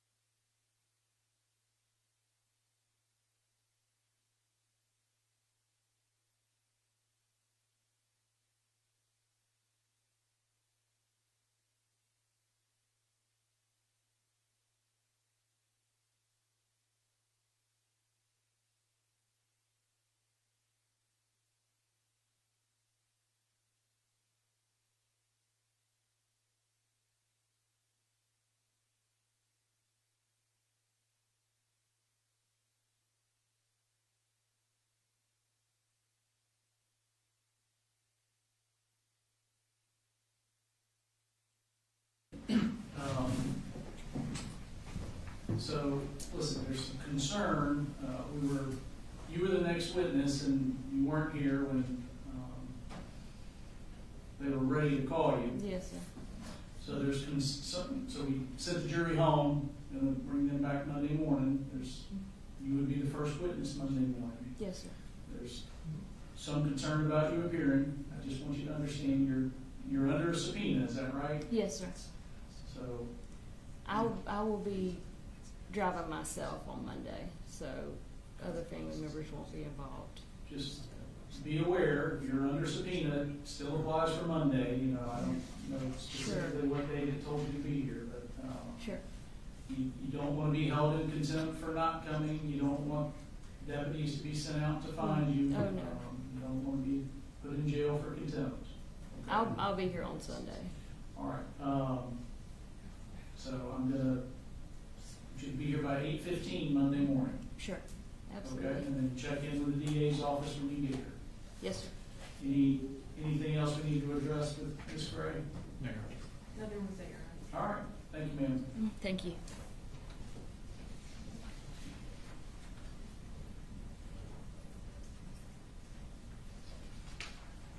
All right, anything that y'all need me to do to help pave the path for a smooth presentation on Monday? I know y'all may need to look at some things, you may need to talk, but we're not ready for me to do anything, is that right? That is correct. Okay. And I think you indicated the larger notebooks that y'all needed to review, that's not being presented until, it's not on Monday. Correct. It'll be Tuesday or Wednesday. Okay. Yeah, so we're gonna, I'm going through it right now anyway, just to right, get get a good started. idea of where I need to As long as the deputies will let us do it, This is not one of Okay. but. These are the school records. This isn't one. Yeah, Columns. I was gonna go through these two. Are there any, with So this respect is to something Ms. else. Gray, are there any objectionable documents that you're going to need rulings on that could take time like some of these others have? Probably not. I think we've kind of gone, For Ms. Gray? yeah, for Ms. Gray. I don't believe We've so gone for through most of it. I don't believe so for Ms. Gray. Right. And I think for the remainder of the witnesses, other than Investigator Gilliland, we won't be introducing much evidence beyond interviews. Right about that. Right. All right. So anything else y'all need me for? one quick thing, with one of the deputies in the state. Okay.